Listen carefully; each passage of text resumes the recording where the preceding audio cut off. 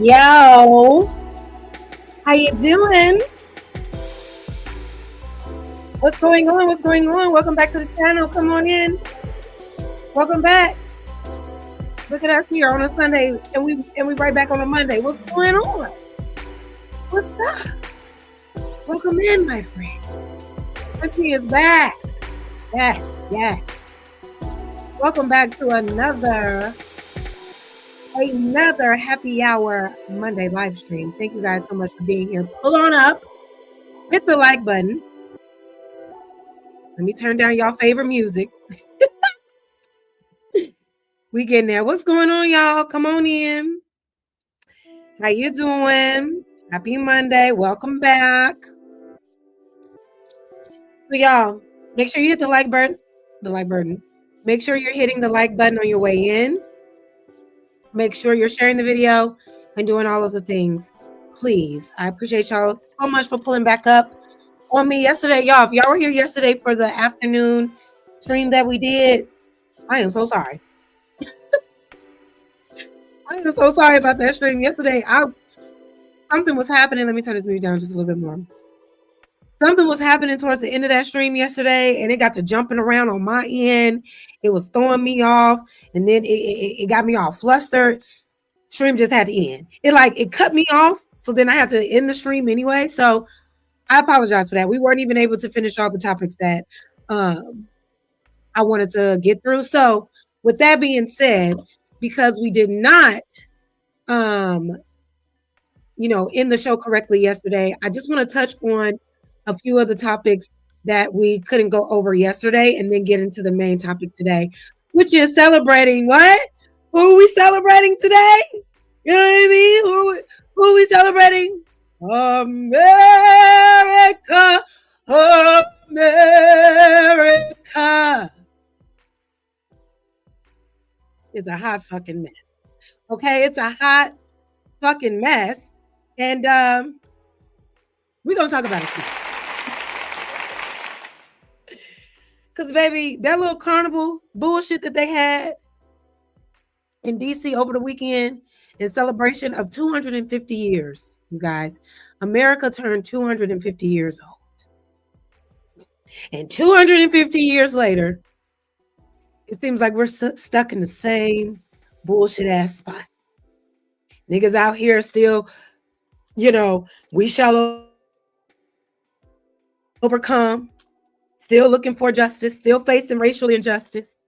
The country is like, I can't even say it's at its worst, because I feel like I wasn't living when it was at its worst, when we talk about like slavery and things like that. But it's just so out of control. It's like, this is where we are. This is where we are. And they decided to throw a little weird ass parade, have a little carnival at the White House in DC on Saturday for July 4th. And to celebrate America's birthday. And when I tell you everything that could have went wrong. Everything that could have went wrong. The weather was bad. People were trying to fly in on these little, parachute, American flag parachute. Them fell into a tent. The weather was so bad they had to get pushed into an African American History Museum. I'm telling you, the ancestors,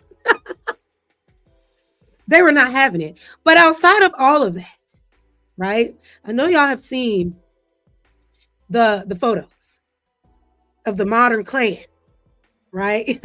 The modern Klan that took to the streets of DC in 2026, geared up, suited and booted, mask on, okay? Just a modernized version of a hood. Yelling white nation and take back our nation. And this is what they did to honor America. This is what they did to honor America turning 250 years old, by displaying a severe amount of racism. How can you claim to be so pro-American? How can you claim to be so pro-American? But you get up here and you take the streets to march for an America that doesn't include Black, brown, any other people that ain't white. The hypocrisy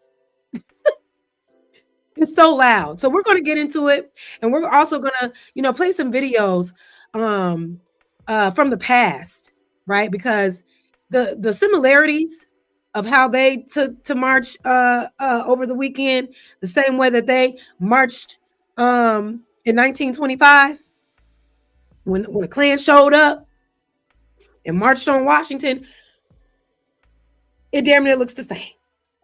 If you look at the thumbnail that I put together, you see that black and white image. That was them in the 1920s.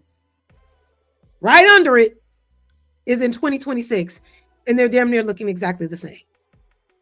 White masks, white hoods, American flags, but perpetuating hate, marching with hate in their hearts in the name of patriotism.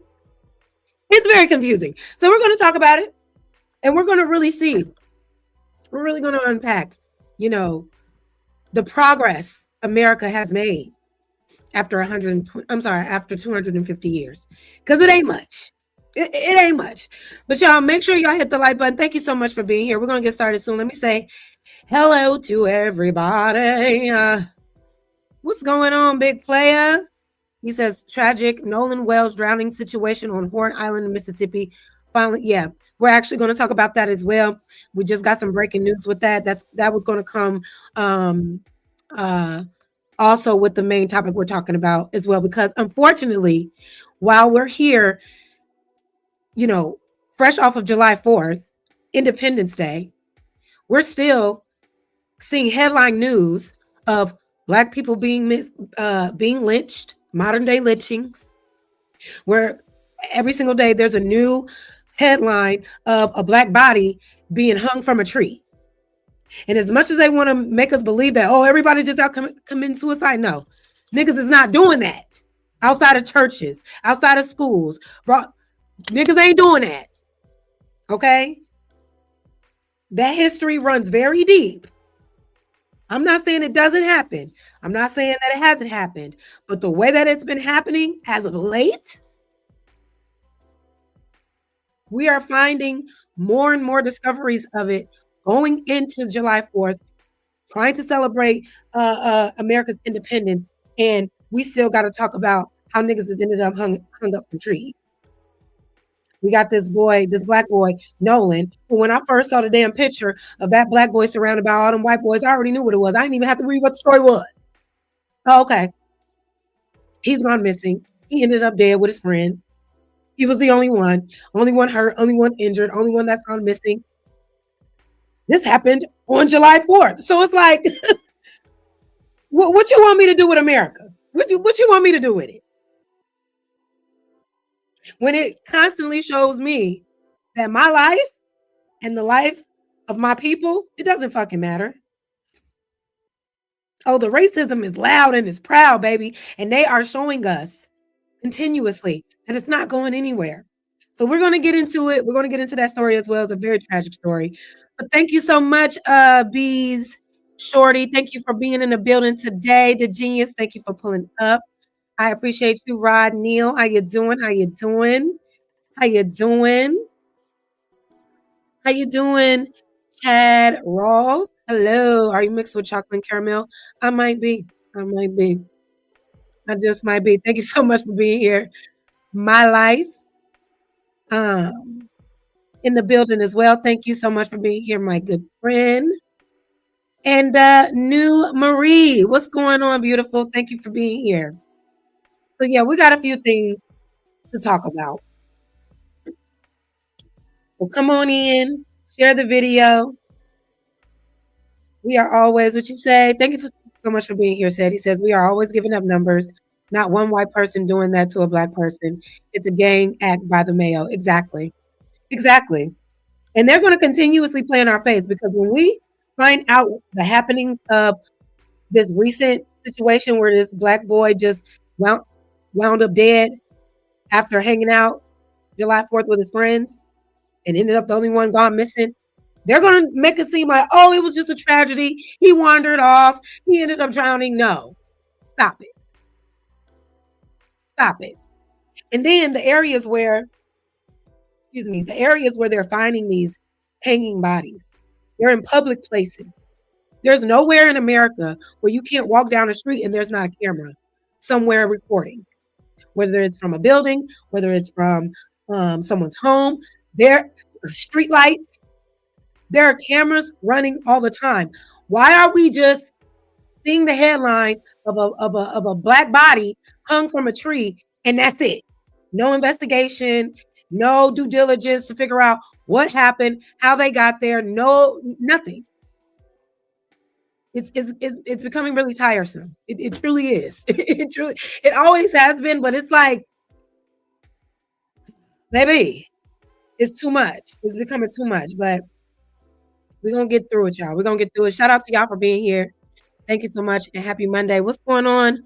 Quaz on the track. I see you, Quaz on the track. Thank you so much. So, y'all, like I said, we're gonna touch a little bit on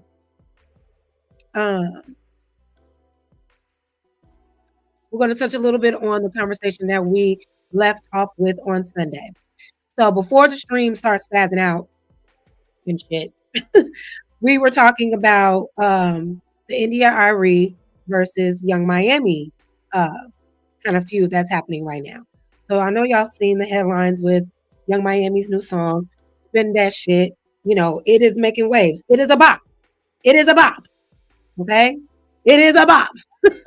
It is very catchy. Now, are the words very much so degenerate? Are the words very much so, you know, low vibrational? Sure. But this is not our first time at the rodeo. Okay. This is the type of music, the music industry and the machine that supports it. This is the sound that they, you know, push out, especially as it pertains to Black artists and Black people. So this is no surprise. There's nothing new under the sun. However, I guess it's been too much praise of the song because India.Arie came out to kind of speak her thoughts on the situation and speak down on the song and how we shouldn't be supporting it and how it goes to show that a lot of us still want to be slaves. Those were her words in a nutshell. So I wasn't able to really give y'all my full perspective because, like I said, the stream was fast and I was getting flustered. I was like, I gotta go. I can't do this shit. So I'm gonna pick up from there and kind of give y'all a little bit more of my perspective, and then let you hear some other people's reactions as well, to kind of give nuance because a lot of people agree with India.Arie, and I don't disagree with India.Arie. Right? She wants people to be mindful of the music that they take in and that they popularize and that they promote because it can be damaging and harmful to our community and to the youth, etc. 100% correct, right there with you. At the same time, we should be able to use our discernment to separate this entertainment from real life and not accept the words as a spell, right? To be influenced by, to then go and perpetuate that same behavior in real life. And as it pertains to the children, I don't agree with kids listening to Spin That. That's an adult song. That's a very inappropriate song. And like we saw yesterday, I played some clips of like little kids at school, you know what I mean, singing that song verbatim, cursing the lyrics and everything. Not okay. Inappropriate. However, there are ways for kids to kind of be involved in popular songs in a kid-friendly way. So there are ways that we can go about it. And I feel like India.Arie is facing a lot of backlash because some people feel like it's hating and then and judgmental. And then a lot of people also, you know, feel like, girl, maybe you're just not the target audience anymore. You know, your music isn't landing the way that it once was. Would you be hating on this situation? Because we know that India.Arie has definitely spoken out about the industry before. However, how is she using, because she's fully independent. My thought is, how are you using your platform as an independent artist now to shift the narrative? Perhaps, you know, maybe collaborating with young artists like Young Miami or these other girls that, you know, go the ratchet route, if you will, you know, the super raunchy hip hop route in their music, and you know they have impact, why not try to collaborate with them? Switch it up. You know, why not come out with your own spin? Like, oh, I love that new Miami song. I did my own spin on it and make it all positive, right? Because I feel like that's a better way to be the change that you want to see as it pertains to the music, right? You're a musician, you're an artist, and we love NDRE. We love the music that she puts out there. And she should speak out, right? But to actually create the change, speaking out with like the condescending kind of judgy undertone, I don't think it's going to help change the narrative. That's just my opinion. But I want y'all to hear some other opinions and some other point of views as well. Thank y'all so much for being here, and make sure you hit the like button. What's going on, Scar Beauty? How you doing, Queen? Thank you for being here. Shout out to you. Shout out to you. Yeah, she is. She's facing the backlash. You know what I mean? It is what it is. But shout out to y'all being here in the building. We're about to get started. Tell everybody to pull on up. Let me go ahead, excuse me, and pull up this video that I want you guys to see that I found. Sorry. Oh my God, can y'all hear my dog? She's spazzing out again. She's spazzing out. But how did you guys celebrate the 4th? It was so crazy to me because the weather was really, really bad all weekend. When I tell you it rained and stormed, it was like a tornado ran through Chicago, y'all. It was crazy. Like big ass trees uprooted from the ground, knocking over cars, knocking down houses and shit. It's been crazy. So it wasn't the usual summertime shy for July 4th was not the same, even though people were still outside. But for me, I spent most of it indoors. I wasn't in a big rush to celebrate 4th of July. But I did end up just, hanging out with family, hanging out, with my peoples or whatnot. But it definitely didn't hit the same. And I feel like it's because, God is not pleased. God is not pleased with the way humans have behaved or have been behaving on earth as of late. And I feel like the weather being the way that it was, whether it was extremely hot or super stormy, that was an indication that y'all pissing Mother Nature off. Y'all pissing God and them off. They're limiting the fun this summer because y'all ain't doing right by the earth. But but nonetheless, I hope everybody was safe and had a good time and what have you and all that jazz. So let me go ahead and pull up this video that gives a really funny perspective on the India-Irie situation. Let's see.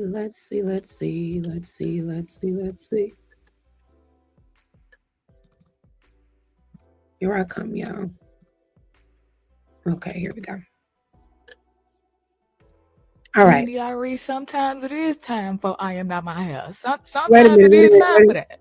But sometimes it's also time to spend. Hold on. So I was scrolling TikTok because I wanted to, give more points of view on the topic. And I'm seeing so many different sides, right? And I think it's really interesting that you kind of just hear different perspectives on people who understand India-Irie side, but also understand the side of just enjoying a song, enjoying the moment, and separating the two, right? So shout out to this creator. I found her on TikTok. She's freaking hilarious to me. But shout out to her. I think I'll tag her in the description because I can't see what her name is right now. But you guys let me know what you think about this perspective. India-Irie, sometimes it is time for I Am Not My House. Sometimes it is time for that. But sometimes it's also time to spend that shit. Upset me. Y'all had done told India-Irie up so bad. She had to come back on here and say, I didn't even mean it like that. India-Irie, I know you've been rich for a while, but some of us still got to go put some stuff in our bag at the self-checkout. Not me all the time, but not me though. India, real freedom is being able to express yourself at whatever stage you are in your life. I ain't never found nothing wrong with spending that shit. And I kind of have to agree. That is true. Real freedom is being able to express yourself at any point of your life.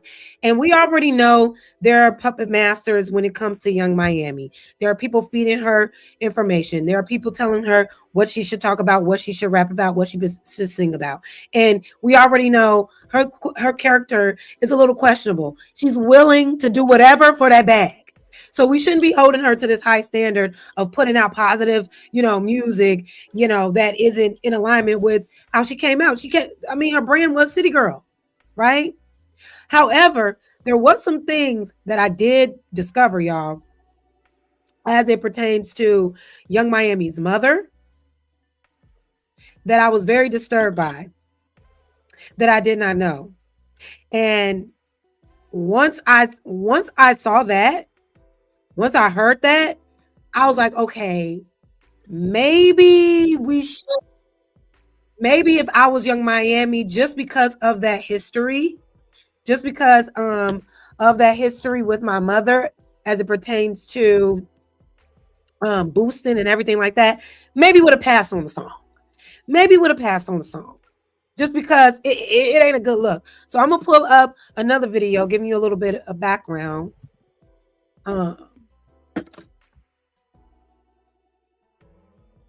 Giving you a little bit of background. Yeah, giving you a little bit of background on Young Miami's mom and why maybe you probably shouldn't have chose this song based on your history alone, right? So let me pull this up real quick. Listen to this, y'all. Art imitates life all the time.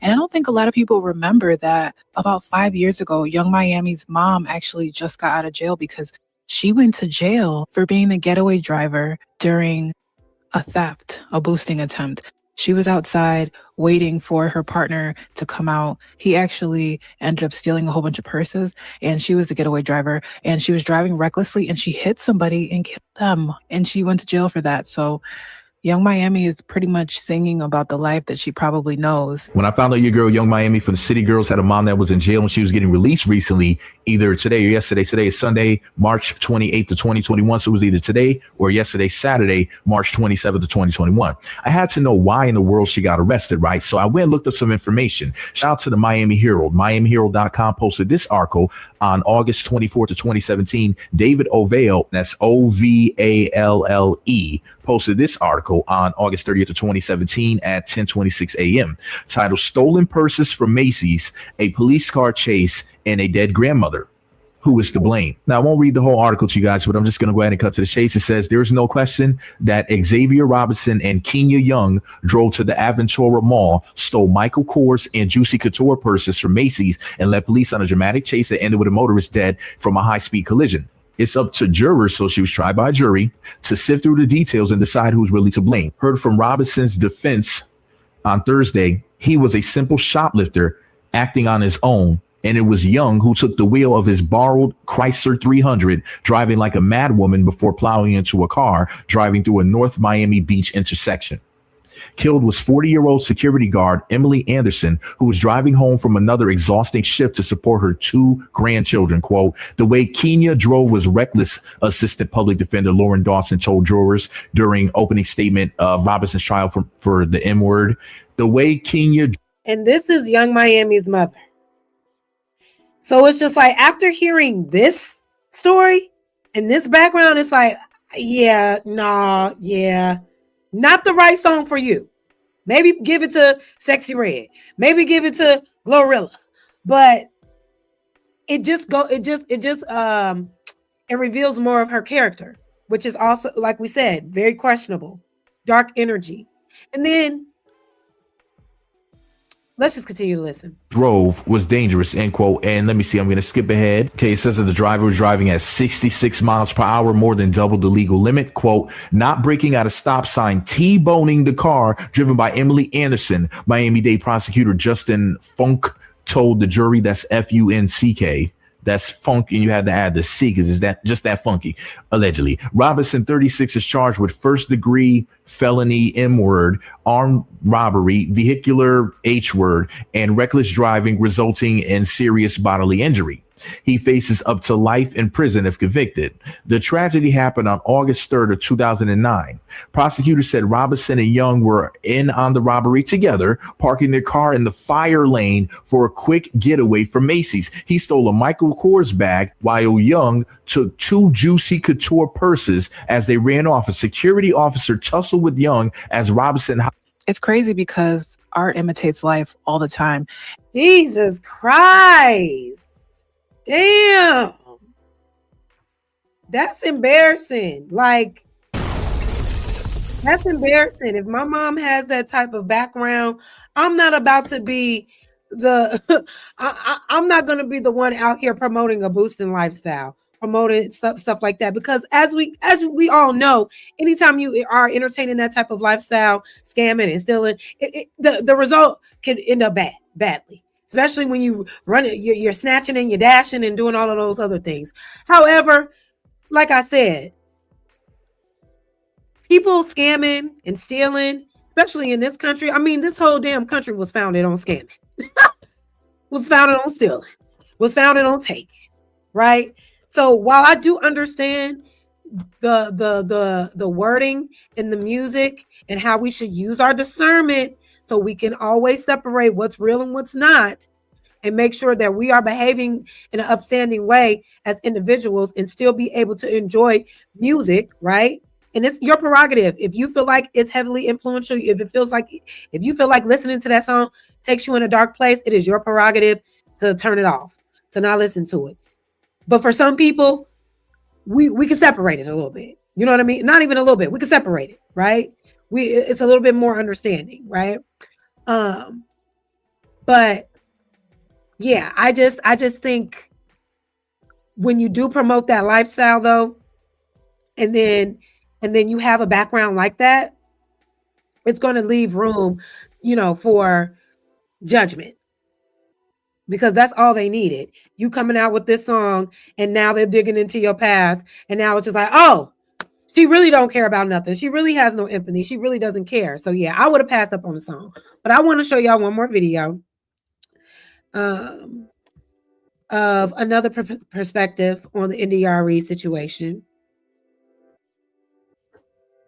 And I want to hear y'all thoughts because I really liked what she had to say. Make sure y'all hit the like button, please. Share video. What the heck? Okay. NDRE is calling for a boycott of Spend That by Young Miami, and there is one thing NDRE said that caught my attention. She argued that we need to recognize the power of music, and I actually agree. Music is powerful. But I think there's a lot of history and assumptions underlying what she's saying that are worth examining. The first assumption is that someone gets to decide what represents Black culture and what degrades it. Who gets to set standards? NDRE doesn't, and neither does Young Miami. Neither do I. We've heard this before. Black people are not a monolith. We are artists, academics, entrepreneurs, activists, church folk, queer folk, conservatives, liberals, people who love conscious rap, and people who love club music. There isn't one authentic way to be Black. Remember, the blues were once considered the devil's music. What this conversation reminds me of is something, again, we've heard before, respectability politics. This is the idea that there's a right way to be Black and that performing Blackness in that way will earn acceptance, legitimacy, or respect. We've seen this before. As more Black professionals entered corporate America after the Civil Rights Movement, many early approaches to inclusion weren't really about belonging. They were about assimilation. The message was, you can... So what this woman is saying is that she's hearing what NDRE is saying, and she's interpreting it as, okay, this is just what this really might be is a lot of Black folks who feel like there is a certain standard of how Black people should behave to be accepted in the world, right? And when you go off that beaten path, this is what you get, right? You get like the NDREs and the other people coming out against, you know, the debauchery in black music or what have you.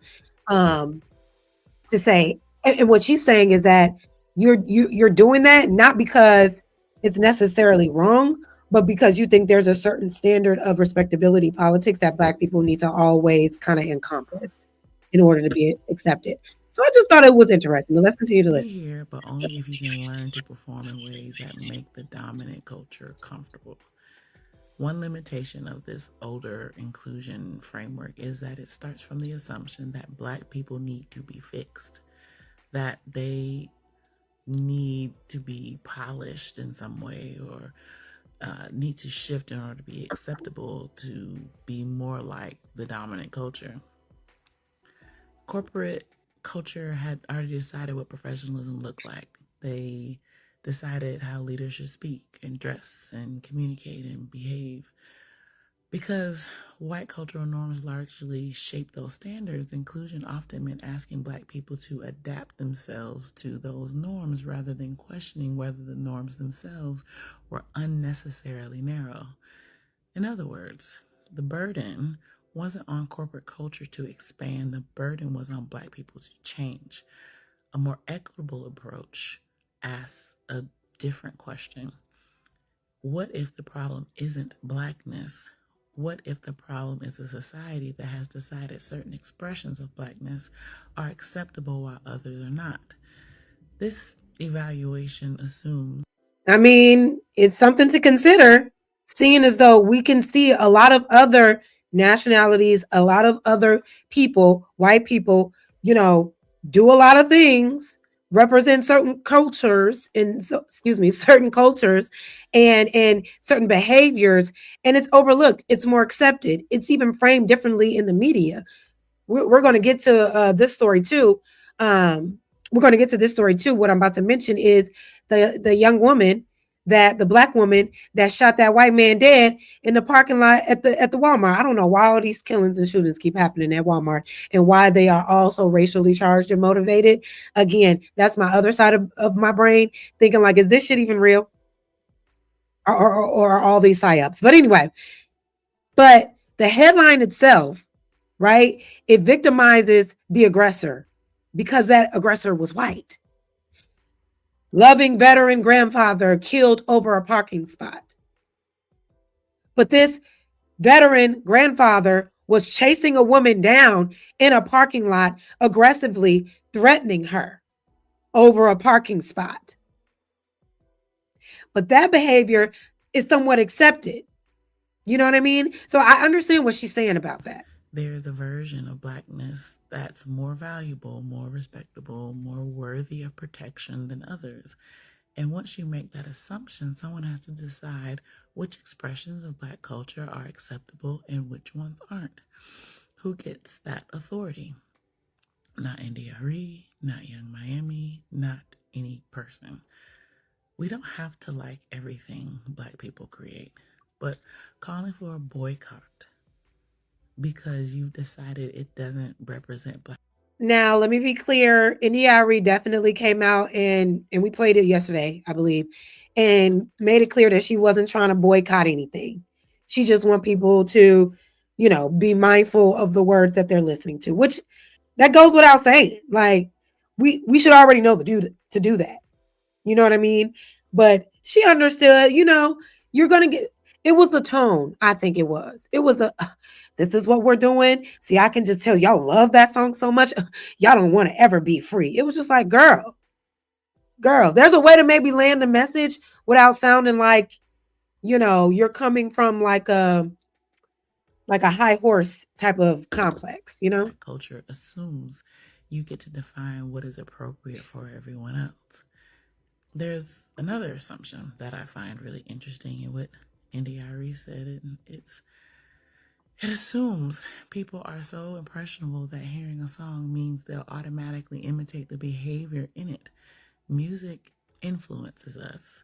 Art can inspire us, but influence isn't the same as control. Yes. Maybe the conversation isn't I just agree. about one song. I agree. Now, it gets a little tricky, I think, when you start talking about kids because they are really impressionable. But that is also up to the adult in the room, right? That is exposing their child to this type of music to help them understand and say, hey, baby, this is entertainment. This is for fun. This is not the type of lifestyle that you should, want to achieve in life. This is a lifestyle that promotes degeneracy, that can end you in jail, that can lead to prison and have long-term repercussions. Those are the conversations that need to be had because, like she said, you can be influenced, but we also have control. And as grown adults, we can't sit here and say, oh my God, if I keep listening to this song, I'm going to be influenced to go boost. No. And if you're that worried about the kids, then have the conversation. A lot of times, these parents are just sitting their kids in front of TVs, sitting their kids in front of, devices and letting them raise them, letting the schools raise them, not having any type of real conversations, real life, development conversations with their kids. So the kids are just being exposed to what the friends are dealing with, what the friends are doing, et cetera, et cetera. So we have to. I just feel like two things can be true. It likely isn't. But maybe it's also Hey, Remington. about how we can critically think Hey, about multiple Ernestine. forms of art, such as how might we learn from listening to Spin That while watching the movie I Love Boosters? A movie in the Black absurdity genre, mixing comedy, surrealism, and social commentary on oppressive labor and survival. It's kind of, Spin That's kind of talking about that. Maybe. And shout out to that content creator. I'm going to go ahead and remove that off. Thank y'all for being here. Make sure you are hitting the like button, please. So, the next thing, y'all, that we didn't touch on, and we're going to do it real quick. I have to talk about this ice. I keep saying Ice Spice. This Spice and Cam I wanted to talk about yesterday. We're going to talk about that just for a little bit because the conversation that they had, I felt was very interesting. Just because when they spoke on the whole cheating thing, right? When they spoke on, if a woman should cheat back, if she should just accept it, I was really just so amazed at the mindset of men like Cam Newton, right? And it is not even just Cam Newton. There are a lot of men who feel how he felt about it. And it's so funny because you've been hearing so much, response, people, reacting to Spice's response and how direct and clear she was about her stance when it came to cheating. But it was a really interesting interview and they touched on a lot of different things. But we're just going to watch one segment of that interview real quick and just give some commentary on that, and then we'll get into the main show. Thank y'all so much for being here. Make sure you hit the like button, please. Can you do that for me, please?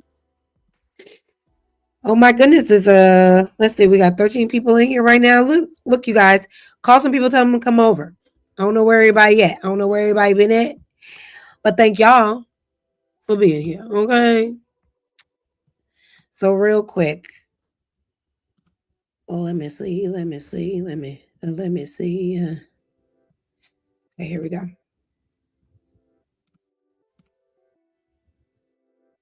Okay.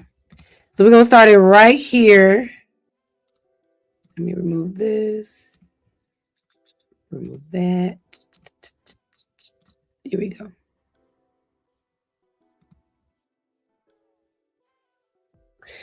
So let's just I know you guys have seen a few clips of this. It's been making its way. It's about maybe a week or two old, but I want to talk about it before we get into it because they talk about a little bit about colorism, and I really appreciated her stance on that. But this particular conversation, it got a little spicy when it got to this point right here. So let's get into it. You guys like the video? And let's go. Admit to you've cheated before. I've cheated. Let me see. Let me go back just a little bit. Okay. as well, because my collaboration with them is like one of my highest streaming records, over 400 million streams. So yeah, big up Shaggy and Sean Paul. But I feel like Shaggy really is the one that is mentoring, teaching me the real business of music. Absolutely. One thing people don't give you enough credit for is your storytelling ability. And it's an art, right? Mm-hmm.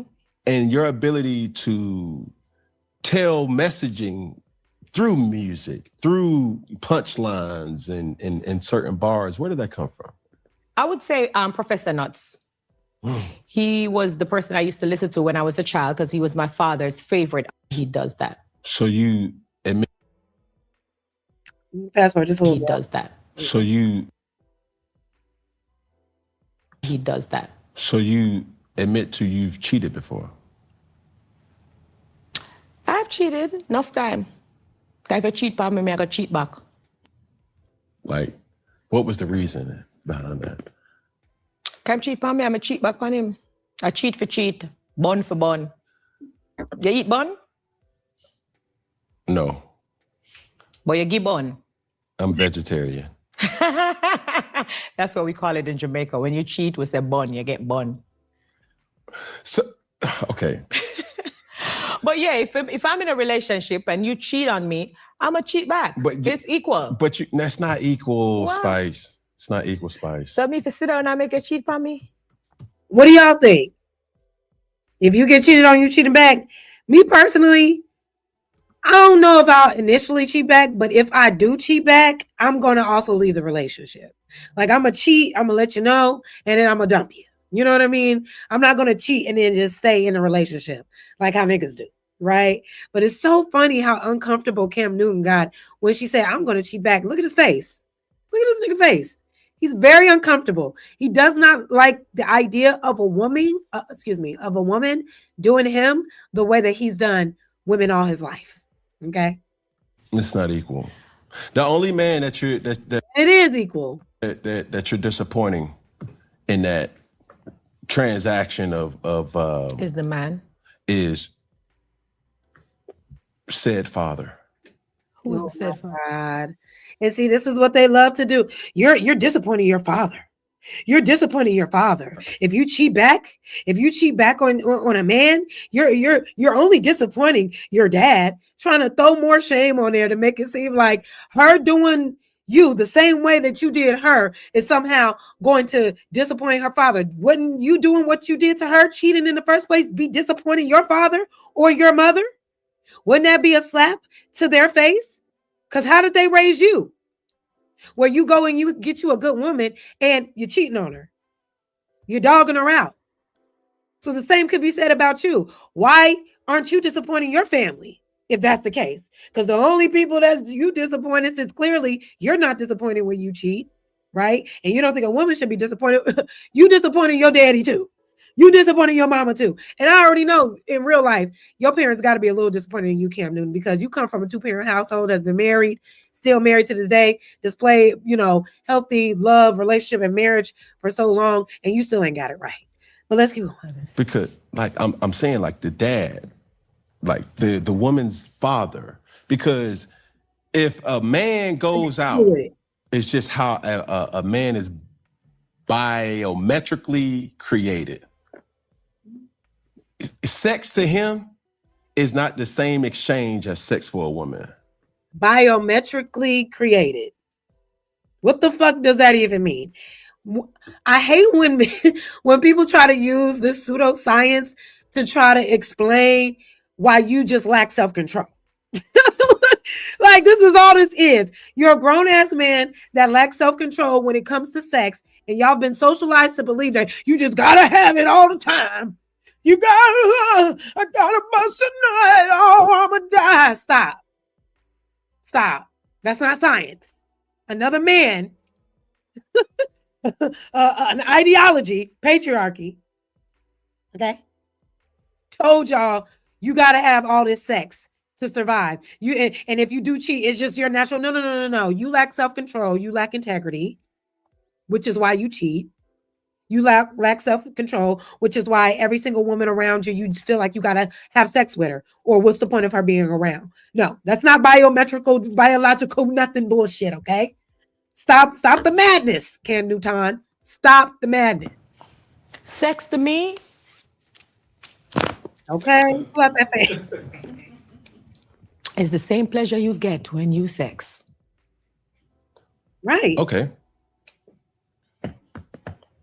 The only difference is that when we as women cheat back, the pain hits harder. No. Yes. See that? Yes, it is. That's exactly why you don't want it done back to you. It has nothing to do with how to make me feel or my so-called father. You don't want me to do it back to you because you know you cannot take that shit. You would not be able to be like, okay, you would women. This is why I say, like, y'all gotta put some respect on women's names. Because biometrically, we may be a little stronger than y'all mentally, if we want to talk about it. Because how many women do you know have taken a cheating man back over and over and over and over and over and over and over and over again? Why? Because she was also socialized to believe that this is just what men do. Like, hey, a lot of men don't have integrity, because they're men. So you may get cheated on and you just have to sit there and accept it. The only reason why you don't want it done back to you because you know it's fucking wrong. You know it's deceitful. That's why it's called cheating. You want to keep it a secret because you know it's bogus as hell. You know, if you found your girl cheating, that's it. It's curtains. It's a wrap. You're crashing out. You don't have the strength, the mental fortitude. No, you're thinking about that dick. You're thinking about that dick that was ramming your new bitch. I'm sorry, that new dick that was ramming your lady. Excuse me, pardon my French. That's what you worried about now. Even when you try to take her back after cheating, every time you go in, are you thinking about how his stroke was? See, that's what y'all be doing. That's why you don't want her cheating back, Cam. That's why you don't like it. If it was nothing, you would have minded. Right. Can I give you an example of why it's not? Can you pass me your water real quick? What are you gonna do? No, just.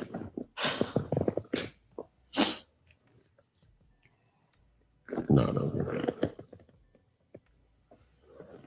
You'll still drink that water? I don't have to. I'm asking you, would you still drink it? Why wouldn't you drink it? What? Would you still? Because you touch it? Yeah, I'm asking you. Of course I still drink it. You didn't put nothing in there. Correct. But if I stick my finger in there and then I pass it to him and he stick his finger in there, would you still drink it? No.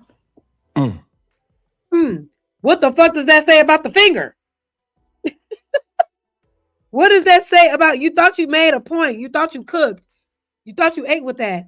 But when y'all use this analogy, when you say, if I put that in there, you're basically saying, because I know once I put my hand in this water, it's going to get dirty. So what you're saying is you're dirty. What you're admitting to is that most men are dirty. And that every woman that's touched by a man gets dirtier and dirtier and dirtier and dirtier, which is why y'all want the woman that ain't been touched. So you agree, because if that's what you're saying, then the next thing that should come out y'all breath is stay away from men. Because the moment a man touches you, you are devalued. And it don't matter what type of man, the caliber of man or whatever. If you have sex with more than one dude, even after, there's a lot of men out here that thinks that you ain't worth shit if you only have one sex partner. Okay. But to say like, if I dip my hand in it and somebody else dipped their hand in it, yeah, y'all dirtying up the water. Why y'all so dirty? Would be my question. Yeah. You know what I mean? And why is that never taken into consideration? You know what I mean? Why is the water getting so dirty every time men touch it? What's going on with men? That every time they touch somebody, they become devalued. Don't y'all want to hold yourself to a higher standard? I don't know what's going on. That's not the same.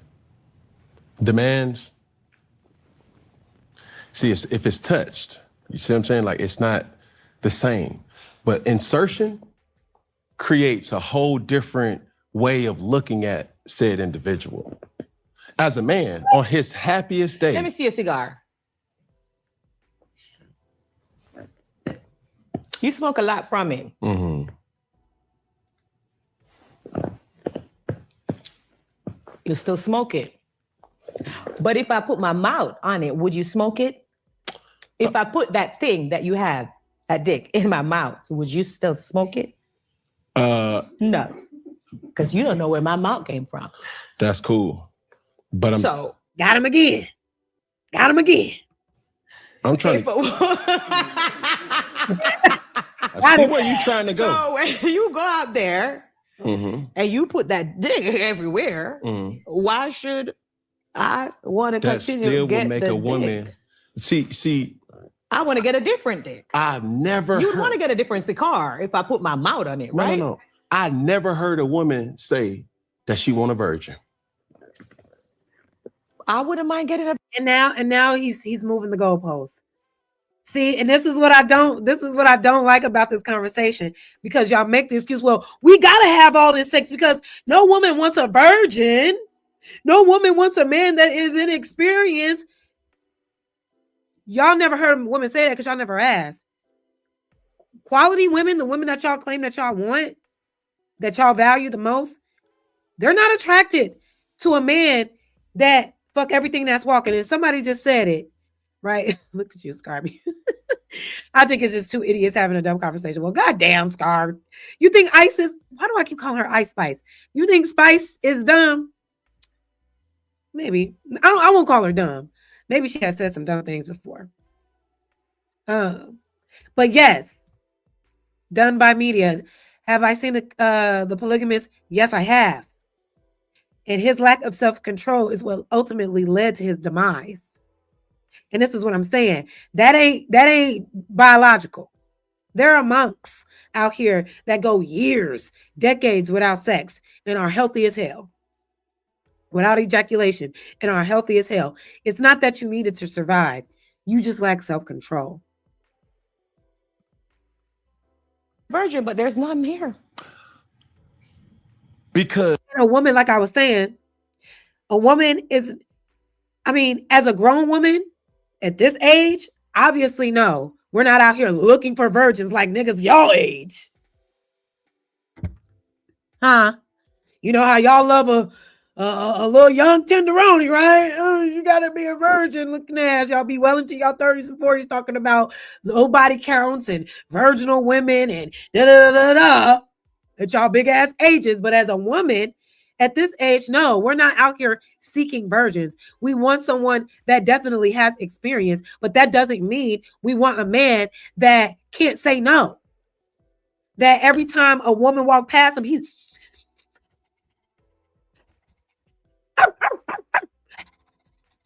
thirsty, dog ass. No, that's nasty. That's nasty. Keep your hot dick ass. Because while you talking about insertion and somebody touch it, baby, you could catch a incurable disease just off touching that thing. If somebody got something going on, secretions, okay, secretions, fluids, all flowing away. All right, stick that dick in the wrong mouth and see what happened. Okay, so what I'm saying is, stop making it seem like there's a barrier with you not becoming contaminated by having too much sex, the way that a woman could also be contaminated by having too much unprotected sex, I would say. Stop. Okay? Accountability in 5, because enough is enough. And y'all need to stop this whole, women don't, because I also hear, women don't want to wear a condom. Shit. And what kills me is that men say all the time that, they're the leaders. They're the logical ones. They know what to do better than women. But when it comes to sex, a woman can just tell you whatever. If she say, I don't want to use a condom, you're going to be like, okay, where's your leadership, bro? Where's your leadership to say, oh, well, bitch, if you don't want to wear a condom, this ain't going down. I don't want no unwanted babies and I don't want no unwanted diseases. All right. Where's that logic? It's like when it comes to sex, y'all just lose all control. I don't know what to do. I just fell in the pussy. Like, shut up. But anyway, let's keep going. What I could be here, hit the like button. Hit the like button, please. Thank you. Alive, that's my age. A woman's, to some, and the men that I've come in contact with, that I've experienced, when you have these type of conversations, the woman's value in some parts is her virtue. And you know what? You're actually right. A woman's value, because men like to date a woman with value. That's also a socialization. They're you know, I hate when people try to attach a woman's value based on her attachment to a man in every regard. Oh, you married? Okay, so you deserve more respect. Excuse me. Oh, you've had more than 2 partners? Oh, you deserve less respect. It's always, why can't you just, I can't be valued just as a woman. Why is it always who's my father, or who's my husband, or what man is attached to me? Why can't I just be valuable on my goddamn own? You know what I'm saying? Like, what the fuck? Value. Someone that don't sleep around, don't have a high body count, and men, correct? Yeah. So why is it when you do have a woman that's I value at home, you still go around and fuck these bitches that has a large body count? That's cool. Because get them, Spice. Get them, Spice. Why y'all be doing that? Why do y'all do that? You see my eye twitching? Why do y'all be doing that? You go and get you gotta have the virgin that ain't nobody touch, or just the the mysterious woman that nobody knows, so you can brag to your friends about. But you get that same woman just to dog her out with the sluts. Why do you deserve the good woman at all if all you're gonna do is treat her like you would the slut or the promiscuous woman? What's the point? But listen to his response to that. It really pissed me off. We can play with that. Still hunt them. We can play with that. We can play with that. Why are you playing? You got something serious at home, something that you value at home. Why are you playing with that? Why are you willing to risk what you have at home that you value and love so much? Why are you willing to risk that with something you just playing with? Well, y'all the leaders though, right? That's how you leading? All it takes for you to lose it all is some fun sex, some meaningless sex. Oh, okay. All right. Oh, okay. That's man shit, huh? Okay. We could play with that, but we would never stay with that. See, the max is not maxing up to me. No, but it is, though. In that aspect. But it is. And that woman out there with a large body count will give that woman at home a lot of problems. So let me ask you this. Because you keep going back to that woman out there. Because we're asking the cheating question. Have you ever cheated on a man? I have, because he cheated on me, and I said yes. That's not a good enough reason for me. Really? What? Because you. Why? And what was your reason for cheating at all?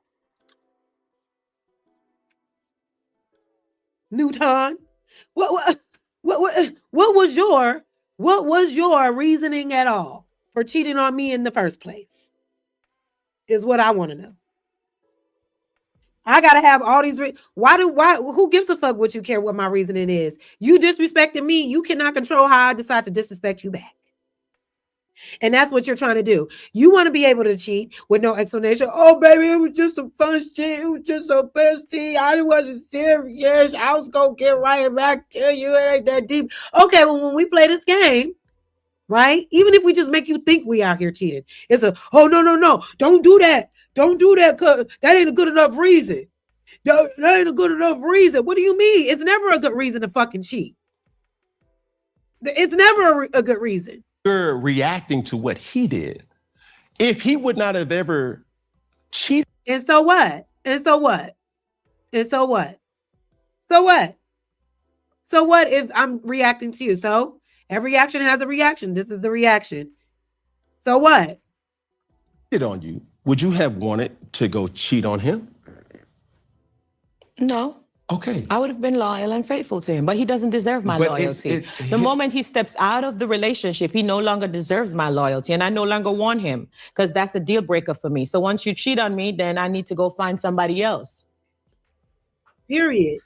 But see, that's why a man like you wouldn't date, you know, a woman like me would have fuck by you, fuck for fuck.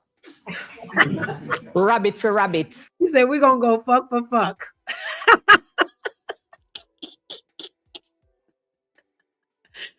Spice said, "You want to play? Let's play, nigga. Let's go." Right true. To a rabbit, right true. Which is you a fuck, I mean a fuck, right true. No. But this is what I'll tell you though. Don't let it be because me. Why not? We're in this together, baby. No. Why should I change You clearly cheated because of me.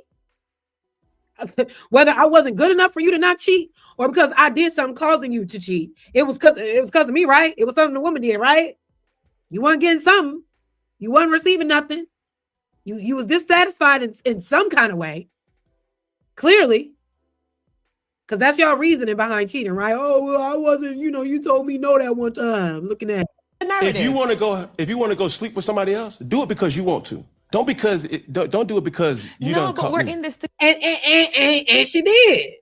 I cheated back because I wanted to. I cheated back. I'm not for what he's saying is cheat because that's just like don't cheat on me because I cheat on you. Cheat because you just wanted to cheat. But like you just wanted to cheat. You just wanted to do it.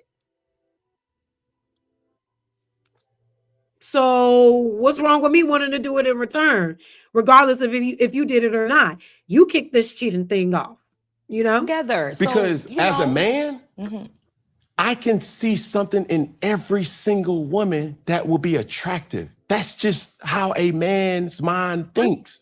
If a man is around, in other words, what he's saying is most men sexualize women. We can see something attractive in every woman because we are taught to not view women as human beings, but as bodies to sexualize. So even if you don't have a beautiful face, if you got a nice ass, I might be attracted to you. Right? If you don't got a nice ass, you might have some nice titties. You might have women are automatically sexualized before they're humanized. So that's why he feels like he can find anything attractive in any type of woman because, like you said, that's what a man thinks. Women don't think that way. You know what I mean? I can't find something attractive in every man. No, I cannot. No, I cannot. I don't care how fine you might be to somebody else. It may be some off to me. You know what I mean? And it may not always have anything to do with looks. It could be your personality. It could be, how you speak to people. It could be so many other things, but men are just, I feel like a lot of men, unfortunately, are just led by lust.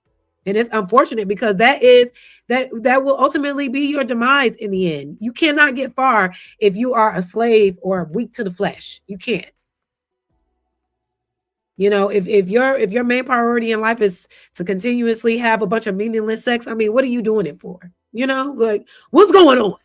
At that point, it's time to go talk to the lady. A woman long enough, you're going to see certain things like, golly, boy. But as a woman, I shouldn't see something in a man that is attractive. I'm pretty sure you are. Oh, of course. But understand this. Why I look at his fingers and his teeth. Oh, and he's black. Oh, woo, wet. Yes. Let's get busy again. I'll give you another example. Because something about you're not understanding. No, I understand. You want You're not understanding, Newton. You're not understanding, Cam Newton. She's saying she's the type of woman you're not just going to play in her fucking face. You're not going to play in her face. She's going to give you a taste of her own medicine. And I don't think there's any, once you cross that line, you open the door for that. And men have to stop thinking that they control all the keys to all the doors. Baby, you ruin the wrong woman's trust, she's going to get that lick back. Whether that's cheating back, whether that's her acting like she don't know nothing, and one day you come home, that baby is gone. You can't go out here, get a good woman, cheat on her, and then try to control and contrive and tell her how she should respond. No, it's up and stuck. You're supposed to have the feelings and go out there and do what pleases you, and you have your little fun and your pleasure, and I should turn my feelings off only for you. You're sitting in front of Hey, I got a super chat. Thank you so much. Clue Studio, are you a singer? You have the same raspy speaking voice as Whitney Houston. Thank you. And yes, I am a singer. I'm a little nasally right now, but yes. And that is not the first time that I've been told that I give Whitney, story of my life. What's going on, y'all? What's going on? Let me catch up with these comments. I hope y'all enjoyed the show. We're about to get into the main topic very soon. What y'all in here talking about? Yes, yeah, like your disgusting bumpy lip mouth. What? This new infinite mindset be coming in here.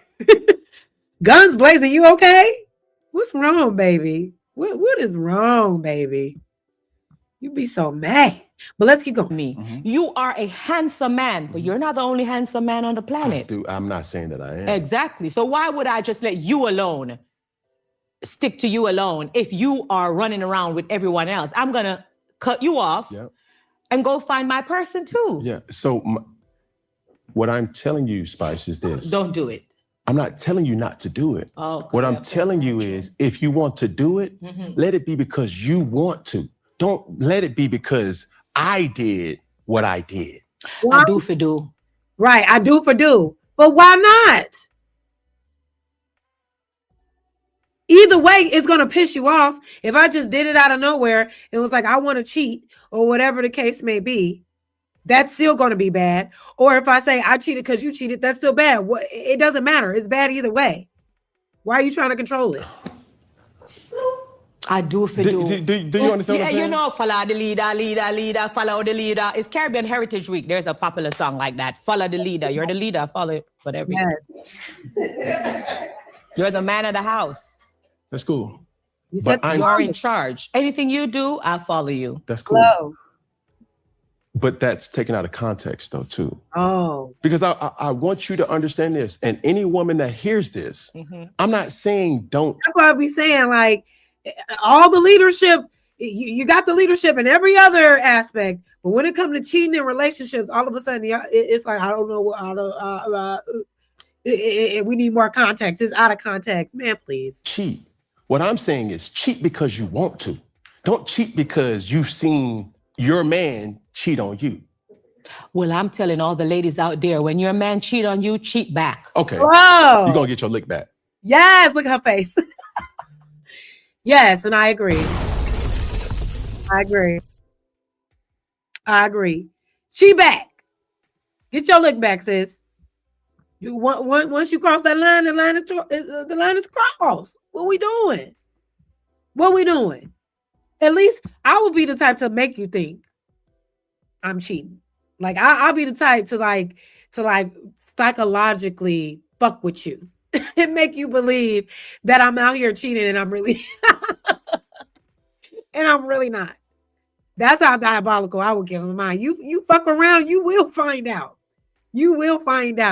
You cheat on me, okay. You want to play a game? Let's play a game. Let's play a game. And this is a game I know you can't win. I like psychological warfare. I wanna fuck with your head and make you believe something that ain't really happening, and just drag you through it. Because it's easy for me to go fuck on something. That's easy, That's easy. That's expected.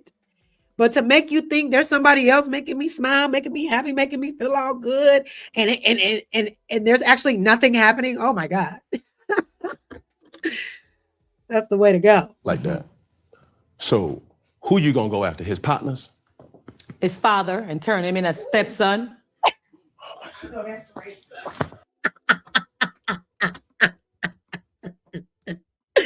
She said, I'm going after your father, nigga.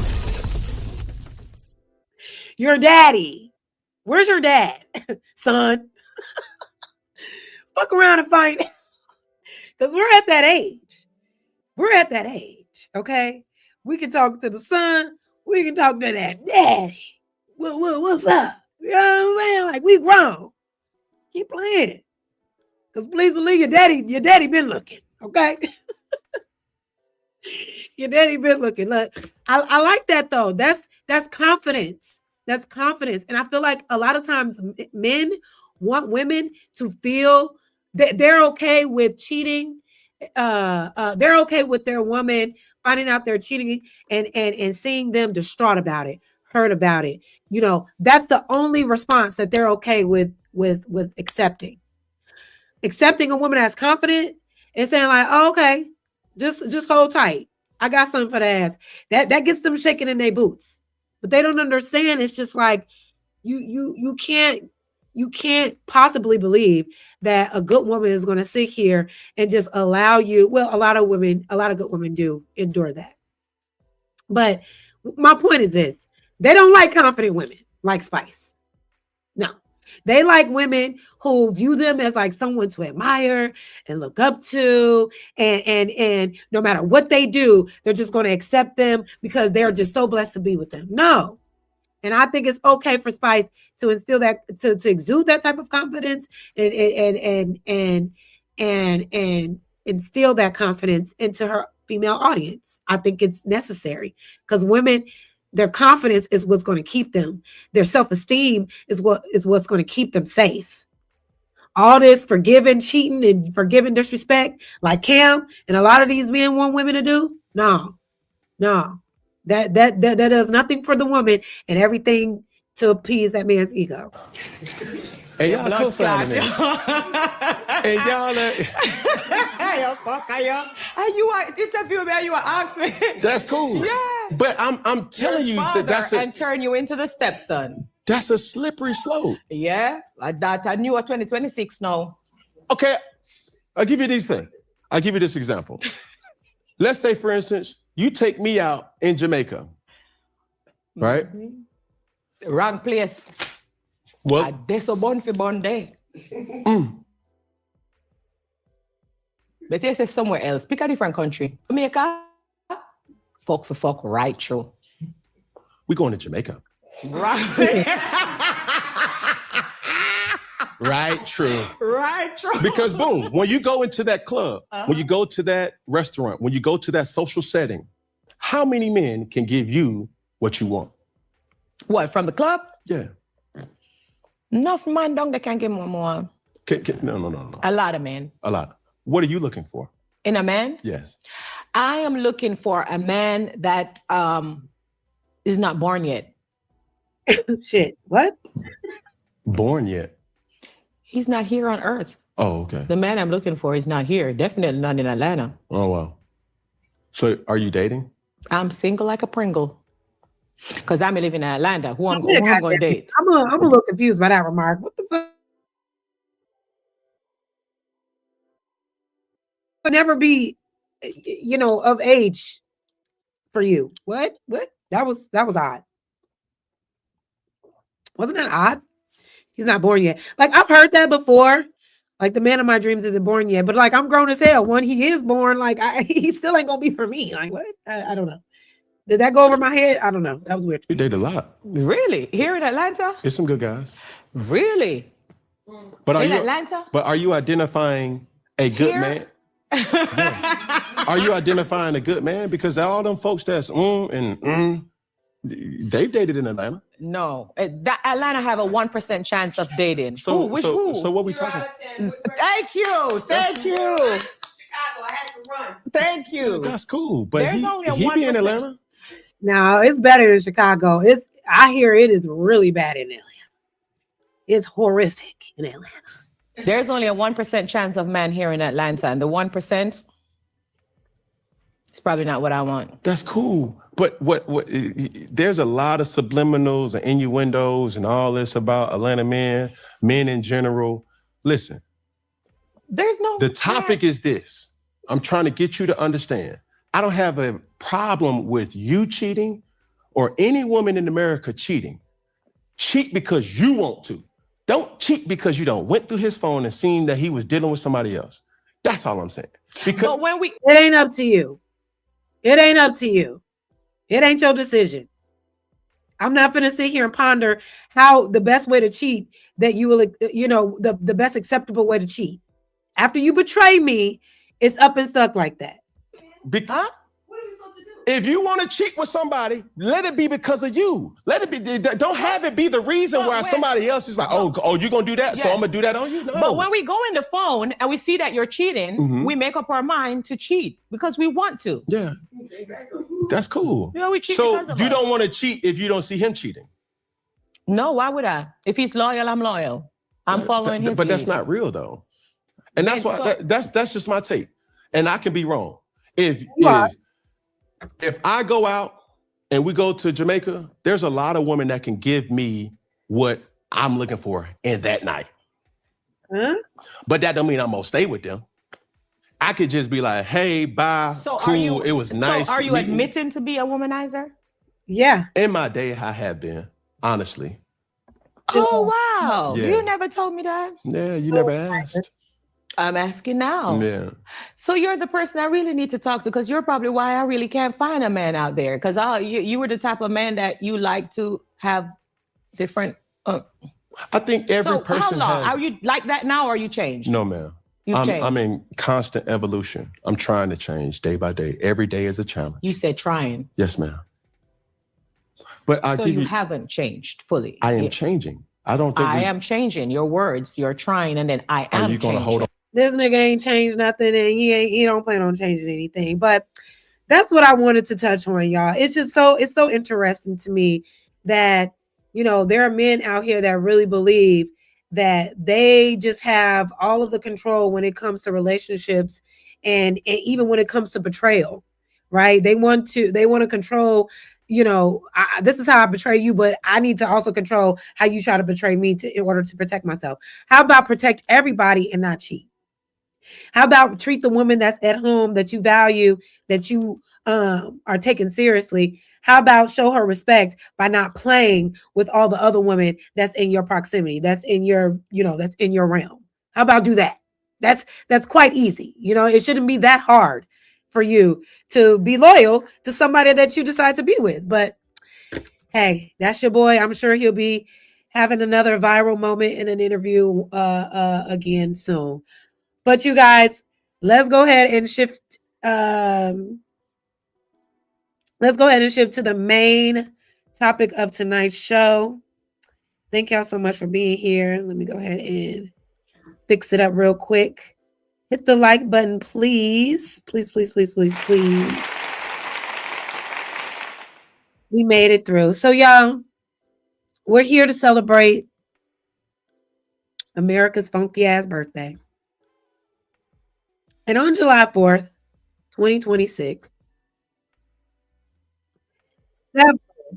several white nationalists took to the streets of DC to, I don't even know what the fuck they were doing. I don't know what their reasoning was. I don't know why they felt emboldened to do such thing. But they did. And it's very embarrassing to me because this clearly shows, shows us in America that we have not made any real progress as it pertains to unity and valuing other human beings in this country, right? So let's get into a couple of videos and let's see. No, there we go.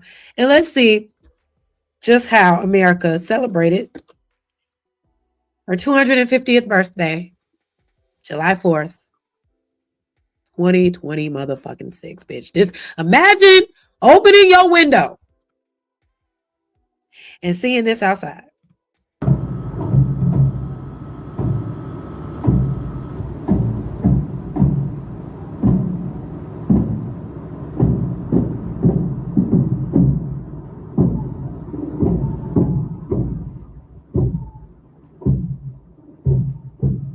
The fuck?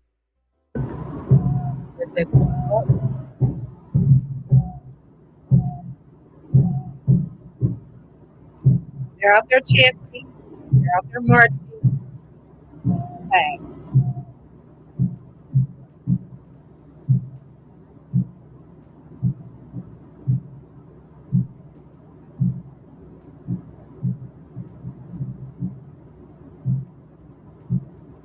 What? Look,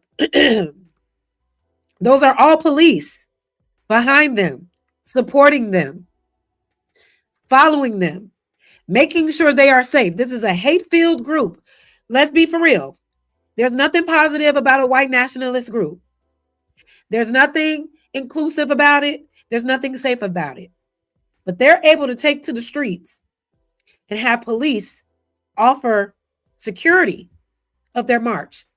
Let have been a bunch of niggas out there marching just peacefully, dressed as Black Panthers or a Black liberation organization. Police would have been out there, but it wouldn't have been for us to have, to feel safe. No, they would have been out there with tactical gear. They would have been out there with tear gas. They would have been out there ready to start a fight with us. So we see this is 2026, right? Government allows white nationalists to come and celebrate loudly and scream, white supremacy and all this and that, while being escorted by police. Got it.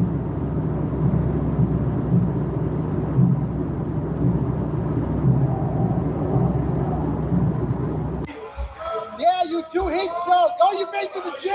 How you sweat? Look at them. Masked up. Masked the fuck up. Show your faces. Straight cowards, right? Always hiding. And they have to hide. They have to hide because, you guys, these are the judges. These are the sheriffs. These are the policemen. This is the FBI. These are doctors, teachers. Like, these are everyday people that have to hide their faces. And you have to hide your face because deep down inside, what you're doing is wrong. What you're doing is hatefulness. Because if you were so proud to be an American, what you hiding for? You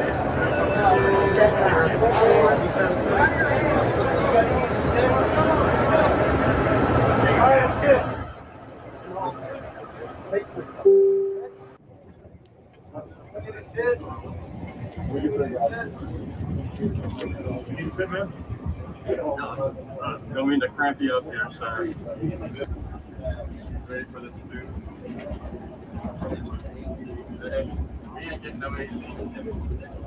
Hey, I got a camp. We're gonna die in the camp. Again.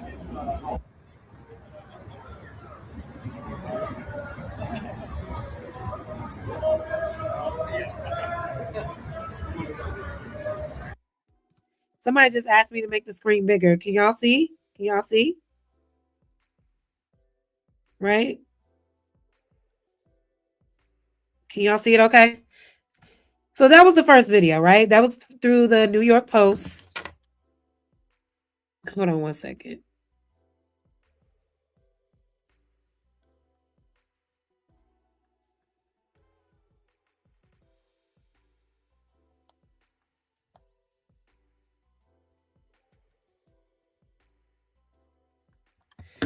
So that was that. So you see what they were trying to do, right? You see what they were trying to do. Nothing about this, looks like it was inviting. They were there to make a stance, right? To take a stance, to make a statement, right? That they're looking to take their country back, as if this was a country that was ever given to them or was ever theirs in the first place. They're looking to go back to a time where it was okay to enslave human beings for free labor. It was okay, to be an outright bigot, racist enslaver. This is what they mean when they say, let's go back. But let's get into some more details on what was going on.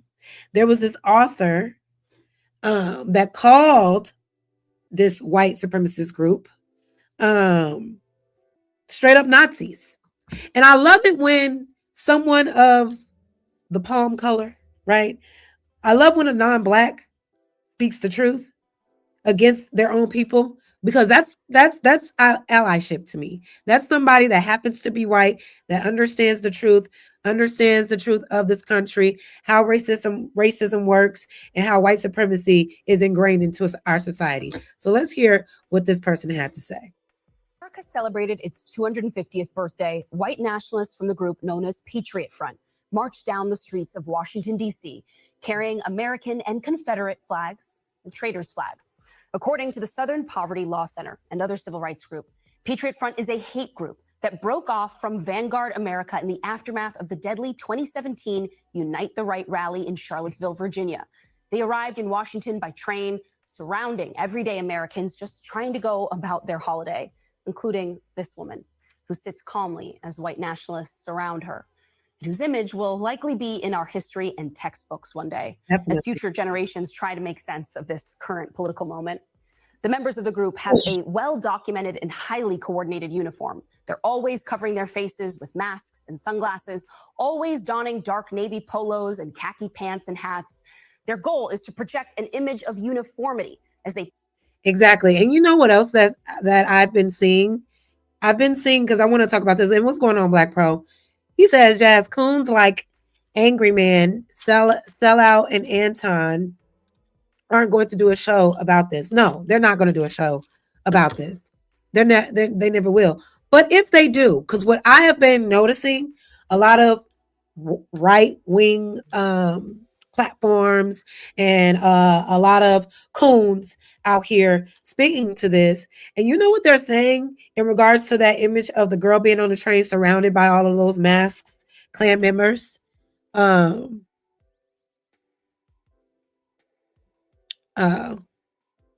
Anyway, sorry. What I've been seeing is that they're comparing it to that white woman that was on the bus that one time that ended up stabbed by that black man on the train, that one man on the train. And what they're saying is, well, look at the difference. You know, that black woman, she was able to live. She wasn't stabbed on the train, but look what happened when a white woman was on the train. She ended up getting stabbed by a black person. So is this is how they're going to spin this. They're going to try to, you know, make sure they're going to try to make sure that these images are not villainized against white people. They're going to make sure that the narrative about this being a hate group doesn't stick, because they're going to compare it to other incidents to make it seem like, oh, but the outcome here was this. So you can't say this is a hate group when that girl ended up dead. Just pay attention to how much you're going to hear that. Push a vision of America that is all about exclusion and uniformity as well. They marched through the streets of the Capitol chanting, "Reclaim America." Let's bring into the conversation Christopher Mathias, a journalist who covers the far right and author of To Catch a Fascist. Christopher, it's good to see you again. I'll just begin with your reaction as you were celebrating the 4th this weekend with friends and family. As you saw these scenes unfold in D.C., what did you think? You know, for me, I think one of the most alarming things is, obviously it's always a scary thing when you have a straight up white nationalist group in these numbers marching in DC relatively unopposed. What's scarier for me is that the views that Patriot Front holds aren't that dissimilar from the views held currently by the Republican Party. And I'll give you one quick example. Thomas Rousseau, the idiot in the cowboy hat that's the leader of Patriot Front, 8 years ago in a private Discord server, he called for remigration. That was a term that no one else used at the time except explicit neo-Nazis. We fast forward 8 years to 2026, and who's using that term now? DHS. Last week, they posted remigration with a video of them putting immigrants in chains. We are celebrating our 250th anniversary, you know, extolling our freedom, and they're posting propaganda celebrating putting people in chains. This term remigration has the clearest of fascist lineages. Yeah. You can pinpoint the people that created it and why, and they're straight up Nazis. And the scariest part for me yesterday, seeing, this march, isn't so much the march. I mean, yes, it's scary, and those guys, are whatever. The scary thing for me is that what they believe in actually isn't that dissimilar from what the people in halls of power believe in. Exactly. And I'll, one more example, Andy Ogles, however you say his name, he introduced the Remigration Act in Congress last week. And when he's giving interviews about this, it's not limited to immigrants and undocumented people. They're turning their sights on citizens. They want to denaturalize people. And the example he gave was Zoran Mamdani. I think it's really important when we think about what's happening right now is that this administration is using a euphemism, remigration, that is used by Nazi groups, developed by Nazi groups, which has one clear meaning, and that meaning is ethnic cleansing. Speaking of this administration, can you imagine? So this group, this hate group, disguised as like a group of patriotism, took to DC to march closely to the White House, demanding remigration, right? Which will ultimately, what did he say? What's the word that he used? Is ethnic cleansing. Ethnic cleansing, which will ultimately lead to an ethnic cleansing. This is what we're supposed to uphold as America being great, when half of the population of a whole other group, white people, a lot of them, as you can see, want to remove every other ethnic group within America. And we're supposed to believe that this is the greatest country on earth when we can't even live in harmony amongst different people. And what baffles me about that whole thing, you're so gung-ho on this ethnic cleansing. For what? For what? You're so gung-ho on removing immigrants and removing Black people and having an all-white nation as if they were ever a threat to you. Black people were never a threat to these white groups. Immigrants were never a threat. You want to claim, oh, they're taking our jobs. What jobs are white people scratching and scrambling to get that immigrants keep taking? Black folks. So it's really crazy to me, because it's like, what are y'all so mad about? What is being taken away from you? It just seems like I'm so fragile. I feel like I'm not excelling in life. And the only way that I can excel in life is if we go back to a time where I can feel powerful over another human being. That's my only direct connection with my worth and my value, is if I can demean other human beings, because that's what my history showed me. That's what my culture showed me. My culture showed me that we were conquerors of other people for no reason. And that's how we obtain power, money, and respect. And because we haven't been able to do that for years, now we feel like our race is failing, and we want to get back to that. How do they not see that that's demonic as fuck? That that's racist? Let's be honest. They see it. They just don't care.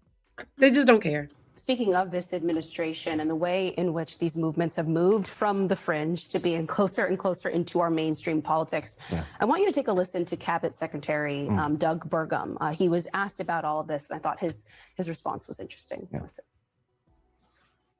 Well, I think that certainly is what they stand for is nothing that I could possibly agree with, but one of the foundational principles of the United States, which makes democracy messy, is free speech. And there are plenty of things that I see that I might personally find offensive, irreprehensible. But in America, free speech is allowed. And this is by the whole spectrum of things. I mean, we're a country where someone can run and be elected. I don't appreciate this whole free speech thing is allowed. You should not be allowed to use your freedom of speech to be hateful and terrorizing other people for no reason. There should be consequence for that. Saying that they're a communist. Will you recommend to the president that he condemn this group and what they were trying to message, what they did try to message here in Washington? Well, there have been, Nana, part of my response to that is that there are protests on the mall that people say things that I think are irreprehensible about President Trump, and yet they're allowed to go on because of free speech in our country. Chris, what do you make of the fact there that a secretary is basically saying that he's not going to recommend that the president come on this because the president has been personally insulted by protesters who've gathered in the same nationalist group versus, I guess, some people who've called Trump some mean names? Right. I mean, it's also, the whole premise is a little flawed because this is essentially a white nationalist administration, and they are in no position to condemn white nationalism. The, Patriot Front grew out of the ashes of one of the most infamous acts of white supremacist terror in the 21st century, which was the car attack in Charlottesville that killed Heather Heyer and injured 35 other people. And what do we know about what happened after that incident? It's Trump's very fine people comment, right? And these are Trump's very fine people. And, when you see that interview with Doug there, it's so interesting that you are asking him to condemn Nazism, to get the president to condemn Nazism. And all he can do is deflect and create this false equivalency and say, well, look, there's communists too. And when he's talking about— Exactly. Why is it so hard for them to denounce something so hateful if they themselves are not the hateful group? And to make claims that this administration is not racist, how can you clearly say that and not agree to that when everything that is racist is attracted to this administration? Didn't the Ku Klux Klan fund a part of, didn't they take some money or give some money to this administration?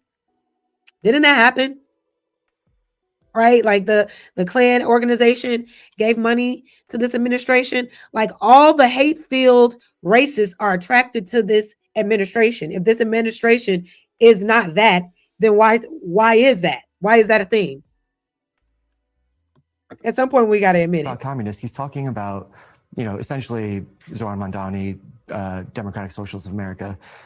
He's drawing an equivalency between people who want free healthcare and people who actively want to ethnically cleanse America. So it's a just kind of absurd thing. I have to ask you too, it's been interesting to see some others on the right respond to these visuals that came out from the weekend. For example, Laura Ingraham said, "I call fake, looks more like Antifa in costume. No one should be allowed to cover their faces." And then Elon Musk called it just another SPLC, that's the Southern Poverty Law Center that he's referencing there, false flag operation. Why do you think they would? And that's what also blows me, because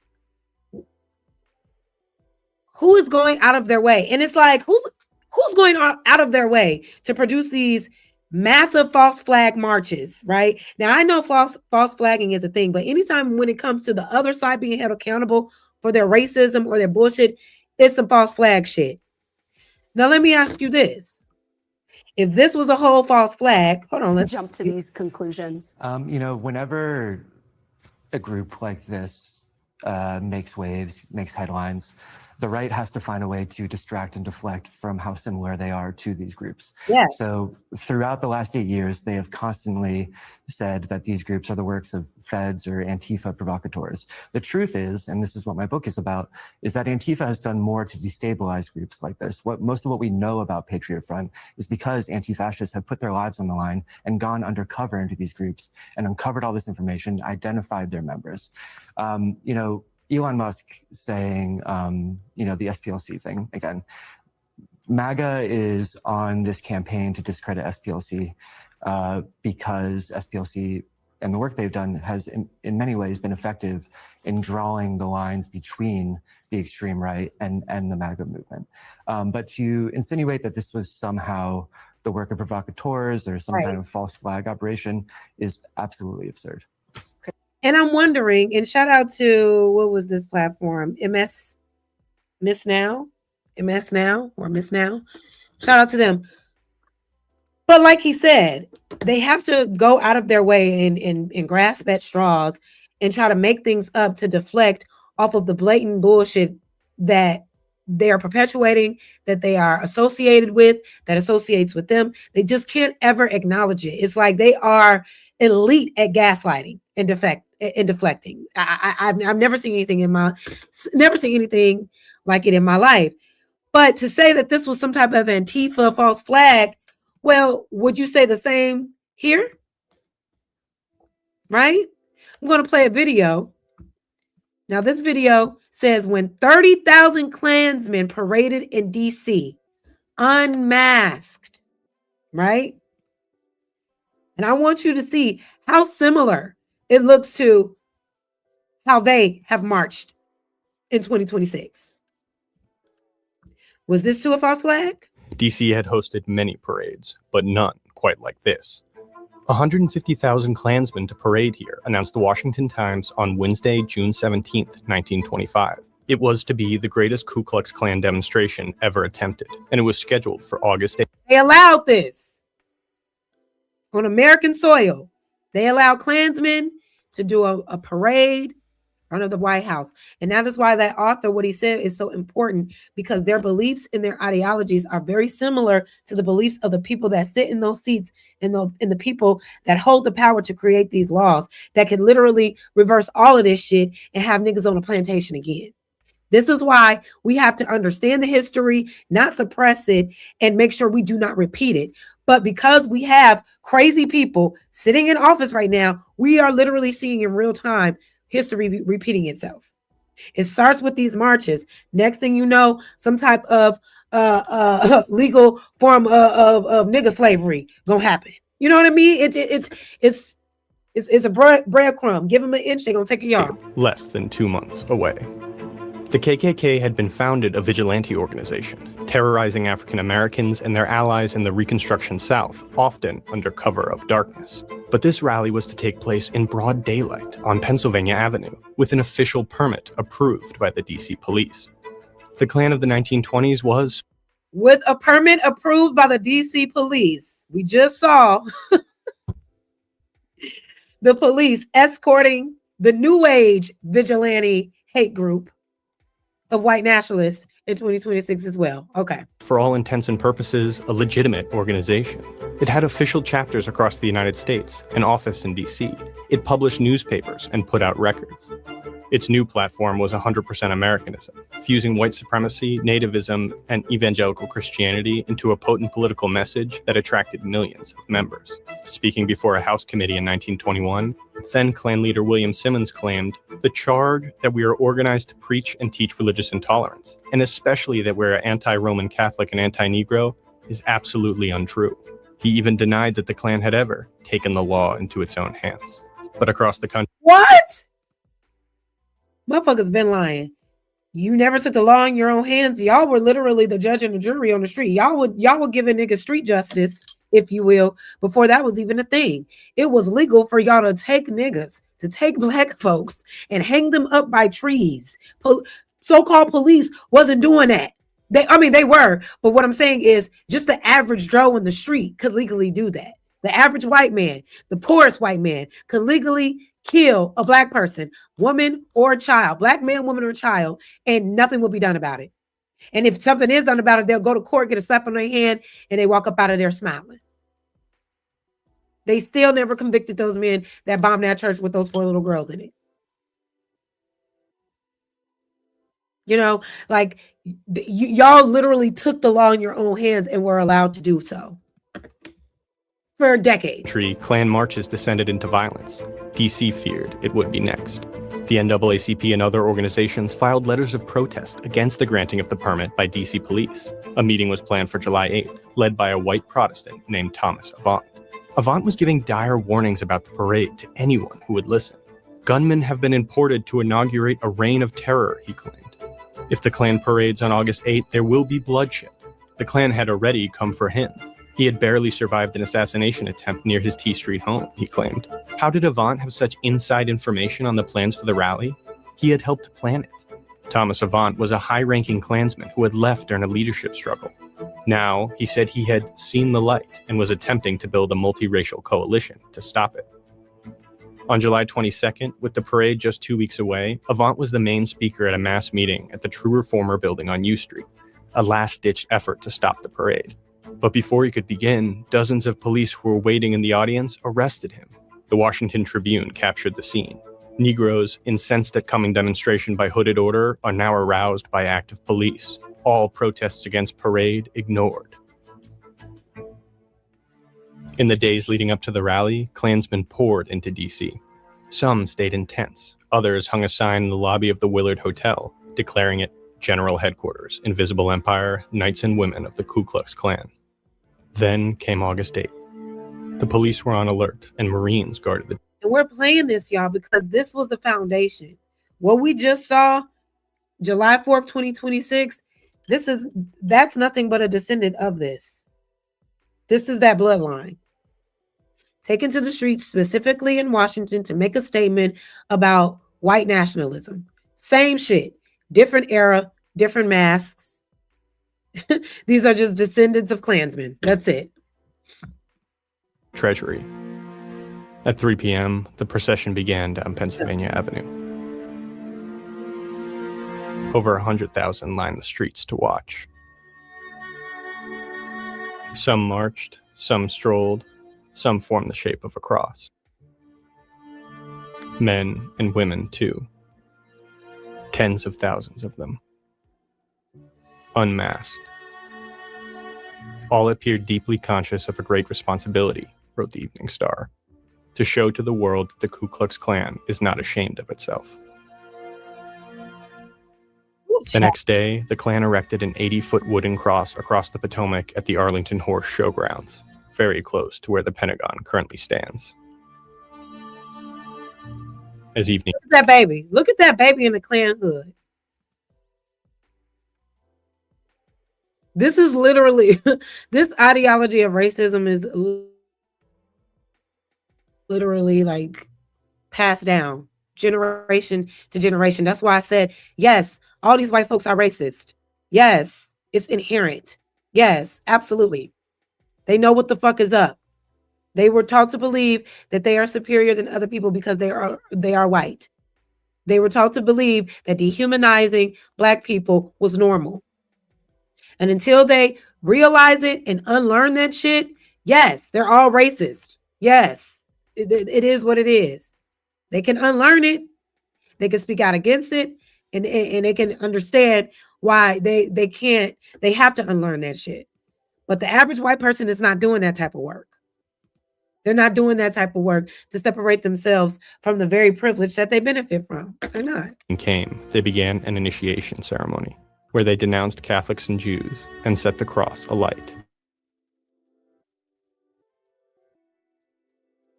Could be seen for miles around. The violence feared by Avant and others never materialized, and many in the white press appeared charmed by the spectacle. Downtown crowded by good-natured humanity, wrote the Washington Times. Dignity wins wide acclaim, read the Evening Star. But an editorial in one Black newspaper was clear-eyed about the event. The rally was a striking and vivid indication, wrote the Washington Tribune, that a movement is on foot to unite all the most vicious possibilities of bigotry, class hatred, and race prejudice. Yes. Now that movement no longer hid its face. It marched down Pennsylvania Avenue, clothed in white, and carrying an American flag.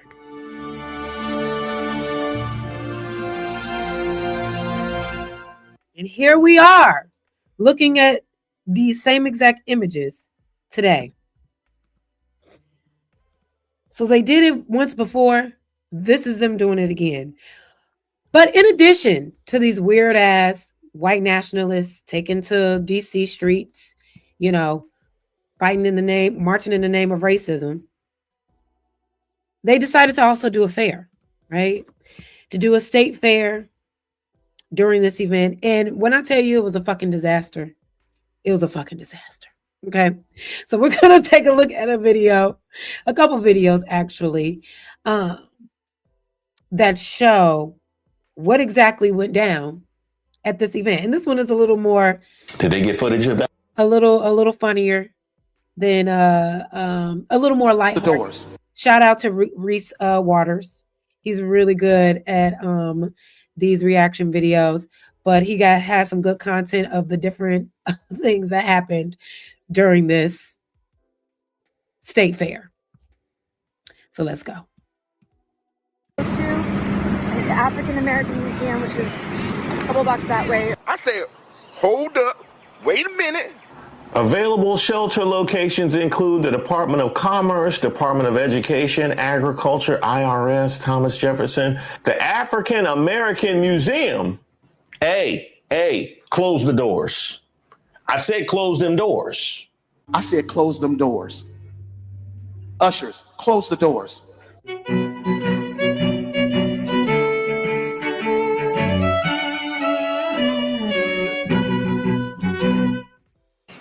Shout out to all the subscribers and the members here on the channel. Don't forget to like the video. My name is Reese Waters, and this is Street Politics. Now, I'd like to first start out by wishing you... Hey! Who's still shooting off fireworks? Bag up, Terry. Put in reverse, Terry. Put in reverse. Oh, Lord, jeez. Oh, Lord. Oh, jeez. What you doing, Terry? Oh, Lord.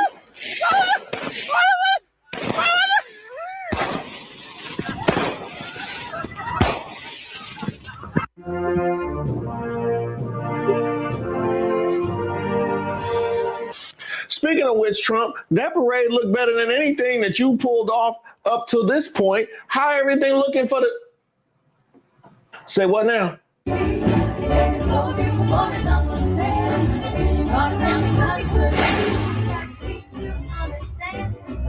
Did y'all see that?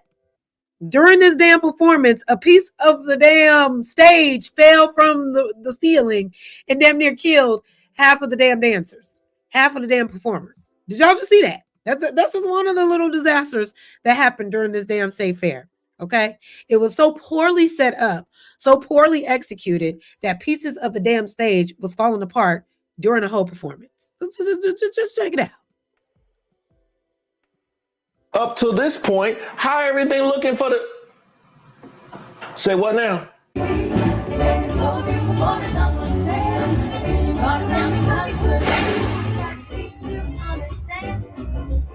Yeah. The stage is falling apart at the rehearsal for Freedom 250. Hey, make sure everybody look up. Just make sure you have a lot going on in the air that people won't see the stage falling apart. Look at this. Now we got somebody flying in with an American flag parachute. Let's see how he hit that landing.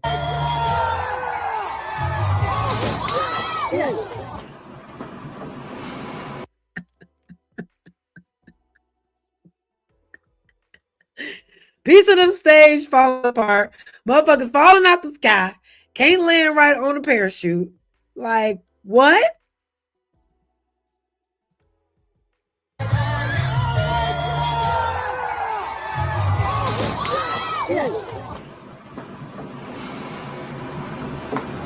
Did they get footage of that? They got footage? They put it on the internet?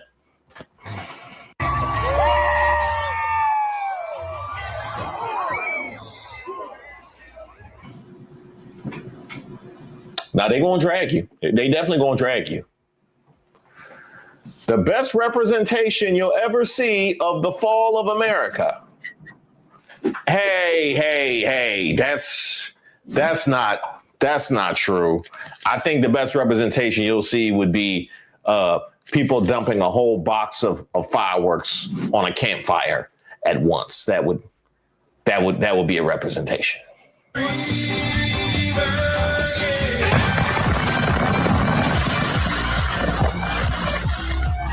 While other people, let's call them the Reese Waters of the world, gotta make do with no fireworks whatsoever. Play is up.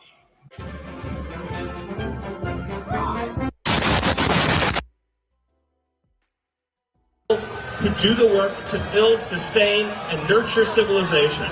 The people who serve, who sacrifice, who give, who care for others, who protect others, who defend others, and those who only destroy.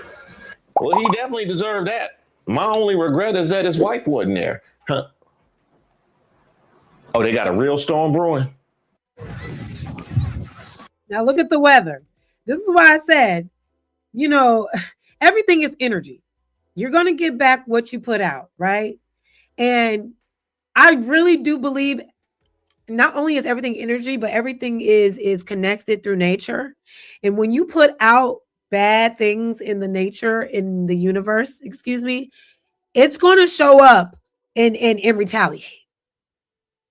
Nature's going to always get their lick back.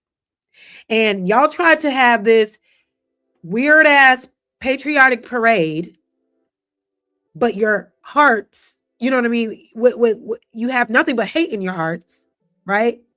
And at every turn of trying to execute this parade, you were met with some type of natural element that caused a disaster. And I just think, bravo.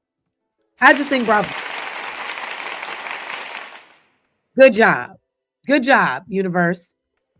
Let them know, yeah, no, we're not going. You will not be successful in this. For your safety, please back away from the stage.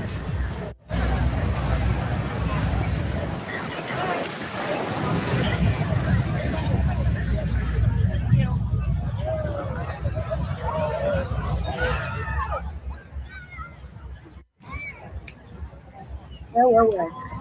You know what's gagging me? You know what's gagging me about this, baby? The weather for Juneteenth.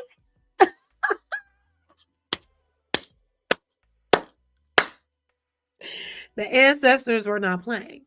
The weather we have for Juneteenth, bright, sunny. And I'm talking about that whole week, damn near, it was raining. Damn near. That whole week out here, it was raining. It's been nothing but rain out here in the Midwest. And I feel like it's been going on, you know, throughout the country, like the heat wave and then the constant rain. But it rained constantly the week of Juneteenth. The day of Juneteenth, sunny skies, stratus clouds. I mean, a beautiful day, warm. It may have drizzled a little bit towards the end of the night, but even still, it did not ruin anything for us.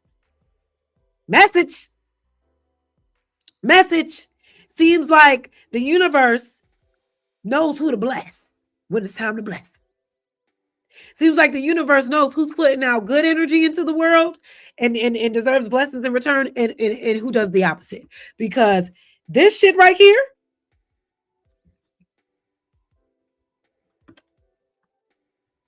womp womp, total loss.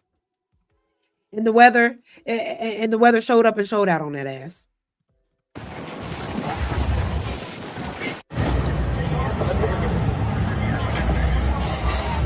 Hey, folks.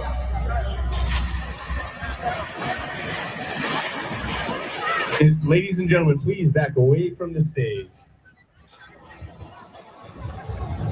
Bring everyone back up, please. I need everyone back behind that tent.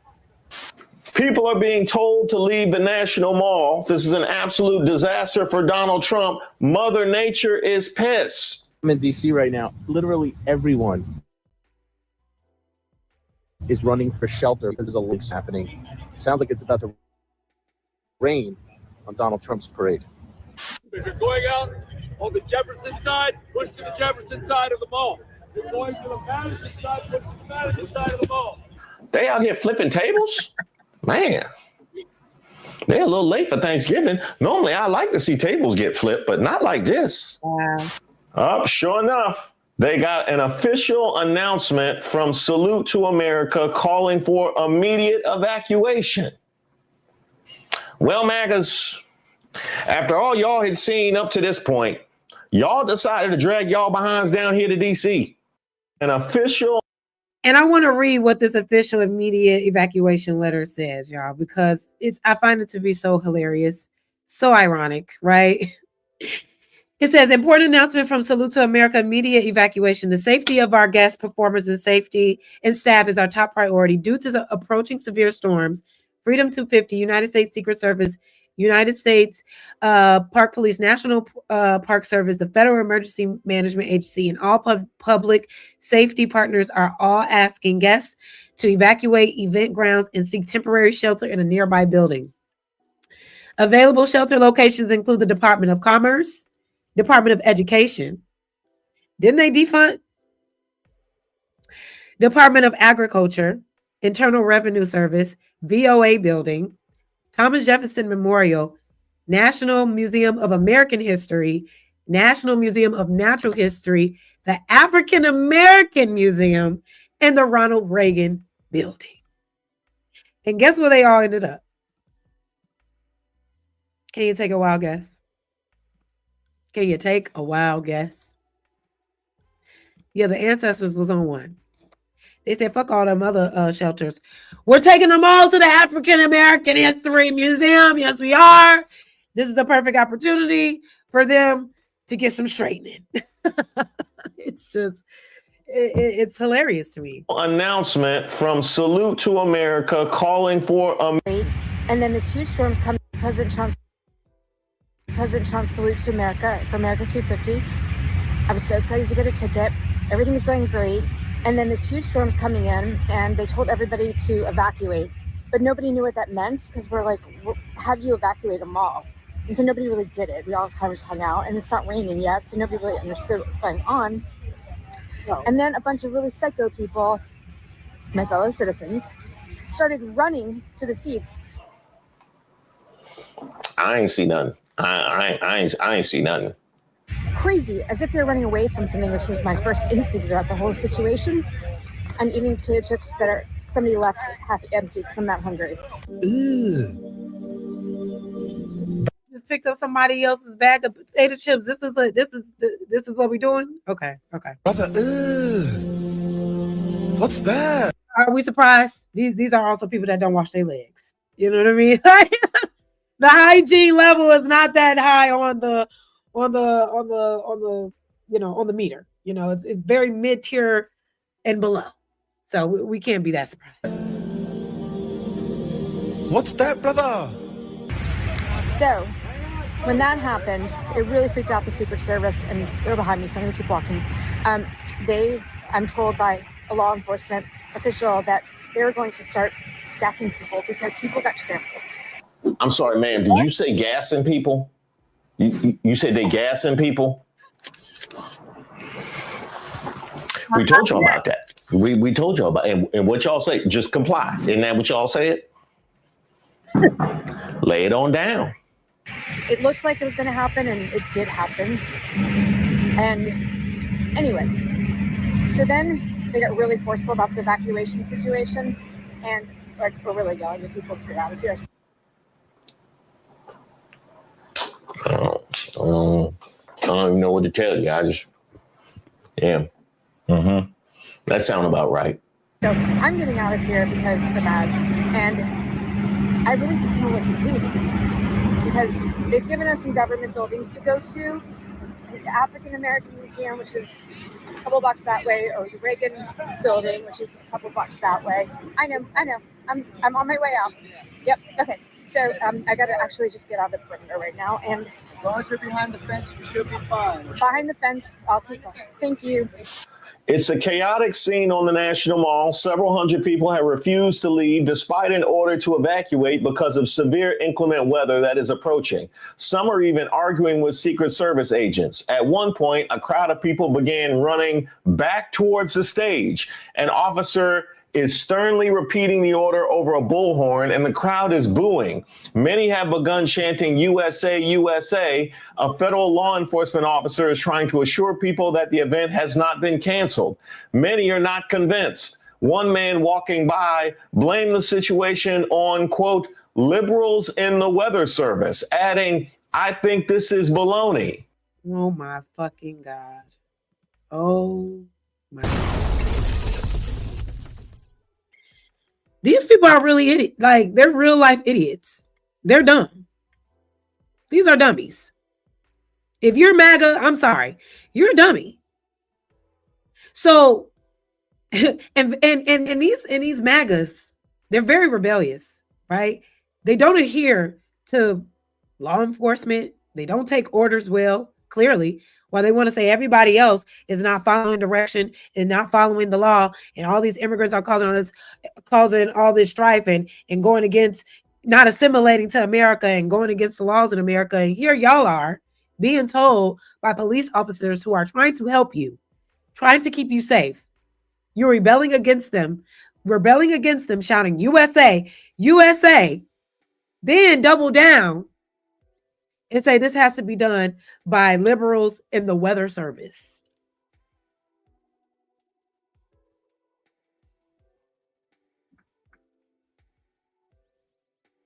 Y'all can't be that dumb.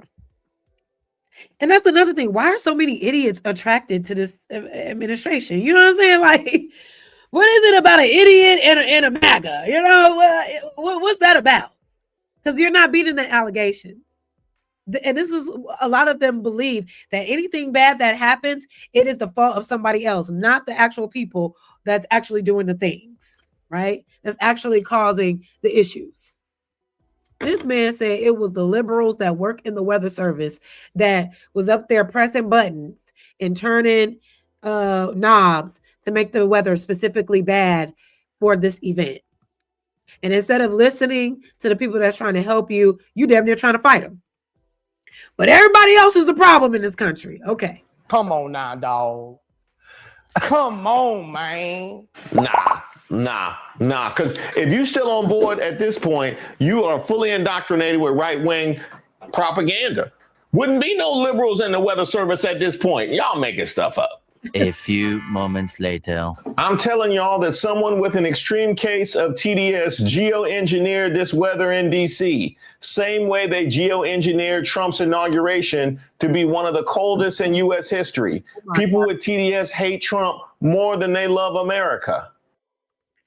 So these people who are supposed to be scholars, supposed to be highly educated, think that someone with TDS, which if you don't know what that means Trump derangement syndrome, which is so ironic because everything y'all are doing in support of this administration is clear Trump derangement syndrome. Everything they say is a projection. You call other people TDS for calling out the nonsense of this administration and calling Trump, but not realizing you suffer severely from Trump derangement syndrome. You are so obsessed that it has made you deranged with Trump that you excuse all of the fucking bullshit and nonsense, so much to the point where they have you believing that somebody is spending their time sitting somewhere specifically trying to sabotage events put on by Trump. You need to be hollering at the ancestors. They're the ones that got wind of this shit and decided that y'all wasn't going to be great. But to think that somebody is actually manipulating the weather in this way. Now, don't get me wrong.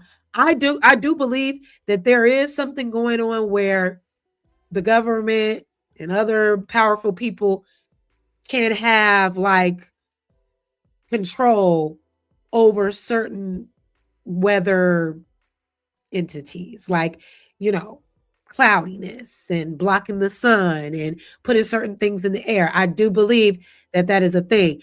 But geoengineering the weather in DC because people hate Trump so much, baby, nobody is thinking that hard, baby. It just wasn't y'all time. Listen, come here. Shut your stupid ass up. Say that, folks. What is your dumb ass say it? The Department of The African American Museum, which is a couple blocks that way, or the Reagan Building, which is a couple blocks that way. I said, hold up, wait a minute. Available shelter locations include the Department of Commerce, Department of Education, Agriculture, IRS, Thomas Jefferson, National Museum of American History, the African American Museum. Hey, close the doors. I said close them doors. I said close them doors. Lock them in there. Close the doors. That's cool. There's a message there. So somebody tweeted, MAGAs had to seek refuge in the National Museum of African American History and Culture. There's a message there. And it definitely is. It definitely is. There are no coincidences. There are none, especially in this case. MAGAs had to seek refuge in the National Museum of African American History and Culture. There's a message there. Not as clear as the message they gonna get. If they gotta be in there, lock the doors and play nothing but Malcolm X speeches. I would have rolled out a television set, one of them old school television sets that we used to watch in school. I would have rolled that out and put Roots on. You guys are going to be here for a while. This movie is about 3 days long. We're going to start it up now, give you guys a little entertainment while you shelter in place here at the African American Museum. Oh yes, we are watching Roots immediately, loudly, surround sounding this. Oh yes. Oh, I would have took every opportunity to be petty. Oh, absolutely. That's it. That's it right there. That's what that's the way to prepare for whatever nonsense you about to get tonight. I'm on board with that. Oh no, they gonna be mad, but they need to hear it. MAGA is mad, but what do they expect? Dear leader fired the pros and handed the event to cronies. He does not give a S about your suffering. Ah, yes, that's right, MAGA, because y'all wanted to own the libs so bad that y'all wouldn't listen when we talk about how unqualified some of the people your dear leader put in charge. Now you need them to, be good at their jobs. Exactly. Oops. Check it out. Terrible. Oh. In a line. So let's get into some people who are actually there and the tweets that they were putting out, right? Because I also find that hilarious. It says, spent an hour and a half in a line that barely moved. We left extremely disappointed. Logistics were terrible. The fair was one of the main things I wanted to do while here. Instead, I and many others just stood in a line. Terrible. Somebody else says, you rotten motherfuckers. My family and I have been in line for 2 hours. This is absolutely unacceptable. It sounds very ghetto. Very, very ghetto over in MAGA land. You know what I mean? Like it sounds like nothing is put together properly. It's giving hood shit. My God. But it says, the next tweet says, if you cared about safety, you'd exhibit better event planning and execution. Much of what I've observed was entirely predictable. I presume you have little better than interns running your comms and contingency planning. Yesterday was a disgraceful, with basic heat safety measures completely overlooked. Who, in asterisks, made the call to lock people out of the state fair yesterday, removing access to water and cooling centers, leaving them in the sun, sitting for hours in a line without water or anyone checking for heat and distress. Oh my God. The ghetto. This was how America was celebrated on her 250th birthday. A poorly planned parade and state fair that got caught up in a storm, stage falling apart, people falling out the sky, standing in line for hours, no waters, no food, no shelter. That is a hot, stinking, but satisfying mess. Oh, yes. Terrible. Oh, you rotten MF. Good on you. Let's fast forward just a little bit and we're going to switch the video in just a second. Make sure y'all like the video, please. Thank you so much for being here.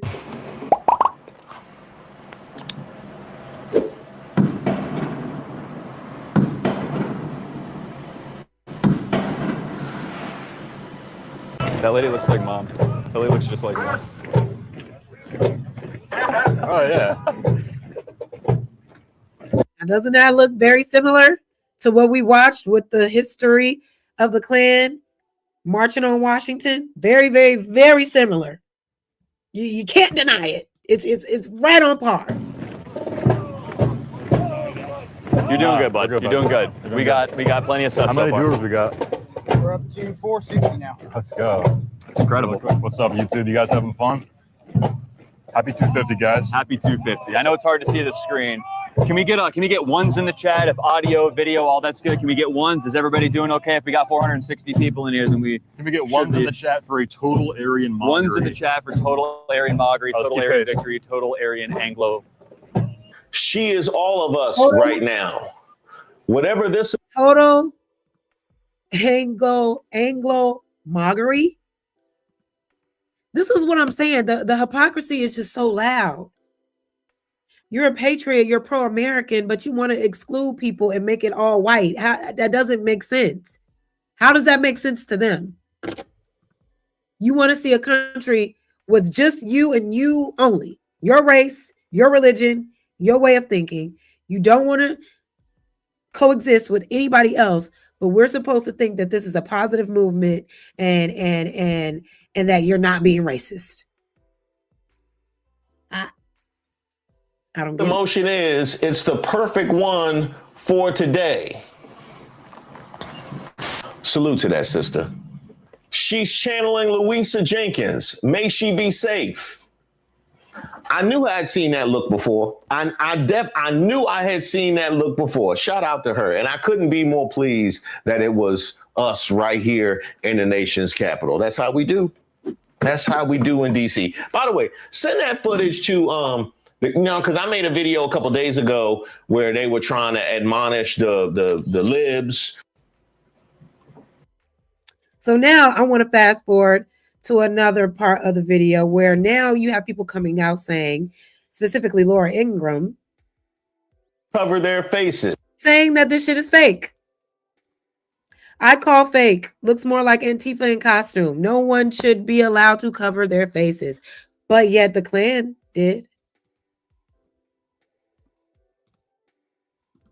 Even though they marched without, their faces covered. But we know that their essence, their whole protocol is to cover their faces. And that was never a problem before. From Laura Ingraham. Who want to tell her? Because Antifa is 100% white males in khakis. And they hate fascism so much they hide their faces while they're fighting for it in public. You know what I mean? Hey, Laura, you're not talking to your audience. I know your audience don't hold you accountable for nothing you said before 5 seconds ago, but y'all talk about who Antifa is, and now you got a bunch of white males. So, who's Antifa? Exactly. Who's Antifa? Let's keep going. You know, they like, I want full credit for my racism. Hey, this ain't the Jaylen Brown trade. I'm not getting 20 cents on the dollar for my racism. I want my full racism. They want their credit. Give it to them, Laura Ingraham. People always ask me why I go so hard against Republicans, and this is why.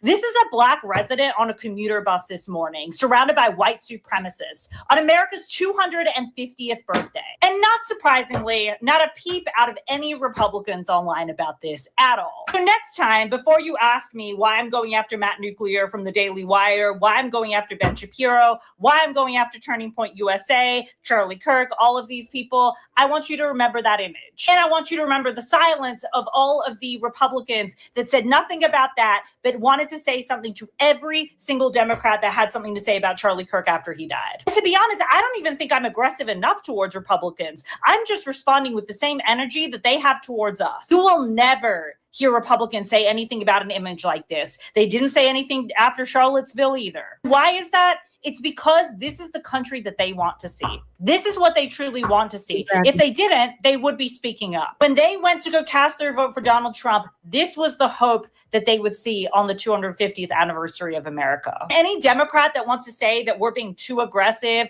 or that we should tone it down and everybody should be nice, fuck those Democrats. If you care about this country, you're going to fight for it. So happy 4th of July, and remember to follow me to unfuck America.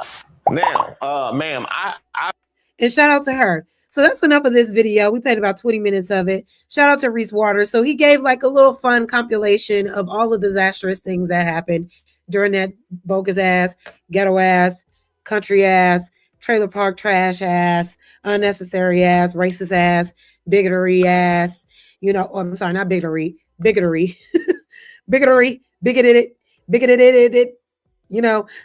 bigoted parade that they put on to honor America. That's an oxymoron.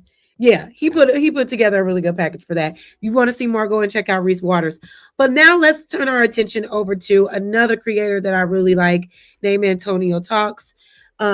He also did a video on the fair as well, but he included something else that we should highlight as well, and that is the ongoing amount of lynchings of Black people. We talked about it earlier a little bit, but he gives a good video of all of the occurrences of Black people that are being found hung from trees as of late, even going into the holiday. Right? We know there's an alarming rate of femicide going on, where women are being killed and unalived by their significant others. But there's also an increasingly amount of hangings that are happening specifically for Black people. And these are young Black people as well. Young women and young men. So shout out to Antonio Talks.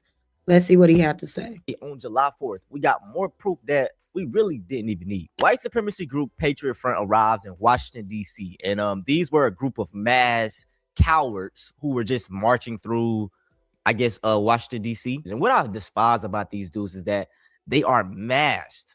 They are so fucking scary. Y'all can't even show your face and put out what you stand for. And then here are more clips, man. I mean, this shit is crazy to me, dog. In 2026, like, this is basically on some KKK shit just remastered, bro. But like I say, nothing surprises me, and it's really the fact that they are like, show what y'all stand for, man. Oh my goodness, y'all be so pussy, bro. Right here, once again, masked man demonstrating outside Union Station in Washington, D.C. And man, look, like, y'all see the caption that this page used, because this is a white supremacy group, and then they were on a bus with people. And I want to show you guys this one specific photo. We had a Black woman that was just sitting in the middle, and this video really going viral. And you know what's really upsetting me as well is that it allegedly, it turns out, I don't know, the video could be AI, but there was this weird video of this woman. Allegedly, she was someone who was on the train being belligerent, being, disorderly in public, and could have been, under the influence of something, or could be homeless, or whatever the case may be. That's another thing they're going to try to justify, to try to say, don't feel sorry for this Black woman. Don't have empathy for this image, because, she may or may not have been an addict. But that's just a sidebar. But I did see a weird ass video of her being looked at as like a crazy person on the same train with these clothes on. So tell you, bro, if you put this in black and white, you would think this was in like the 1950s and 60s. But no, this is 2026, July 2026. On America's 250th anniversary of being free. You know what I'm saying? We wasn't free, by the way. That's why I don't really fuck with the 4th of July. Juneteenth is where it's at. But yeah, man, this could be thrown into the civil rights timeline and you wouldn't even know it. 2026, by the way. This is my only thing, though. Seriously. To all the white nationalists and white supremacists, what are you guys like oppressed from? They love calling Black people victims and having a victim mentality, but no one is a bigger victim than a Gen Z white man. These guys complain about every single thing. In America, they hold damn near pretty much all of the positions, most of the senators, most of the president, most of the politicians, most of the congressmen, most of the House of Representatives, most of the mayors, most of the governors. You guys run the fucking world. That's why I'm like, what is the issue? What is the issue? Y'all hold every ounce of power in this country. An immigrant, a Black person ain't took y'all power yet. We just asking for a little RESPCT, a little respect. A little value of our lives. We want to be treated as human beings. What are y'all so oppressed over? What do you need to take back? What do you need to take back when you have everything? Pressing you. And it's just so funny because they love to blame all their problems on the Jews. Oh yeah, man, it's the Jews' fault our women don't want to sleep with us. Oh man, it's the Jews' fault we keep committing suicide at these high rates. Oh man. Well, let me ask you this. Let me get in the chat a little bit. Exactly. So my life says Antifa are chaos creators funded by the Democrats. We saw that during the George Floyd riots and BLM. In which case? Because I was out there. I wasn't rioting, but I was definitely in the streets protesting. Rioting, no. But do you guys think that this whole thing could be a Democratic funded psyop by Antifa to cause more chaos? Do you really think that's what this is?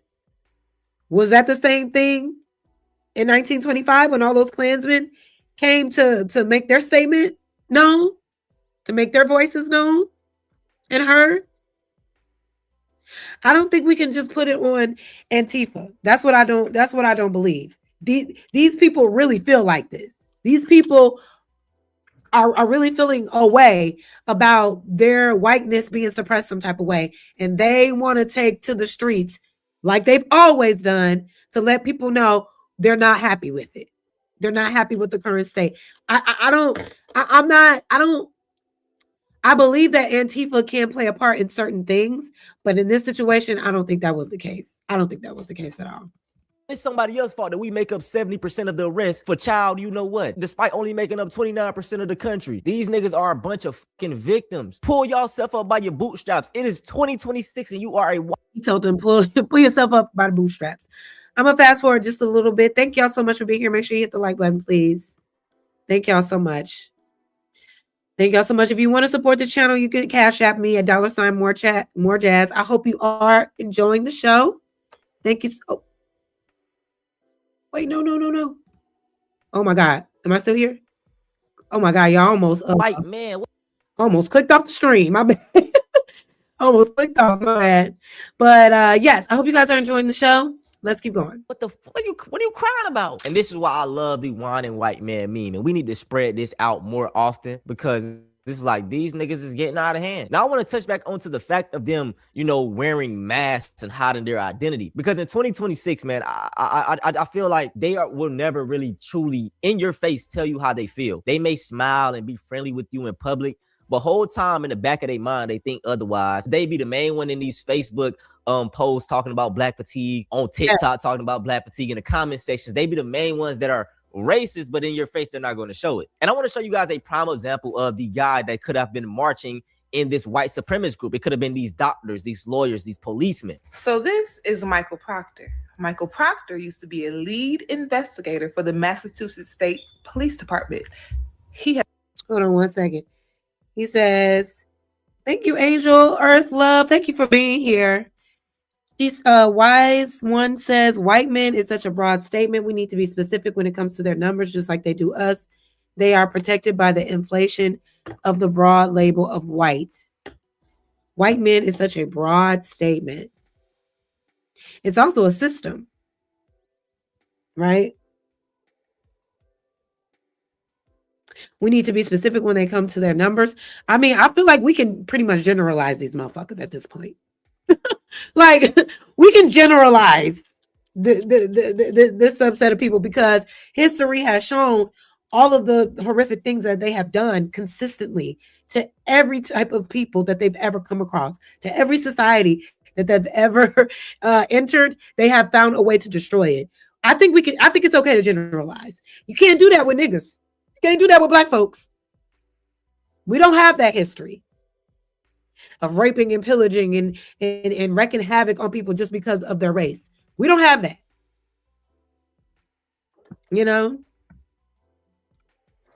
So, but let's get it's been fired.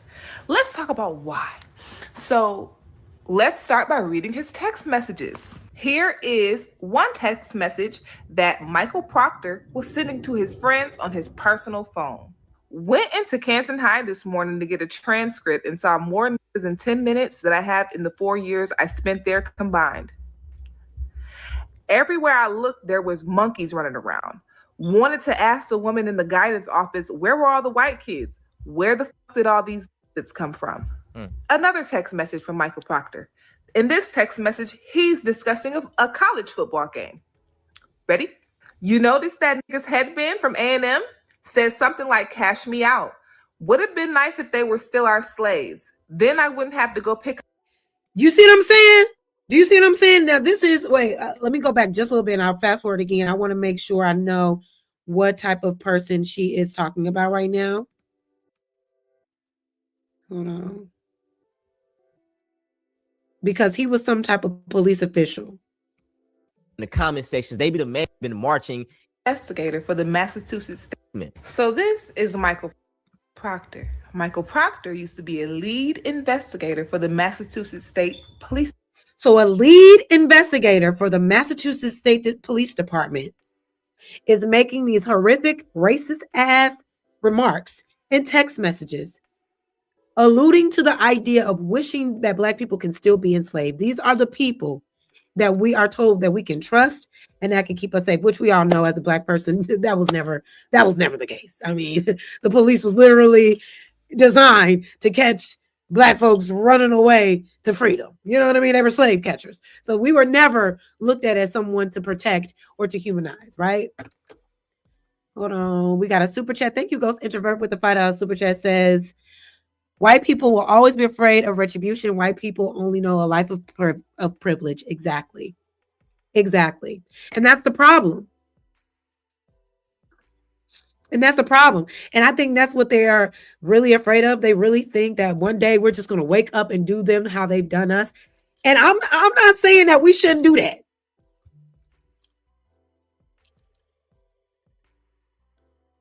Because when people are just always violent and how they obtain things and how they communicate is through violence, you can't keep meeting that with just, nonviolence. You can't. Sometimes you gotta meet a motherfucker where they are. And I'm not saying we gotta start, shooting and hanging, but there needs to be more retribution.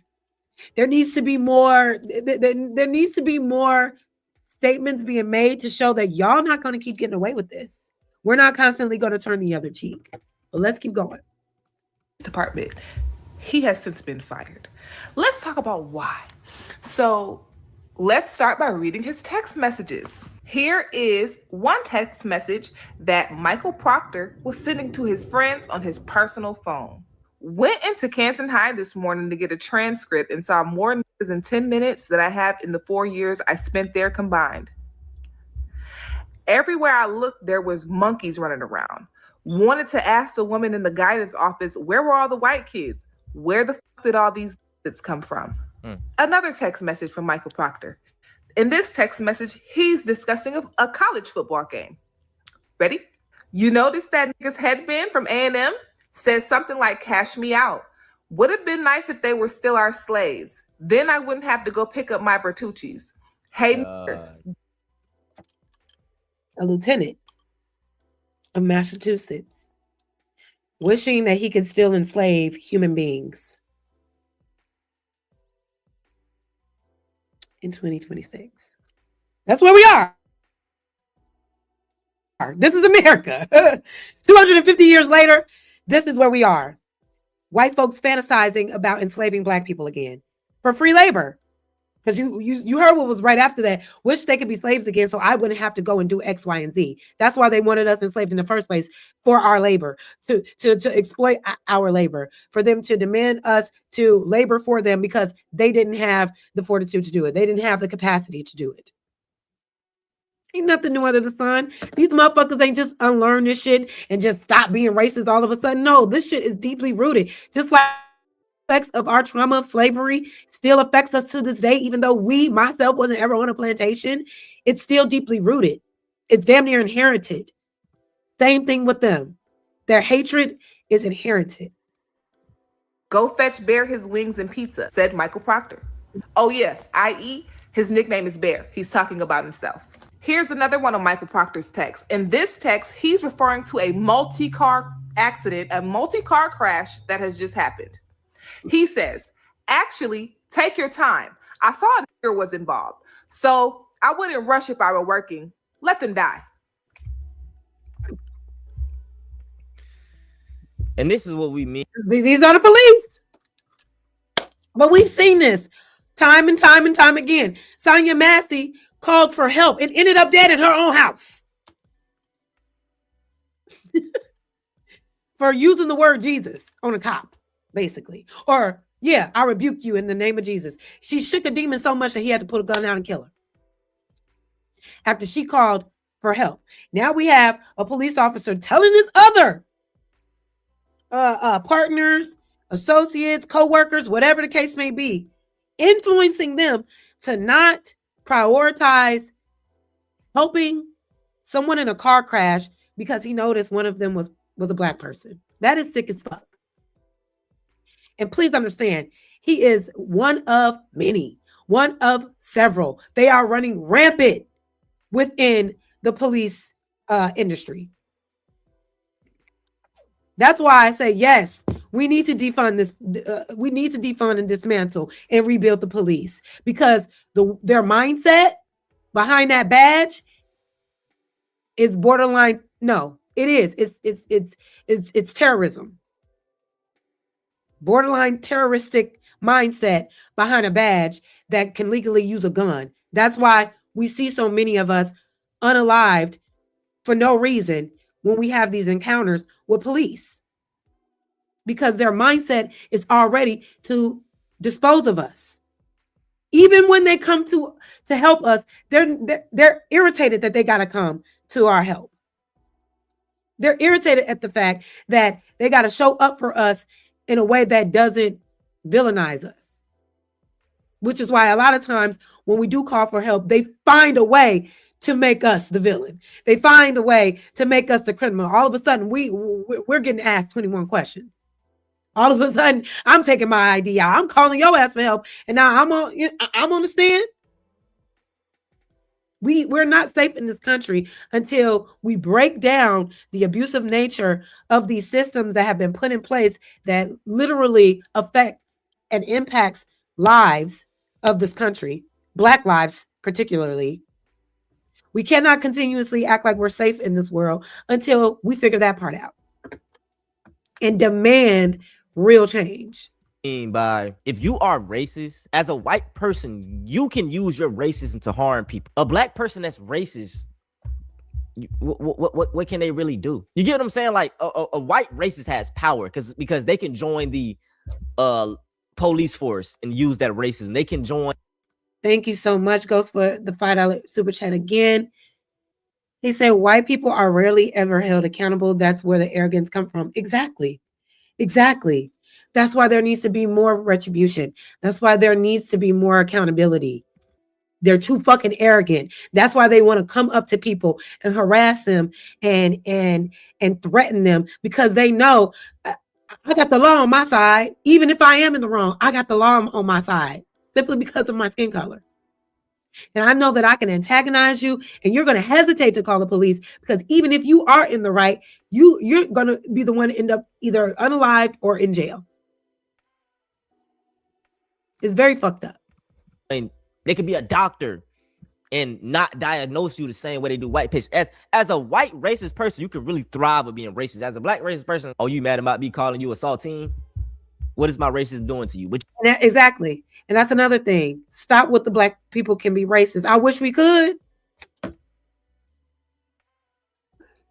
I wish the fuck we could. If that's the case, show me where a black person saying that they don't like white people ever affected their livelihoods. Show me. As a collective. Black people saying we can't stand white people, cracker this, saltine that. We can talk all type of shit. How does it impact you? Has it ever? Have you ever lost your job? Have you ever lost your life? Your family? Were you ever stolen? You know what I mean? Meanwhile, when you flip it and reverse it, we have historical context that aligns with how racism from white people to black people directly affects us and impacts our lives and our livelihoods. It literally was designed to politically and legally keep black people oppressed. Where have we ever had that power? I wish we had that type of economic power and control to negatively affect a group of people who have always done harm to us in our communities. But we don't. We don't even seek revenge, which at this point, guys, I'm sorry. Like I said, I don't want to say too much on these internet airways, but baby, enough is enough. We might need some vengeance to get some change, but let me keep going. I got another super chat. Thank you so much, Ghost Introvert. I'm a Black Navy veteran and I don't celebrate 4th of July. It's not for me. If I was alive in 1776, my life would be hell. Exactly. And then on top of all of that, in 1776, while they were celebrating the America's independence, niggas was still in chains, enslaved. We celebrate Juneteenth because that was when 2 years later, after us being free, a lot of black people just found out. Still on a plantation, being owned by slave owners, right? Slave masters that knew that they were free, but still kept them on that plantation, making them think that they were still legally enslaved. That's why I was like, with this 4th of July, it's like, I don't feel patriotic. I don't like America. Like, fuck America. America has fucked me and me and my people several times over and over and over again. Raw. Dry. Okay? So, nah. America has never earned my trust. It's never earned my respect. So why would I ever say, oh my God, I'm so proud, 4th of July. No, fuck that.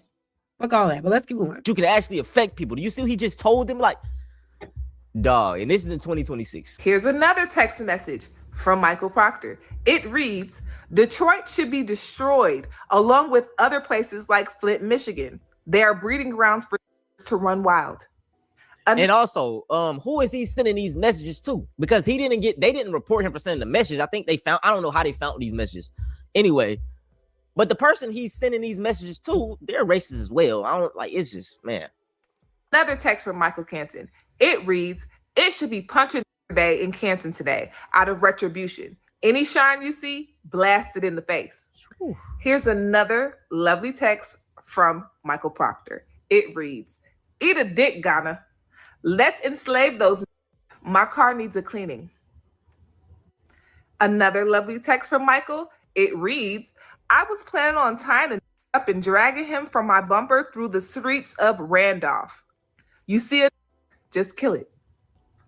Also in Michael's text messages, they found text messages of him saying he was going to be planting coke on people, and also he was going to shove a nightstick up someone's ass. This is 2026 in America. Who is surprised? The reason I show stuff like this is just to try to get Black people to stay on code. Things like this should want us to be more tight-knit, love each other more, have more grace with each other, support each other, love one and each another to the fullest extent. I tell everyone that is watching my...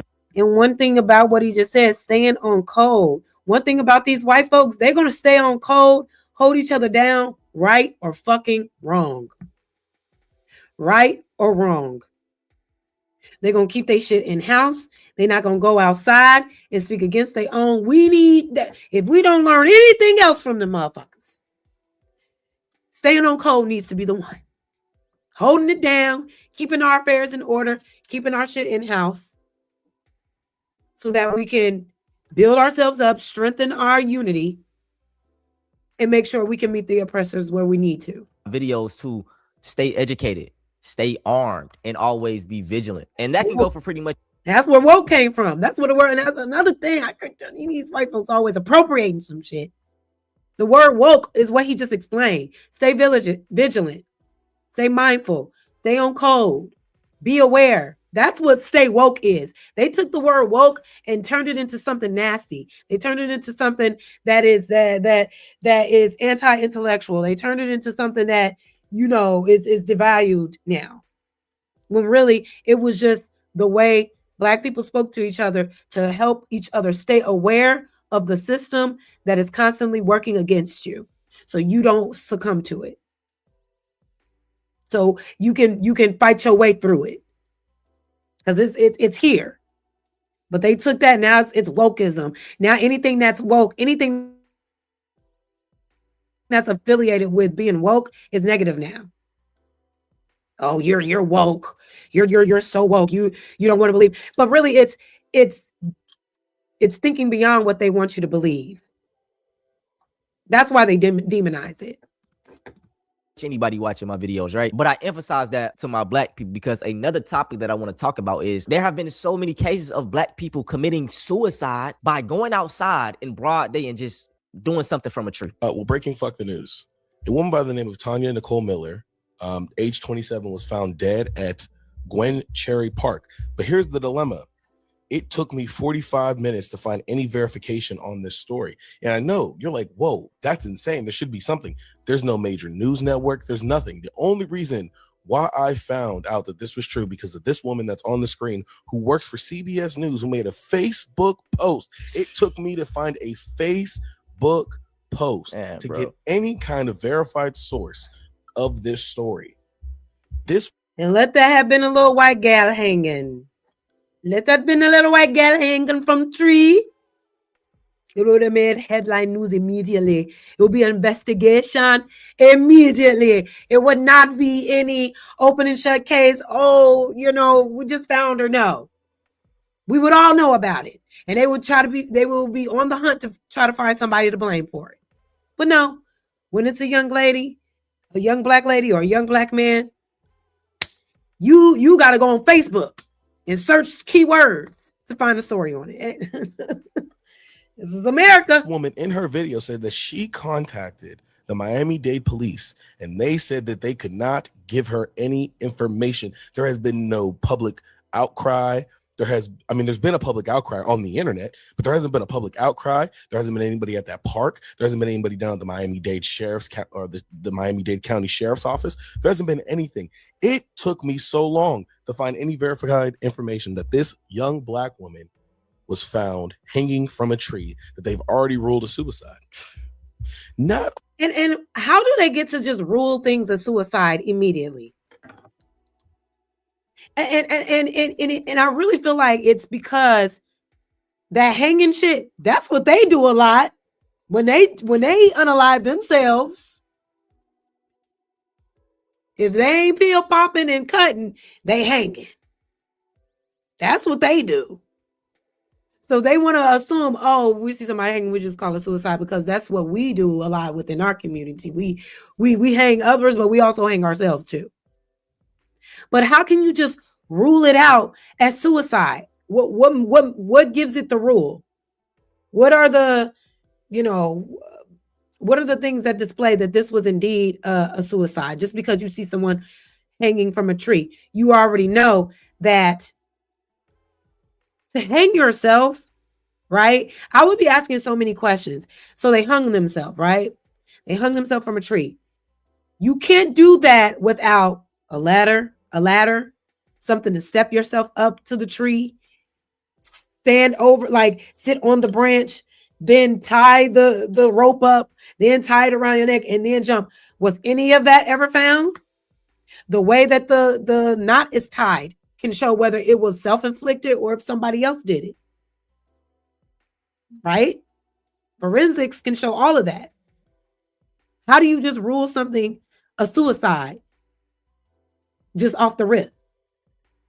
Was there a step ladder? Was there any, what were the details of the crime scene or just the murder scene or what the scene just in general that indicated that this was a clear case of suicide?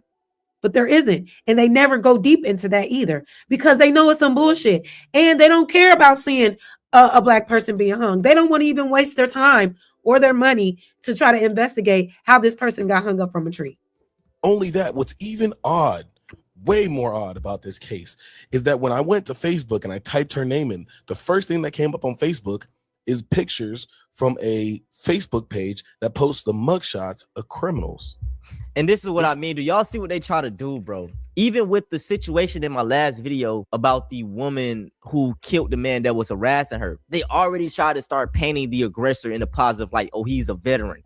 He's a father. His kids are missing him now. But in that same manner, when it was Chud the Builder and he shot that army veteran, they didn't add that into the articles. So this is why I tell y'all, man, pay attention to the media. Do not take anything at face value. They are always going to try to villainize us, make us seem like we're bad and this and that, so that when something happens to us, it's justified. This is why this whole black fatigue trend, it is so dangerous, because if you continue to paint black people in this negative light, and then when something breaks out, it's like, oh, they were savages anyway. They were this anyway. And look at how they're doing this young lady. She was a criminal, so she deserves to be found hanging. Like, you know what I'm saying, bro? It's just so sickening, dog. This is the same woman from a year ago. See, this. That's what they always do. They kill us with no remorse. It's unjustified. So they look at our past to try to paint us as a criminal, to say, well, they died. Yeah, it wasn't right, but look at their past. So we should be okay with a person like this, a criminal, being unalive like this. No. Because the crimes in the past doesn't justify you killing them right here, right now. That it doesn't. I never understood that. Why are you telling me about, well, that one time in the 80s, he did this. So this year, you know, we shot him with his hands up. What? As if you knew their criminal past before shooting them with no remorse. Story is that she went from somewhere else to down to Miami to celebrate Juneteenth. They found her body hanging on June 18th. Before June 18th, apparently, when you looked her name up, this mugshot did not show up. Now, all of a sudden, the mugshot shows up from a year ago. Crazy. There's something weird going on in Florida, and that's so the victim that was hung, she's now on a website with other criminals and mugshots. Wasn't like that before her hanging, but immediately after, now you can find her on a website or on a Facebook page that have mugshots of other criminals. That's just nasty work. It's not. I know that's a fucking overstatement. I'm pretty sure y'all ain't even hear about this story, man. It's sad, dog. No arrest made. And her name is Tania Nicole. I'm gonna put her name in the description, dog. This is just one victim.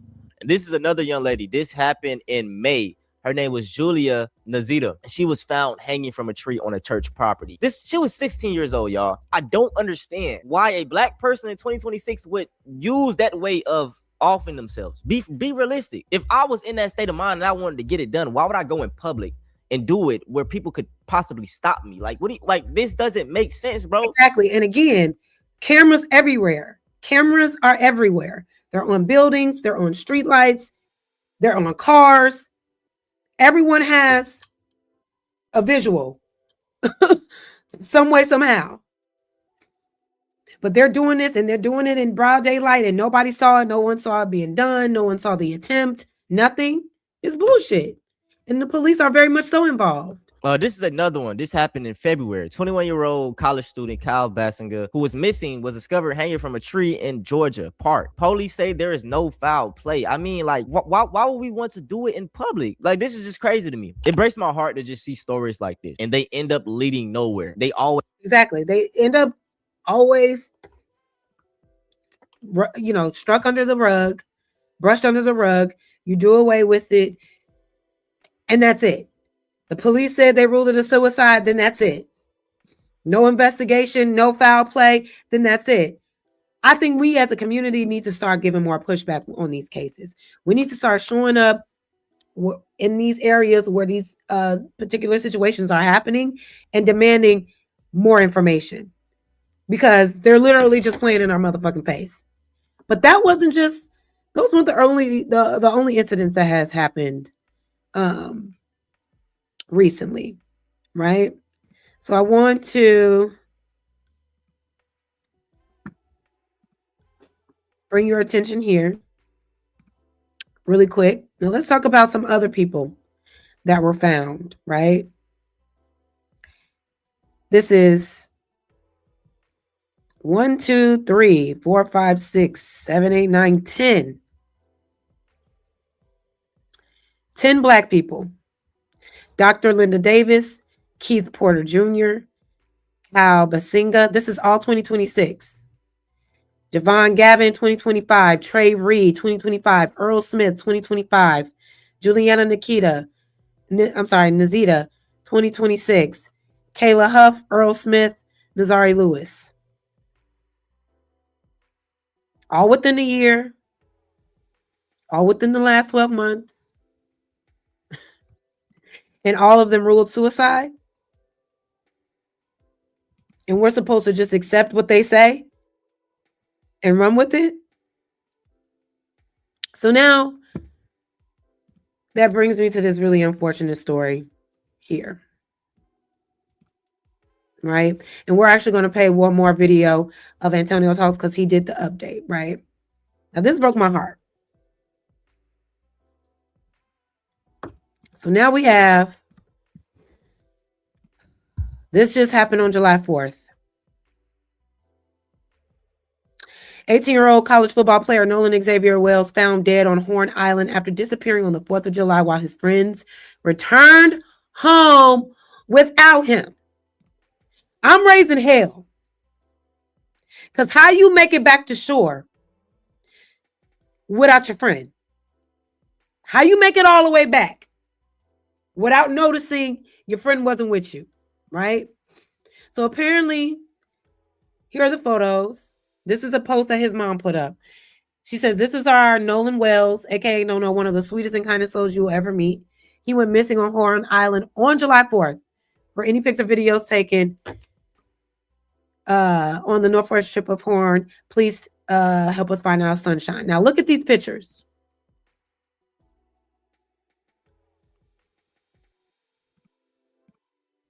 Right away, when I saw these photos, I already knew what the fuck was going on. Before I even knew the story, I knew what was going on. Okay. Another situation, another incident of a Black person losing their life, being the only Black person amongst all these white folks. And please understand, that's what makes racism so scary, because the cases are getting younger and younger. This Black boy was 17 years old, around his peers. The teenagers are becoming radicalized. The teenagers enjoy being racist to their friends. And they always end up dead amongst these people. So let's read a little bit into it, and then I'll play a video.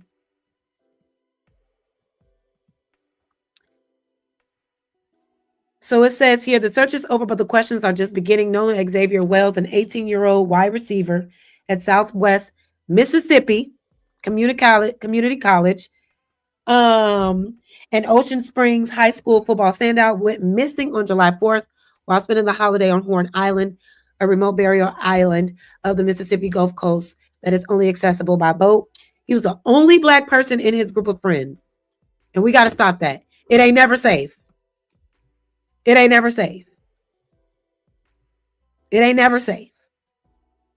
Stop trying to be the token. Stop thinking you good. You done made it. No, they plotting. They plotting. They always plotting. Please understand.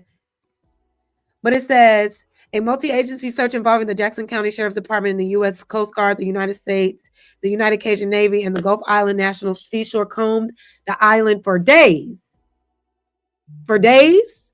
He went missing on the 4th. Today's the 6th. So how many days did they actually put effort into finding him? Did they start the search the same day? Because isn't it a thing where you can't start looking for a missing person until 24 hours? So when did they actually start looking for this boy? It's already holes in the story. But you already know, it's the year of the holy stories. You know what I mean? With the Carmelo case. We don't even know for sure if that boy even did what they said he did. And as we can see, more evidence has been coming out that the whole shit was corrupt. They suppressed evidence. He may not even was the one to do the stabbing, but they blamed him, but they won't let us know anything else. Holes in the story.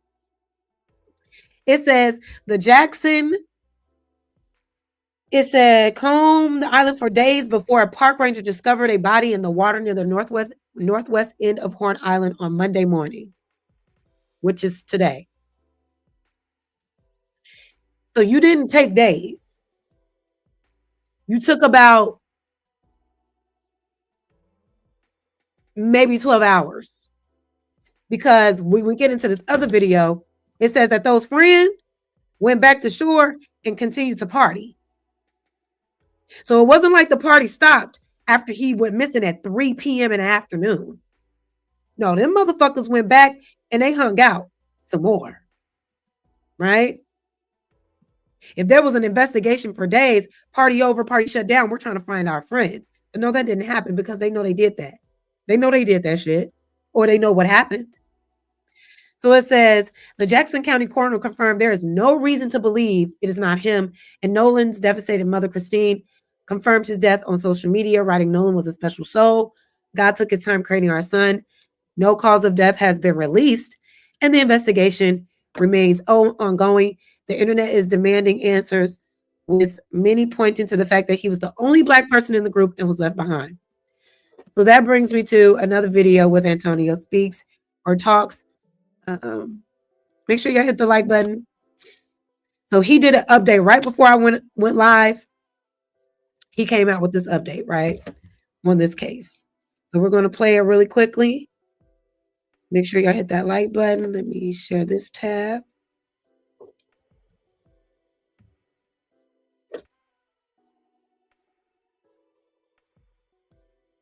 So today we're going to be talking about a tragic situation involving a missing 18-year-old boy by the name of Nolan. On July 4th, while at an outing with his friends, later that night, everybody returned home but him. Sadly, about an hour ago, we got news that his body was found and he is deceased. Now, I pretty much want to just dive into this case from what little knowledge that we do know already, and also give my opinion on it, because this is it's a conversation that must be had with a lot of my Black parents. As you can see from the photos, Nolan was the only Black person in this group, and this is a coincidence that we see time and time again. There was a story with the young lady who went to a sleepover with her all-white friends and ended up dead. There was another.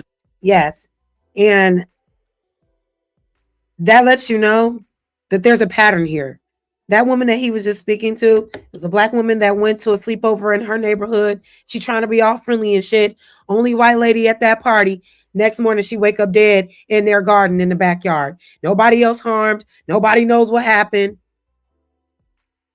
This is a pattern for them. This is what they do. Situation with a similar to this, where a young man was on a boat and he ended up dead, the only one. I'm going to talk about these stories later, but it just reinforces my thing of like, stop being the only Black friend. There is nothing wrong with having white friends. But as we keep seeing time and time again, when you're the only Black friend, there are no other Black people in that friend group, things don't look too well. Now I want to go in chronological order with this case. So with that being said, we got to start off with his mother and the post that she had made on Facebook announcing all of this. Now this is his mother, and I believe that she is Filipino and half Black. I'm not really sure. And I believe that this is his father. Now Nolan comes from a great 2-parent household. I believe they make great money. And this is something that we do see within the Black community, where a lot of parents feel like raising their Black children in these all-white spaces would do them good, when the whole time it actually does the opposite. A lot of these kids deal with racism, bullying, microaggressions, right? And they end up having this low self-esteem. They end up hating themselves. And I love using the analogy of Carlton in The Prince of Bel-Air, the reboot. There was a scene where Will walks into the locker room and Carlton's in there dancing around with his white friends and they saying the N-word, and Will busting there like, hold on, what the fuck you got going on, bro? Why are you letting them say the N-word? And Carlton is like, hey, man, it's not that big of a deal, you know what I'm saying? And then Will is like, no, they need to cut that shit out. And as a viewer watching that, a lot of people might have automatically just got onto Carlton and say, oh yeah, he's a raccoon, he's this, he's that.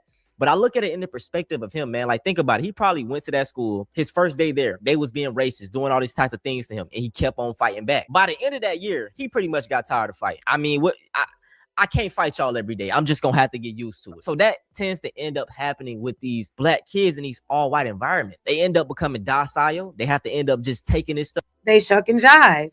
They assimilate. They become the good little Black token friend. So they can say in proximity to whatever power or to whatever goodness they think they're going to get by being in proximity to these people. He's absolutely right. All for the better education. Please be on the lookout for Nolan. Last seen was West Tip, north side of Horn Island today around 3 p.m. July 4th, wearing blue shorts and sunglasses. It's unclear if he made it back on land. Please message me if you have seen him or information about his whereabouts or after 4 p.m. So he was missing since July 4th around 3 p.m. Nobody's seen him since then. Nolan has not been found. His father and I have his cell phone, so friends who are seeing his location, it's because we have it. Katie has contacted me. We are currently at Horn Island. We are looking for any information other than what we already know. Please DM if you have any additional information. So they had his phone. From what I heard, I believe his friends, Nolan gave his friends his phone before he. The story is very weird. Then she. So apparently this boy walks off, wanders off, leaves his phone with his friends, and y'all leave him there. I need all these motherfucking friends to the front immediately. Everybody should be questioned immediately. But do you think that's what they're doing? Probably posting some pictures. And as you see Nolan right here, this is him on the left, this is him right here in the middle. Once again, this is him in the middle with all of his white friends, and they are drinking beer. Alcohol was involved. One of the top comments, this is interesting. My dad wouldn't let me go on a cabin trip with coworkers when I was a teen because I was the only black person. He might have saved my life with that. I didn't even read the story, but when I saw the picture, I knew the end. This reminds me of this story. Those boys who know what happened, speak up. And this is the event that I just talked about. It reminds. By the way, this is maybe a shameless plug, but my best friend, she actually produced a movie inspired by this situation with this young lady who went and did this sleepover with these white women and ended up dead. It's called Girls Night. And you can find it on Tubi. Shout out to my bestie Lindsay and her husband. They're doing great things. But yeah, make sure y'all go check that out. They actually made it into a horror, like a horror frit. Oh my God, I can't talk. A horror film. And that was inspired by what happened here. But yeah, it's a very tragic situation. And then what makes it even more tragic is that after it was all said and done, nothing happened. No investigation, open and shut case, nothing. And the fact that we have to constantly accept that is what frustrates me the most. Because how can we get over that hump? It's like, no, I know you're blatantly lying to me. I know you're not doing your job correctly. And we need justice. We need more answers. We need to keep pushing. Reminded me of this right away. First thing I'm going to say is I would never leave without the full head count of my friends. Right. That is rule number one. We don't get off no damn island. We don't get onto no boat. We don't do nothing until we have every last person that we came with all in one. And see, if he was with black folks, that's how it would have went down. Because black folks are always looking for the other black folks. We always look for the nigga. What the nigga said? Well, there was a nigga over here. He ain't here no more. We got to find the other nigga to feel safe. But he was the only one there. They don't care about that boy's livelihood. They don't care if he wanders off, drowns, something happens. They don't give a damn. Even if we are strangers as black people, we're going to look out for each other if we're in proximity, if we have to be in proximity to each other. If we're on the same boat and we notice there's only two of us there, we're locked in. We're locked in. Strangers, no more danger. We just became best friends immediately. Tell me I'm lying. You walk into a room, it ain't none with white folks. You're scanning the room, hoping to see a black person in there. Because it does feel weird. It feels weird. You all of a sudden become a spectacle. Everybody's staring at you. Everybody want to touch your hair. Everybody's asking you weird questions. Everybody talking about they voted for Obama and shit. The stories that I fucking have. Right? So as soon as you lock in with another black person in a sea of white people, besties for the resties, we're looking out for each other for the rest of the night.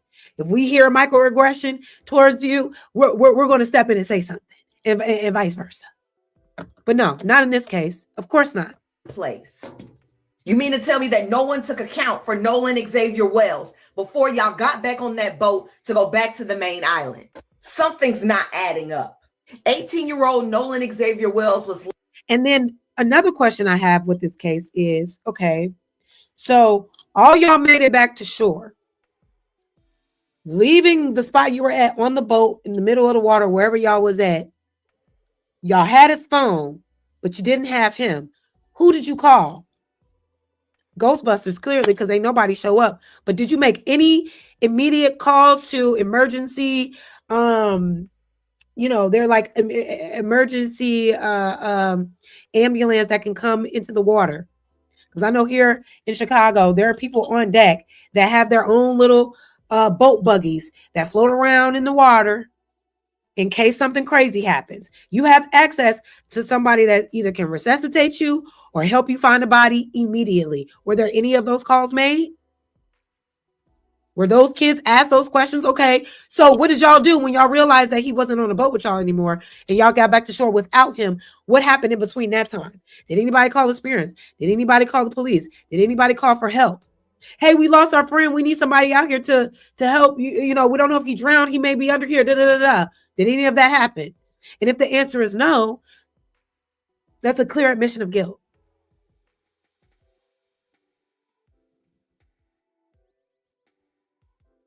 And I don't think they're asking enough questions. Last seen on July 4th with his friends on Horn Island outside of Jackson, Mississippi. He was last seen in blue shorts, sunglasses, and that's it. Nolan's parents are looking for him nonstop. They just want to find their son. Now, the U.S. Coast Guard and the Cajun Navy are looking for Nolan. The Cajun Navy commander said that he was last seen with a teen before he disappeared. They found his phone, but they did not find him. And if this is his friend group, I'm not going to lie. I don't have that much faith in finding this boy alive. Because like I said before, there's no way in hell I would hop on a boat to go home and not all of my friends are accounted for. Y'all didn't give a fuck about him at all whatsoever. And there's somebody out there that was part of that. Honestly, this shit is so like spiritual. This shit is so deep. Coast Guard. Yeah, thank you. Thank you. Sometimes, you know, I get tongue tied. Sometimes the words don't come quick enough. Thank you for that. A Coast Guard. Always somebody readily available to come help somebody, especially in a boating entertainment area. It literally, like, you have to have that there for it to even happen. But what was I about to say? That friend group that knows what the fuck happened. Oh, I was saying that I feel like, exactly, that looked like Carmelo friend group, right? I feel like there is something like very dark and spiritual happening, especially with all these recent hangings, right? Some of these bodies are being found with blunt force trauma, missing organs. Who's to say that they did not plan to take this black boy specifically to this boating event with the intentions to hurt him for reasons we don't know, for super dark, nefarious reasons that it's beyond us? Because it's happening too much, and it's too much of a coincidence to think that it's just a tragedy that's happening every other day. No. And is it so dark and deep that it's trickling down family to family, from family members, the adults in the family, all the way down to the kids getting involved with this shit? Because it just doesn't make sense. But everybody's locking the fuck up. Now I'm trying to. And to add context, this was a small town in Mississippi, y'all. Miss a motherfucking sippy. You know what I'm saying? And they love to gaslight and just make it seem like we crazy. Even going back to the Kendrick Johnson case. So y'all remember that brother, man, who was found dead in a rolled up mat. They said it was a freak accident because he was, you know what I'm saying? And that's another thing. Like, the body, that boy, Kendrick Jackson, was found rolled the fuck up in a mat in a gym at his high school. Organs pulled the fuck out, body stuffed with newspapers. We talked about this a little bit on one of my other streams. Stuffed with newspapers. And they wanted us to believe that it was just a tragedy because he was trying to crawl up to grab a shoe and got stuck. How do you explain the organs being missed and the organs being pulled out and missing and the body being stuffed with newspaper? How come we don't have an explanation for that? You can no longer rule it suicide when you have blunt force trauma to the head leaking, and your organs are removed. How can they get away with just resting with that case? It was suicide. Yeah, organs was missing. Yeah, blunt force trauma to the head, but it was suicide. He did it.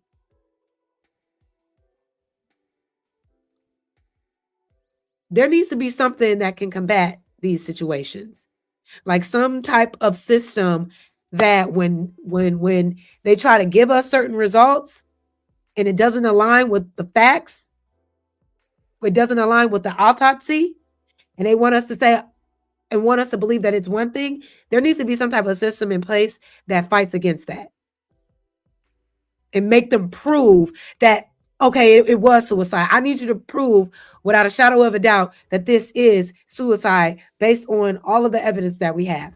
Why isn't that a thing? Why can they just tell us these things and we just run with it? Sam, these people know what's going on. They will always cover up and stand behind theirs no matter what. Keep the faith that this boy's just sitting there lost on this island and, you know, he fell asleep or some shit. But 9 times out of 10, we already know how this shit goes, especially with a friend group like that. Yeah. My prayers go out to Nolan's mother and father and his family and friends. I hope I come with a better update. A body has been found at Horn Island. This is the update I did not want to give, but we kind of already felt like it was coming. Although they have not identified it as Nolan Xavier Wells, who else can it be? Some more information that I found out that Nolan walked off with a girl. Where is this girl? What is her name? What has she said? Second. Exactly. If he ran off with a girl, where's the girl? Where is the girl? Why isn't she being questioned? If she was the last person that he was with, she should be the first one to be put to the stand. It's kind of funny how Nolan left his phone. No teenager leaves their phone. No teenager, because they like to document everything. So how was his phone left? Second, this woman said that a girl put a message talking about these boys in this picture are no good. They needed to be investigated. She goes to school with them, or she went to school with them. Another girl that sound just like the Carmelo Anthony case, where it's coming out, where all of these cheerleaders and all their peers coming out and saying how destructive and violent those twins were. More so the one that died, or no, more so the one that lived than the one that died. Same thing. Now people are coming out. Oh, this is about to be one of those cases. We're going to have to follow it, obviously. But it's going to be one of those cases where they're going to be suppressing things. They're going to be hiding evidence, and they're going to be having witnesses lie on the stand once again. was at Horn Island said these boys were partying in the pool at 7 o'clock. Nolan went missing at 3. You mean to tell me you didn't know there was a black speck missing out the group? Nope. He went missing at 3 o'clock. He went missing at 3 o'clock, and these motherfuckers was back hanging out partying at 7 o'clock. Not even 6 hours later. They had no intentions on finding this boy. That was never their friend. If my friend has gone missing, party over. Party done. We're not partying ever again until I find my friend. I'm never going to party again. What do you mean? I lost him on my watch? A friend is missing on my watch? The guilt that I would have. These motherfuckers went right back to partying like it wasn't nothing. Yeah, guilty as fuck. Nobody was searching for him at 7 o'clock. Yeah, shit's not adding up. No, my mom always had a rule. If ain't no black folks going, you ain't going either. Because we can never trust them to look out for us. I'm not blaming anybody for this shit, but things are not looking right. Once again, my prayers go out to the family and the friends of Nolan Xavier Wells. I'm waiting on the identification. And sadly, y'all, that body was him. His mother made a Facebook post. She said, I want to thank our family, friends, community, United Cajun Navy, local law enforcement, everyone involved for all the love, support, and resource over the last few days. His father, our family, friends, and I are absolutely devastated. My heart's broken for my sweet son who was always willing to cheer and uplift others. Nolan was a special soul. God took his time creating our son. And I ask that you please give me and my family time to grieve. Now, y'all, let's talk about the case of Tamala Horford in this photo right here where she was with all of her white friends during a sleepover. It says 40-year-old Tamala Horford left her husband and 5 sons after cooking them dinner to attend a friend's birthday party. And this is her family, man. Lovely, beautiful black family. Her friend Janine Myers had invited a group of moms who met at a football league to spend the night at hers so they could have a drink. Tamala arrived at 8:30 p.m. on November 3rd, 2018, with a bottle of tequila and an overnight bag. There were 12 people altogether, 9 women and 3 husbands. It was originally meant to be a girls' night, but some of the husbands stuck around. Only 8 of the guests were planning to stay over. The group of women drank, socialized, and watched football upstairs while the men watched football in the basement. After the football, the group drank and played Cards Against Humanity. Tamala looked happy in the pictures and the videos that were taken by the group. Tamala was drinking tequila. She was the only smoker and would go out to regularly smoke alone. She also smoked weed that night, but Janine asked her not to. She also teased during the conversation, calling her the female. Now, see how they're trying to frame this woman as a drunk and a drug addict? She was the one that was drinking, and she liked to smoke. So they're building a case on her already. So if something tragic happens, oh, she was drunk. Oh, she was on drugs. These people, man, master manipulators. Email Bob Marley. The guests who weren't staying began to leave at 11:30. The others slowly went to bed over the next couple of hours. According to interviews, Tamala was the last one to go to bed. She was last seen by one of the women who was picked up by her husband. Tamala said she was going to have a cigarette and to go to bed. That was at 1:47 a.m. Over the next 10 minutes, the home security registered the back door opening and closing and then opening again one last time at 1:57 a.m. In the morning, Tamala was found laying down in the garden. The group called the police and she was pronounced dead at the scene. Janae had been the one to call 911, and she had said on the phone that she thinks Tamala may have fallen off the second-story balcony while drunk. Police also worked that theory. Second story. So this ain't no skyscraper. This ain't no mansion. Second story. At the very least, you may break a bone. At the very least. A grassy backyard garden. You fall from the second floor and you die. Maybe knocked out. Maybe unconscious for a little bit, but you completely just die, falling from a second story into grass. But let's continue. Medical examiner found that Tamala's blood alcohol contents was 3 times the legal limit. She also tested positive for THC. An unlit cigarette and lighter was found on the balcony, supporting the theory, but it was never tested for other people's fingerprints. They concluded she lost her balance because she was drunk and fell over. It was ruled an accident, and the case was closed. But Tamala's family... And that's what I'm saying. Like, how can they just close the case like that without getting the fingerprints of everyone else, without asking enough questions, without going through forensics to see exactly what caused what, who opened the door in the middle of the night and then closed it and then opened it again? You know what I mean? Like, why can't we ask more questions to get real answers? Why are they always in control of giving us the narrative when the shit doesn't even add up to what they want us to believe? Had more questions than answers. How did a woman whose cause of death was falling due to being so drunk when the party attendees said that she didn't appear drunk in their interviews? She also didn't look drunk on the photos/videos taken. How did a house full of people not hear the fall right outside their window? Why did the door open at 2 a.m. and was left open if Tamala went to bed? Why didn't the police preserve the scene and test the evidence immediately? Janine's husband said he saw the unit cigarette before he saw Tamala's body, but no evidence was tested in the case. Most shocking of all, Tamala's autopsy showed blunt force trauma to her head, neck, torso, abrasions to her face, cuts on her arms, legs, and laceration to her heart. Blunt force trauma to her face, her legs, her ribs, lacerations. Clearly, they beat this girl the fuck up. And they didn't go deep on forensics. They probably raped her too, because them people are fucking sick. So you have all of these lacerations, all of this trauma on her body that doesn't align with just a fall off of a balcony, but we have to rule it an accident and it's a closed case scenario. How do they get away with that? That alone sounds illegal. And if it was the other way around, there would be no way. If it was that one girl in the house with a bunch of black people and she ended up fucking dead, they would have taken that entire house into custody that same fucking night. That same night. They would not be released out of jail until they can post a bond. And they will be the number one murder suspects. 100%. It's sickening the way they can just get away with lies when it comes to our bodies and justice for our lives. Today, 15-foot fall caused all these types of injuries. Tamala's friends have also said that they have gotten inconsistent stories from the group when she has spoken to them. Suspicions were further raised in 2019 when Janine's husband, who is a parole officer, was fired after he used his position to illegally access Tamala's incident report file. The case was reopened in 2020, but it concluded that no charges will be filed in the case. And this is a video from that night. Birthday to you. Happy birthday to you. Happy I want you to 2020, but it concluded that get into the energy of this video. So he said they tried to reopen the case in 2020, but it concluded that no charges will be filed. And apparently one of these wives' husbands is heavily affiliated in the police system in that city. You know, he's well connected, well respected, you know, with other, you know, policing and things like that. So we already know what that is, right? Easy ass cover up.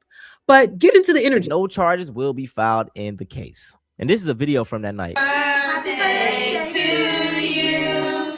Happy birthday. Mind you, this is supposed to be a girls' night. But some of their husbands decided to say, I would have left. This is a girls' night. Why the hell is your nigga here? Why is your man here? I'm uncomfortable. This is a girls' night. I'm walking around in my pajamas. I don't want to be walking around in my pajamas. And I'm not saying my pajamas going to be all, revealing, but that was already a red flag. And if there would have been another black woman there, because it looked like Tamina was very much so a free spirit. If it's true that, she a weed smoker, she probably is like, love is love. You know what I mean? It's all good. It's all good. And sinister spirits like these motherfuckers, they know that. They can smell out like naive black women, black people that appear to be accepting and friendly of everybody. They like that. They like to use that and exploit that. But notice how she's the only one there, happy and jolly, and how everybody else's energy is very off-putting. They off to the side. They're not as jolly, almost like she's the butt of the fucking joke. And they all know it. They're all in on it but her. She's the only one with the energy that she has. And she probably keeps this energy. And these white bitches be jealous as fuck. She's black. She's beautiful, happy. Oh my God. Oh my God. Oh my God. Being a happy, beautiful black woman in front of miserable ass white bitches. Oh my God. It'll get you fired from work. It'll get you let go. I'm telling you right now. But notice that. And had there been another black woman there with her, as soon as I would have heard, oh yeah, it's the girls' night, but my husband's going, oh baby, we gone. Or, well, I'm gonna call my husband. It ain't a girls' night no more. It's couples' night. Oh, if you want me to stay, I'm gonna call my man. My man's gonna come over too then. Since that's what we're doing. But she was the only black person there. So nobody was there interested enough in her well-being to preserve her life, to keep her safe, to help her with her discernment. Had there been another nigga there, sis, you okay with this? Just asking questions. But they prey on the super nice, bubbly, valley black person. Oh, he doesn't care. They let us say that, like he made the reference about the Fresh Prince episode where, well, the new Fresh Prince episode where Will walked in and Carlton was in there shucking and jiving for his white friends and they in there calling him a nigga and Carlton is like, it's all good, it's all good. They know. Oh, we can buck break this one. He'll let us say nigga around him because he don't want to be looked at as the woke one. He don't want to be looked at as the one who always making things about race.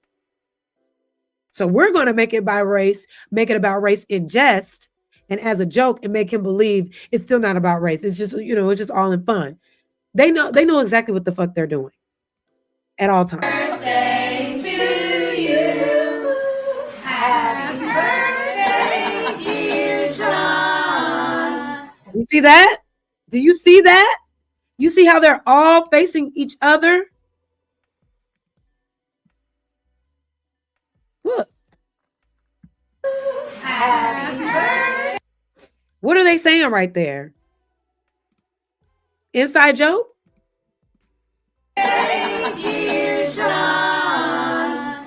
Happy birthday to Sean. She said something crazy because look at the brunette. Look how she looking. Like, girl, don't start.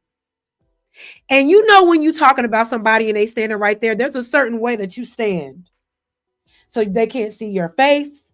So they can't see your lip movements. So when you say whatever it is that you want to say, facing somebody else, they can't pick up on it. That's exactly what this blonde bitch was doing. They set this lady up from the very beginning. Happy birthday to you. It's sad, but I want us to use these horrible circumstances to learn from them. In 2026, man, a lot of people want to live in this fairy tale, kumbaya type of world where everything is sunshine and rainbows. But I never thought that. And that's why I will be getting dragged on these panels, being on them panels with Ton Dog and them.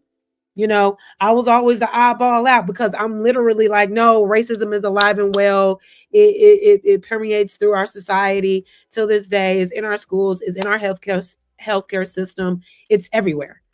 It's on full blast mode. And I will get jumped. I will be getting panel jumped, being called a victim, being called, you're in the victim Olympics. What are you doing in 2026? What can't you do in this day and age that a white person can do? How are you being oppressed? They don't understand that it's not an individual. Oh my God, white people are stopping me from doing something. No, it's systemic.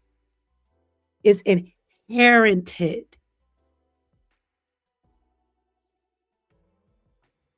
And that systemically and economically affects us and impacts us as a collective. But we clearly can see that this shit is alive and well today. It's not over. We're still, like I said earlier, like we still in the streets shouting, we shall overcome. Someday, someday, one day. We will not have to sit here and be so vigilant and hyper sensitive to everything around us. Because one day, hopefully, one day may not be a day where we could be alive to see it. But maybe one day this country will get it the fuck together and start treating people as humans and stop running off of this racist, evil shit that they run on. They need to be held accountable. They need to be shown a mirror. They need retribution. Looking for revenge. But see, the thing is, a lot of people ain't about that life. A lot of people ain't about that life. Y'all, look my shadow. It look like it's the middle finger. I didn't even know that. I didn't even notice that. But anyway, getting distracted. But yeah. Until I always say, they're not going to feel us until they feel us. Are you picking up what I'm putting down? They're not going to feel us until they feel us. Okay? We can't be too afraid to sacrifice convenience, to sacrifice our own convenience for the greater good. Our ancestors did it. They walked miles. They got beat the fuck up. They got lynched. They got hosed down so that we today could have a chance. But see, it's too many evil people in power trying to repeat history in a way that can harm us once again. And we can't go about it. We have to link up and be willing to sacrifice our convenience for change, but we can't be as docile anymore.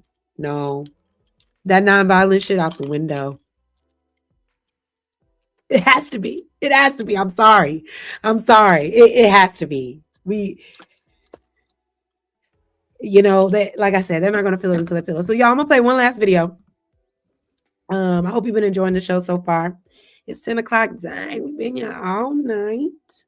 Thank y'all. Thank y'all for pulling up on me tonight. I really appreciate it. Let me give y'all a round of applause. For you, I'm going to play this banner real quick. Another video that I saw right before I went live, it was with Don Lemon. And he was going off on the parade situation as well. And I want to just play that one more time because it was just very satisfying. Chef's kiss. And then also show maybe something else that can give us a little bit of hope on how Black folks need to step it up when it comes to holding these evil people accountable. But get into what Don Lemon had to say about 4th of July weekend. Fireworks, there were speeches, there were flags all over the Capitol, porches all over the country. But the thing that caught most people's eye in the middle of all this, several hundred masked men marching through the nation's capital right near Trump's 250th birthday, his personal birthday, not that he's 250, but close, calling for a country built for white people only. Watch this. Today, an alarming scene unfolded in Capitol Hill this morning as hundreds of members of the white supremacist group Patriot Front marched through D.C. The group moved throughout neighborhoods in the district wearing face coverings, carrying American and Confederate flags, and it caught many off guard. Sarah Robinson spoke with people who woke up to the march and say that they were shocked and unsettled by what they saw. People living along 6th Street near C Street say they woke up to the sound of hundreds of people marching. And y'all, my bad. I meant to play this earlier, so just bear with me. Thank you for watching. All right. I didn't have it in order today. All right. Thank you. Past their homes. At first, they thought it was a parade, so they started taking photos. But their reaction quickly changed to shock and fear when they realized it was the group Patriot Front. Yeah, that way they don't have to keep doing it. My reaction is that's gross. Ew. We don't need that today. Okay. All due respect to the residents. I mean, look at these guys. Yeah, gross. It's beyond gross, ma'am. But I understand, these cowards, they're cowards, that's what they are. Because if they were actually proud of who they are and what they were doing, why would they wear masks? I mean, these are the same people who during COVID said masks are uncomfortable. We shouldn't have to wear a mask. Who wants to wear a mask? And now they're wearing masks. Okay, so that was in Capitol Hill. Those folks woke up to the sound of drums. They said they thought it was a parade. It was not a parade. It was called Patriot Front. There are reports that, it was the Proud Boys, not the Proud Boys, but worse, I believe, if you can get worse. But they're all sort of on the same thing. So they were all in their outfits. You can see them in their outfits, their khaki pants, their navy shirts, their white masks, and, the covering their faces, sunglasses on top of that, just to make sure that you can't see them because their moms must not be proud of them. Or if their mothers are proud of them, then their moms are just as big a pieces of trash as they are. So they are in the metro station. They came out, they traveled through the metro station, and they marched towards the Eastern Market carrying these Confederate flags and the American flags. Some of them were turned upside down, chanting, "Reclaim America." Do we have any of the chanting that we can show? You can hear them chanting and playing the drums. Can we roll it? Let's see what they sound like.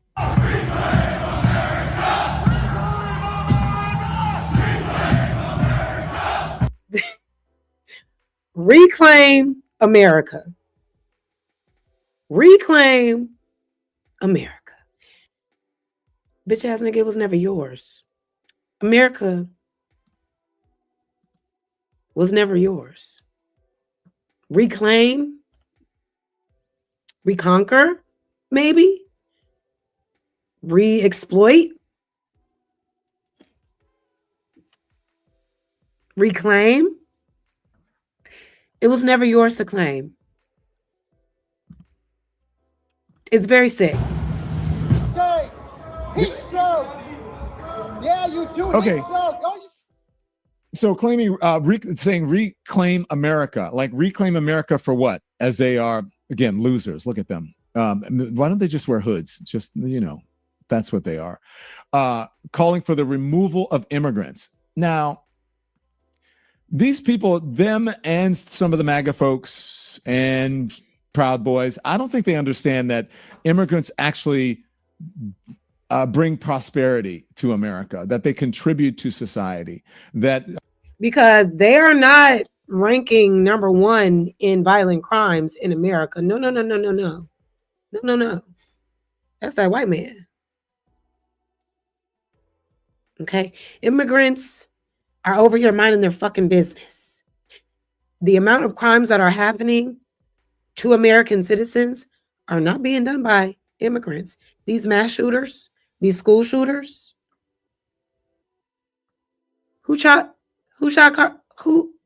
Charlie Kirk? I don't believe that wasn't immigrants. No. I do not believe that was an immigrant at all. The man that came in there. Oh, what's that man? What was the man? Well, I feel like that whole thing was staged, but the man that came into the White House ended up passing all type of security in the White House with that damn rifle. Was he white or black? He wasn't black, but I don't think he was white either. He was like some type of immigrant, but that shit was fake. My point is this: the real shit that's happening, the sex trafficking of children, the violence against women and children and elders and animals, the thieving, the taking advantage of EBT and government programs. Those are white American citizens, ladies and gentlemen. That's why I'm like, what's y'all beef with immigrants? They're not doing anything to you. Now, I'm not saying there can't be a better way for us to, include everyone. I think there needs to be a due process, but the ones that are here are not the ones that's wreaking havoc on this soil. It's American white. Demonizing immigrants and criminalizing them is only a talking point for the far right. Because there are far more immigrants, people who come into this country, immigrants, migrants, people claiming asylum, whatever it is, who are doing more good for the country than causing harm. So let's just be clear about who these people are.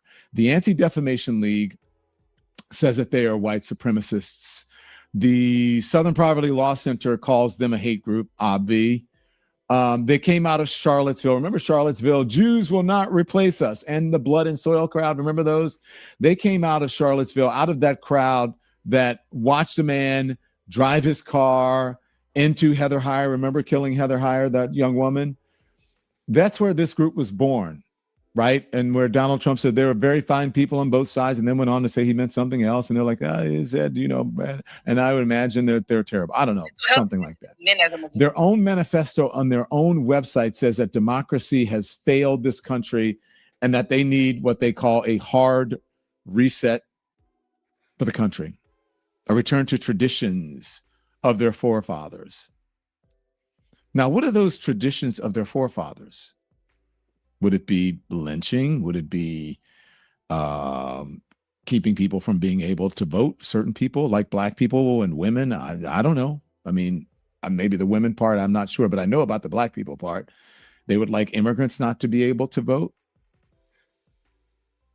The same people whose ancestors were immigrants to this country.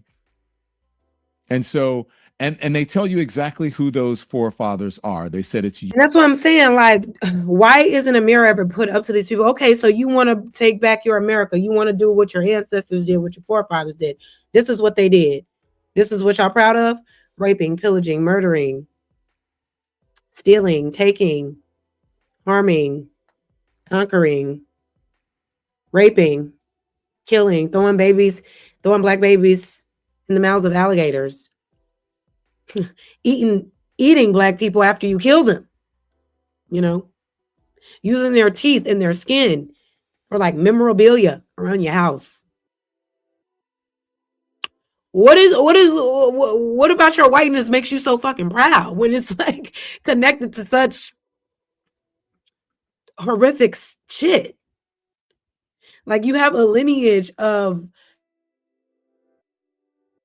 just horror when it comes to your culture. So when you take to the streets and say, we want to do it again, so you want to be hate-filled mongrels that wreak havoc on people unprovoked? I need them to really understand why they want to hold on so much to that part of their culture. And that's your culture as a white nationalist is rooted in racism. Your culture is nothing but racism. Rooted in hate. Racism is rooted in hate. Your culture is all about dominating other people, making people feel less than so you can feel superior. And that's something you're proud of? European settlers. And that's the thing. Also, y'all are first immigrants. Y'all should be getting the fuck out of here before anybody. Nobody should be staying around. Like, if you want to remove immigrants that are causing drama and trauma to this country, start with you, white man. It starts with you. There's no historical context of immigrants coming over here, other immigrants coming over here and doing anything the same way that you did. You're saying that they're doing all this violence. No, that's what your ancestors did as immigrants. That's what y'all did. So if anybody should be extracted from this land, it's you. You've caused the horror. You've caused the drama. You've caused the genocide. You've caused the wars. Your ancestors decided to terrorized Black people after they were free and got the government to drop bombs on American soil against American citizens just because the community of Black folks was thriving. This is y'all history. So how about you get your shit and get the fuck out of here? And maybe we can live in harmony for once. Y'all are the immigrant y'all talking about. You are the violent immigrant that came over here illegally that you're talking about. It's so bizarre. The cognitive dissonance, it will never not surprise me. Are immigrants. Not African Americans, because African Americans are not immigrants. Obviously, the demographic here are the people who were brought here against their will, enslaved here. It's not Latino Americans, and I'm sure I will bet you that there are some brown people among them because, you know, proximity to whiteness.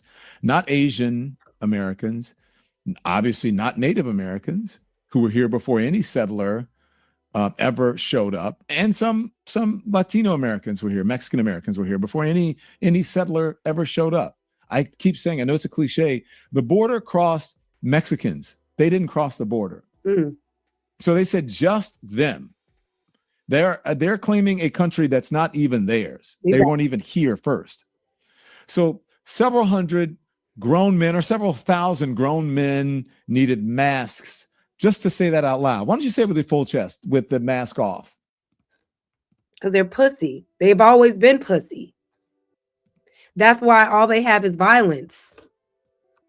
Because they're pussy. They know that they can't. Sorry, y'all. I'm trying to pull something up. They know that they cannot live up to certain expectations, so they resort to violence.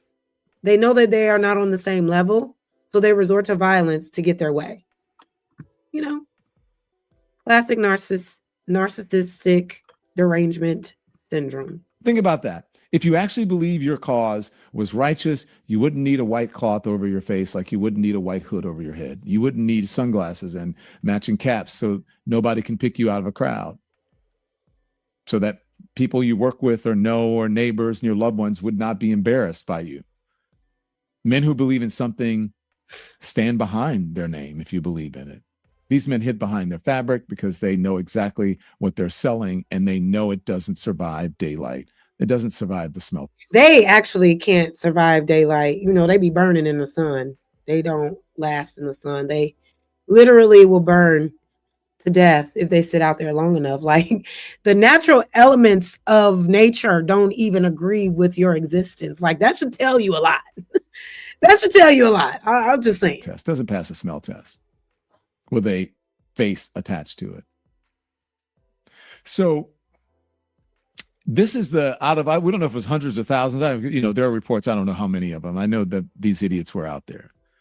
The number that should really bother you, though, is 0. There's a single number for you, 0, because there were 0 arrests. There were 0 complaints filed, 0 calls for assistance. Metro Police put out 0 complaints filed. So that kind of like gives you an idea of everybody else that observed the situation. Nobody thought to call the police on these people. Nobody thought to make a complaint, even with the permit. You know, if there was a bunch of Black Panthers out here marching, talking about we shall overcome, you know, marching for justice, hella complaints, hella police, hella arrests, maybe some casualties. Shit crazy. Statement calling the whole thing First Amendment activity. Several hundred masked men marching through residential neighborhoods on the day that the country turned 250, and law enforcement waved it through like, like it was a farmer's market. Big Shorty, you said cognitive dissonance is strong as a motherfucker with all groups, but none of them admit to it. Tell me, what's the cognitive dissonance that Black people struggle with? Right? Because cognitive dissonance is basically you believing something that You would rather believe your beliefs than the truth that's presented in front of you. Where do we struggle with that at? I would like to know. What is the cognitive dissonance that Black people don't admit to or that we suffer from? What are we in denial about? I would love to know. Now, imagine if this was what they thought was Antifa, or what they thought was Black Lives Matter, or the new Black Panthers. Imagine what would happen then. Exactly. But they already think this is Antifa, Don Lemon. They already think that this is some type of ploy that the Democrats put together to fund a movement to try to, what? I don't know what. To make people mad at Trump. You don't have to stage nothing for folks to not like Trump. He's unlikable. The administration is unlikable. It's racist. They're protecting pedophiles. He is a pedophile. You don't have to create these, false flags to create more hate for Trump. He's earned the hate. He's earned the disdain that we have for him. This is what people who are unwilling to... Like what?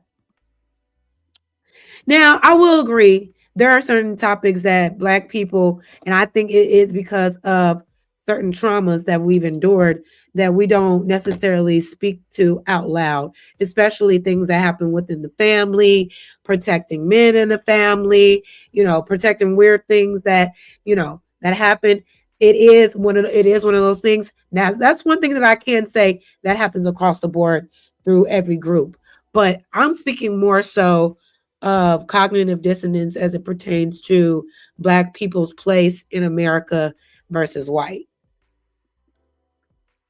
And who is really responsible for the destruction of this country. Because the cognitive dissonance is heavy with these white folks. And they are the literal reason of the destruction of this country, but they won't accept it.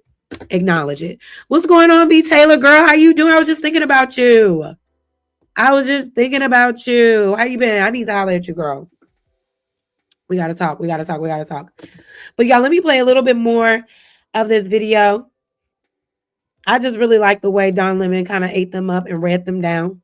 Tell the truth are saying about this, like Benny Johnson, who is saying, and what's her name? Laura Ingraham. Benny Johnson is saying that these were federal agents. He's saying the Black lady, he's talking about this. So there's a Black lady that's in the middle of the picture here. She's kind of at the bottom. You can't really, okay, see her. She's on the metro with all of these white supremacists. Okay, so he's saying the Black lady must feel extremely safe surrounded by dozens of federal agents. Now, unless he's saying that federal agents are racist, Nazi, Patriot Front bigots that work for the Trump administration, I don't know what his point is. Because let's just say that they are federal agents. That would mean that these are Donald Trump's federal agents. And they said the same thing about January 6th. Oh my God, it was filled with these were FBI people. These were people that were hired, or it was Antifa. When no federal agent nor Antifa person was arrested amongst the crowd of people who were just picked up randomly by police and were found to be from, facial recognition or however they were found, turned out not to be a federal agent, an FBI agent, nor a member of Antifa, which is not really a membership, which is just people who feel like people who don't like fascism. So what's the point? Laura Ingraham saying the same thing. I don't understand Laura Ingram's thing. I call fake. Look more like Antifa in costume. No one should be allowed to cover their faces. I agree on that part. From Laura Ingraham. But I doubt that these are, I will bet money that these are not Antifa. At all. These are people who actually believe in what they say. Exactly. Patriot Front's own logo pulls from the same iconography as Mussolini's fascist party from the 1920s and 30s. Wow. Not similar in spirit, they're similar in design. Or not just, I should say, similar in spirit, similar in design. And that's not by accident. A group that knows exactly what tradition it's borrowing from, dressed up in red and white and blue so it can walk down Pennsylvania Avenue without anybody stopping them. Exactly. And they literally have, and shout out to Dom Lemon. That was enough of that video. He goes on to break down the hypocrisy even more. Make sure y'all go and check him out. But exactly, like you said, Lonnie, I told y'all, they are police officers, judges, lawyers, and more. Exactly. That's why they've always had to hide their face. They got super emboldened back in 1925 when they marched on Washington and showed their face, but they had a permit. They were perceived as to not be a nonviolent group, to not be radicalized, to not be bigots. So of course they were given the okay to do so. But they're pulling, and that's what's so bizarre about them using the celebration of America to pull from other racist, bigoted regimes, fascist regimes, to send a message in America that this is what they want to do as well. That's not patriotism. That's not inclusion. That's not love. And it's very weird that they don't realize that they are driven by hate and crime and immorality, but will talk to you till they're blue in their faces about being moral, assimilating to the ways of this land. You're actively trying to incite more violence against people in America just based off of their skin, just based off of their religion, based off of their nationality. And we're supposed to take you serious? But like I said, 250 years later, and we have concluded that America is still very much racist, proudly racist. They're not trying to stop it. They're not trying to suppress it. They're not trying to be held accountable for it. No, they want to continue to perpetuate it. The fact that these white nationalists were able to wear logos that were supposed to be of patriotism but had fascist logo resemblance on it and march on Washington near the White House, where people are creating laws for its citizens without any pushback, with police escorting. You don't think the president and this administration knew what the fuck was going on and agreed to it, supported it? Of course they weren't out there because that would be too much. But they got away with that shit because everybody okayed it on the back end. So what do we do? Exactly, B. Taylor. It's not going to go away. It won't go away until niggas start fighting back. Okay? Like really fighting back. Not just with our wits. We already know we smart. We already know we got brains. We already know we can put some things together. No, they need to feel us. And you can take that with you. And you can take that the way you will. But all I'm saying is you can't continue to be like my good brother, what's his name? Kyle said, can't continue to be benevolent with malevolent. I can't even say the word. Benevolent and malevolent. Malevolent. I can't say that right now. Those people are evil. You can't continue to try to be good towards evil people. You can't. You can't. We got to try something different.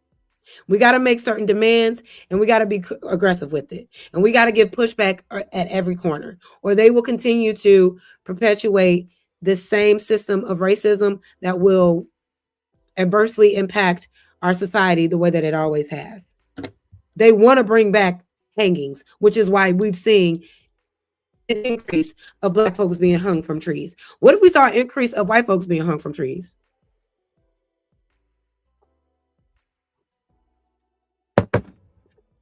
What if somebody was going around and like doing random lynchings and kidnappings of white people, white women, white children, white men, and like putting it all over the internet and causing like making headline news about it to try to set a standard of accountability if Black folks and other minorities don't start receiving justice for their unjustified killings and unalivings, that this is what's going to continue to happen. You're going to see more white folks hanging from trees. What if that happened? Oh my God, who said that?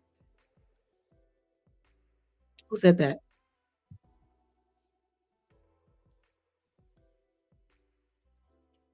Who said that? It wasn't me.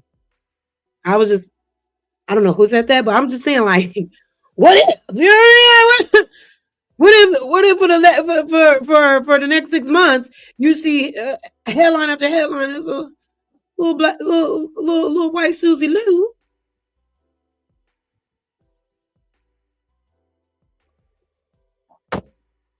or these police officers, find themselves in precarious situations. These police officers that are getting away with killing people, these prosecutors, these judges. You know what I'm saying? What if you just start seeing them in certain situations that aren't good for them physically? What if that was making headline news? Do you think you could see some change then? I don't know. I'm not saying nothing. I'm just saying, what if that was the case? What if? Because we've been so desensitized, we only see us in the news like that. It's like a given. It's like, oh yeah, this is another nigga dead. It is what it is. But what if that narrative changed? You know what I mean? Like, what if it shifted? Do you think that it would like kind of wake some people up? Like, yo, if we keep doing this gonna continue to happen. Maybe we should switch things up. I don't know. All I know is that I know nothing. But all I'm saying is, sometimes you got to meet people where they are. However that looks, we could talk about that later. I'm not out here promoting violence, but I am also tired of being a victim of violence as a black person. I'm tired of being a victim of violence. I'm tired of being a victim of social injustice, racial injustice, a bogus ass criminal justice system that will give a Asian man, acquitted of all charges after he ran down a 14-year-old and shot him dead over a bottle of water that he didn't even take. I'm tired of that. I'm tired of seeing Black people in the news every single day being found hung up by trees, and everybody wants to rule it a fucking suicide and nobody has anything else to say about it. Yeah, I'm tired of being a victim of that. I'm tired of being affected, just even work-wise, right? Just even being a Black woman trying to get a job, let alone a Black man. We already know that play. But being a Black woman alone, where it was how many Black women that were laid off specifically last year? How many? I was one of them. Let go. And data is coming out right now that they're running resumes, lining them up to make sure they're not hiring Black people anymore. Yeah, I'm tired. Yeah. I think maybe it's time for certain people to feel how other people feel so they can get understanding. Because sometimes you just don't get it. You don't get it because you sit from a seat of privilege, and you sit in your bubble, and you're like, well, I don't see that. Maybe you should start seeing some shit like that. Eye for an eye, tooth for a tooth. I don't know. Taste of your own medicine. I don't know. I just know we haven't tried that yet. Even with this voting situation, I'm not saying we shouldn't vote. Not saying that at all, but we should be making more demands in exchange for our vote instead of just handing our vote over to any and everybody when they have nothing to give us in exchange for it. We need tangibles now. I'm gonna hold my vote until you give me what I need, and I need proof that you're gonna deliver before I vote you. You know what I'm saying? We never tried it. That's all I'm saying. Maybe we need to try something different. Maybe we need to try something different. But anyway, that leads me to this last quick video before we get out of here. Shout out to My Life Your Entertainment. He gave me this video. We're gonna have to end the the live on this. Maybe this will give us some hope. You know, when a nigga's fed up, there ain't nothing you can do about it. It's like running out of love. Oop, I should not be singing R. Kelly. But anyway, check this video out, y'all. So it says 2 officers assaulted while trying to break up a July 4th block party in North Charleston. Let's see what happened to these cops.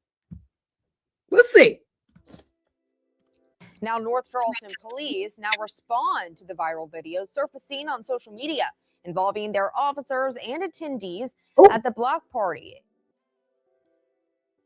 in the Decorah, Cherokee neighborhood. 2 officers were injured, and police say 4 people have been arrested. 3 of them are minors. My 5's Kavya Ramesh has what we're learning tonight. Hold on. I need y'all to take a look at this ass whooping one more time. Oh shit, I'm not on the camera. I need y'all to take a look at this ass whooping one more time. Okay. And this is what I'm saying. You don't see this often. You don't see niggas beating police up. I'm just saying. Do you smell what I'm stepping in? Are you picking up what I'm putting down? Maybe niggas is getting fed up. I don't know. But I need y'all to take a look at this because, oh, my. Now, North Charleston police now respond to the viral videos surfacing on social media involving their officers and attendees at the block party in the Decorah, Cherokee neighborhood.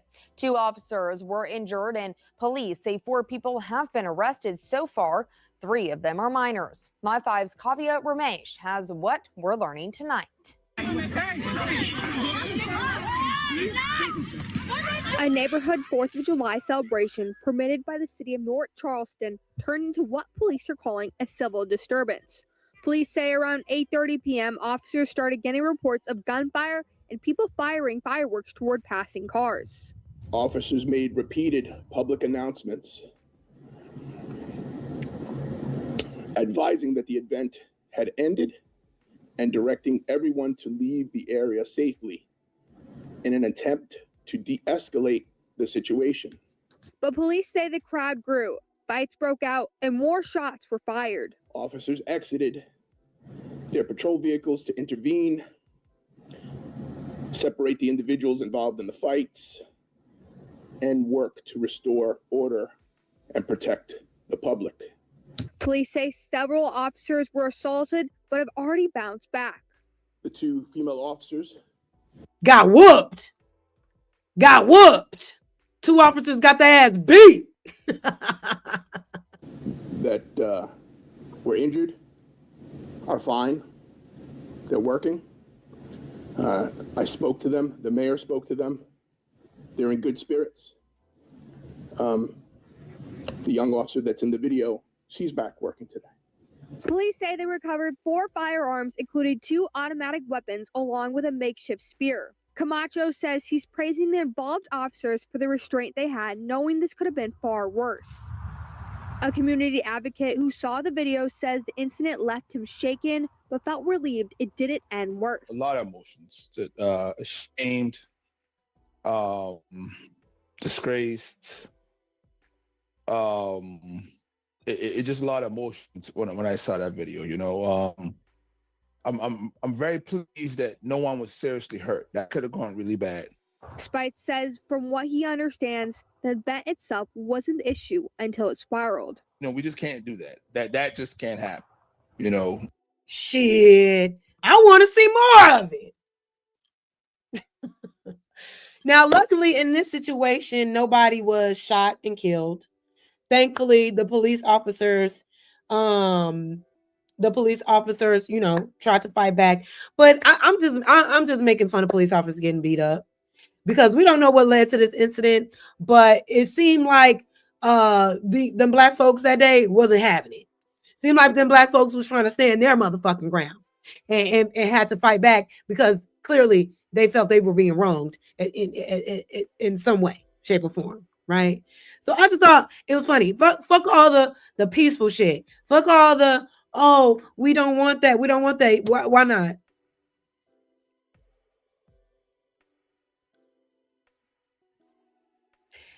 I know it won't always end up with anybody being shot, and maybe they gave grace because they were all kids. Maybe because they were female police officers, they gave a little bit more grace. Because no, because these female police officers would shoot a nigga dead quick as hell too. But what I'm saying is, I don't mind seeing a couple police officers get beat up if it was in the right. You know what I'm saying? They held it down. They got whooped. You pulled up trying to do something with some black folks on July 4th, messing with them, and they stood on business. I'm not mad. We can't attack and jump on a police officer who's just trying to do her job. And yeah, and there are plenty of there are plenty of police officers that were just doing their job when they killed kids, when they killed Tamir Rice, when Trayvon Martin was killed. Okay, when what's his name? The little baby that just died in the Walmart parking lot, Cohen. You know what I'm saying?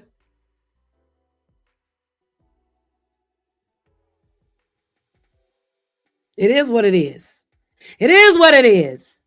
But you know what else I also heard?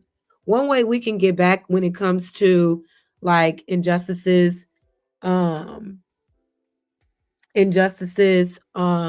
Black people by way of policing, taking out life insurance policies.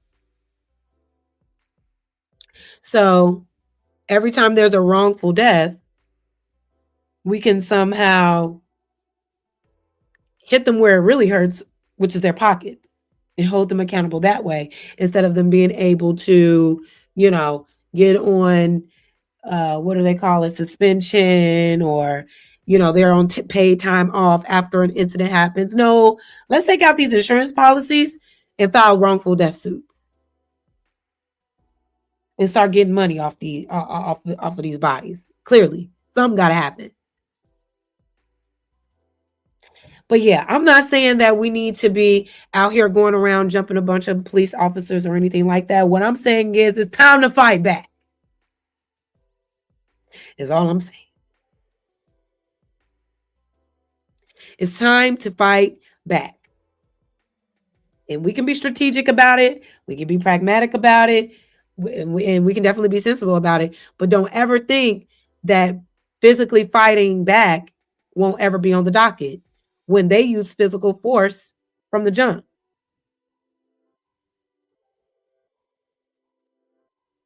That's all I'm saying. That's all I'm saying. But I like this this comment here. It says, Jazz, don't leave out the valedictorians and the grand openings to show progress. Absolutely. One of my next shows coming up, or I might do an upload video just highlighting the progress in the community as of late. The many businesses that are opening in our communities right now, that are thriving, that are employing other Black people, the Black farmers, the Black entrepreneurs, the young kids that are, doing great in school, getting into college at super young ages. That's also happening in our community as well. So we'll be highlighting more of that. And thank you, Elisa Little, for reminding me to make sure that we keep it balanced around here. Because I did a video, that was one of my first videos I did, or one of the first live streams I did when I first started my channel, just highlighting progress in the community. So we'll continue to do that. But yeah, I just wanted to end the show just showing some police officers getting their ass whooped.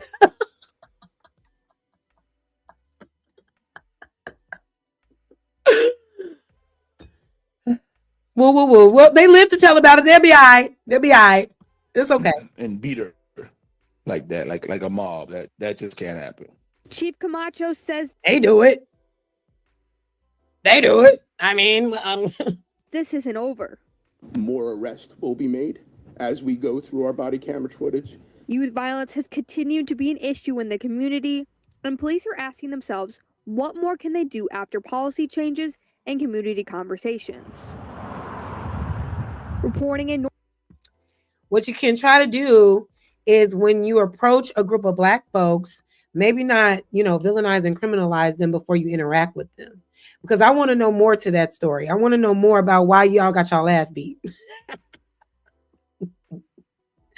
I want to know why they whooped you. What did you do? You know what I mean? Were you violating their rights? What happened, officer? But y'all, this is America's legacy. This is how we are celebrating the 250th year of America's inception. Give it up for America. My. My.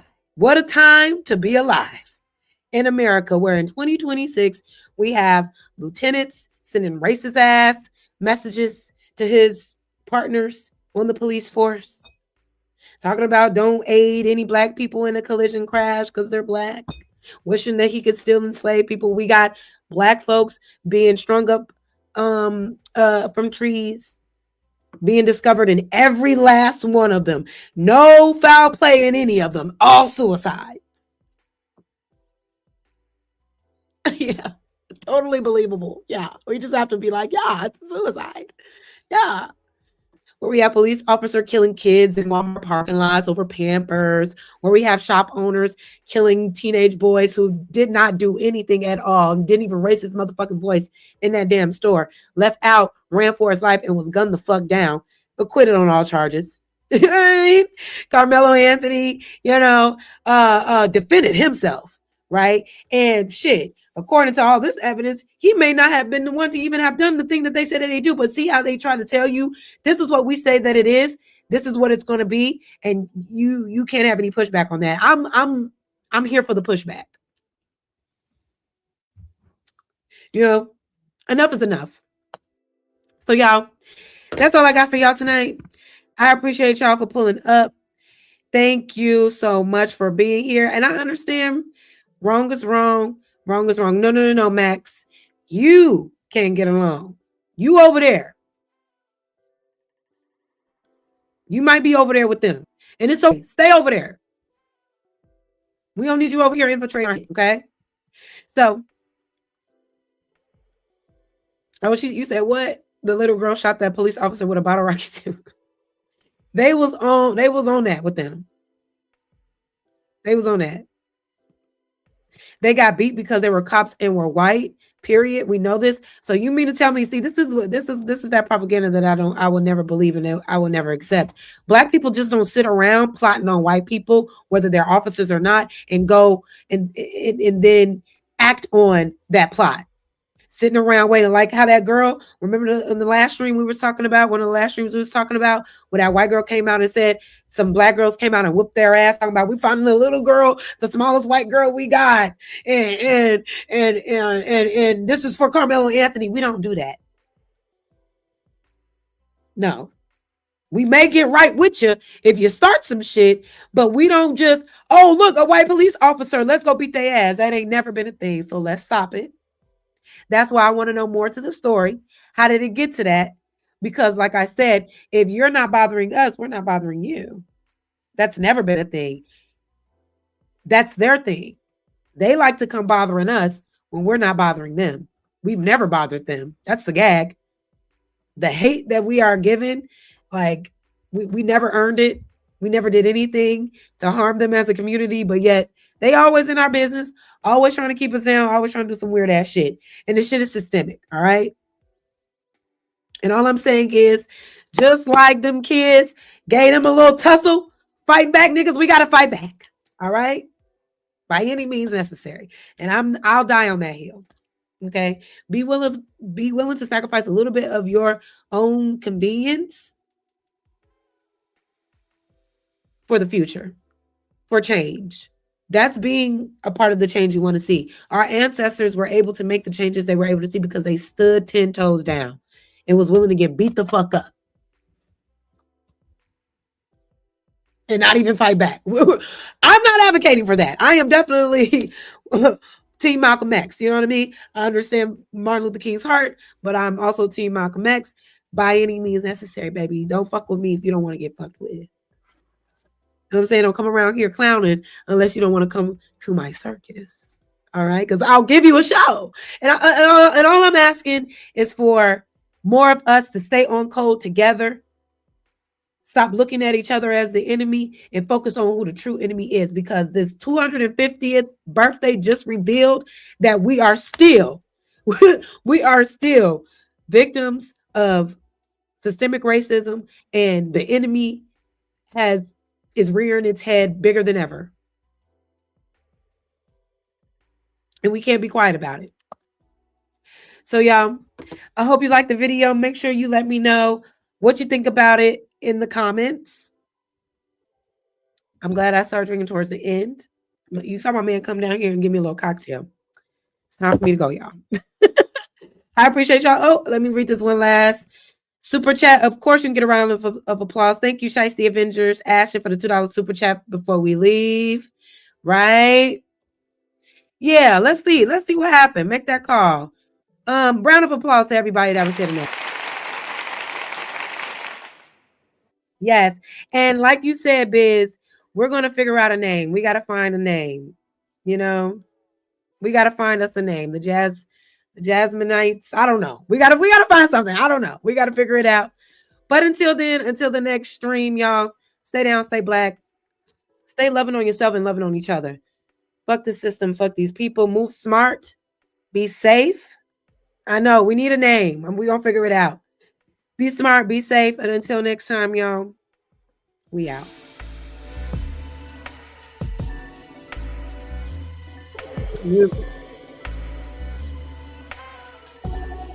No legs. Wait a minute. No legs. Hold on. I don't like that. We might have to think about that one. Look at y'all. It's been real. Peace. Have a great week. See you next time. Bye.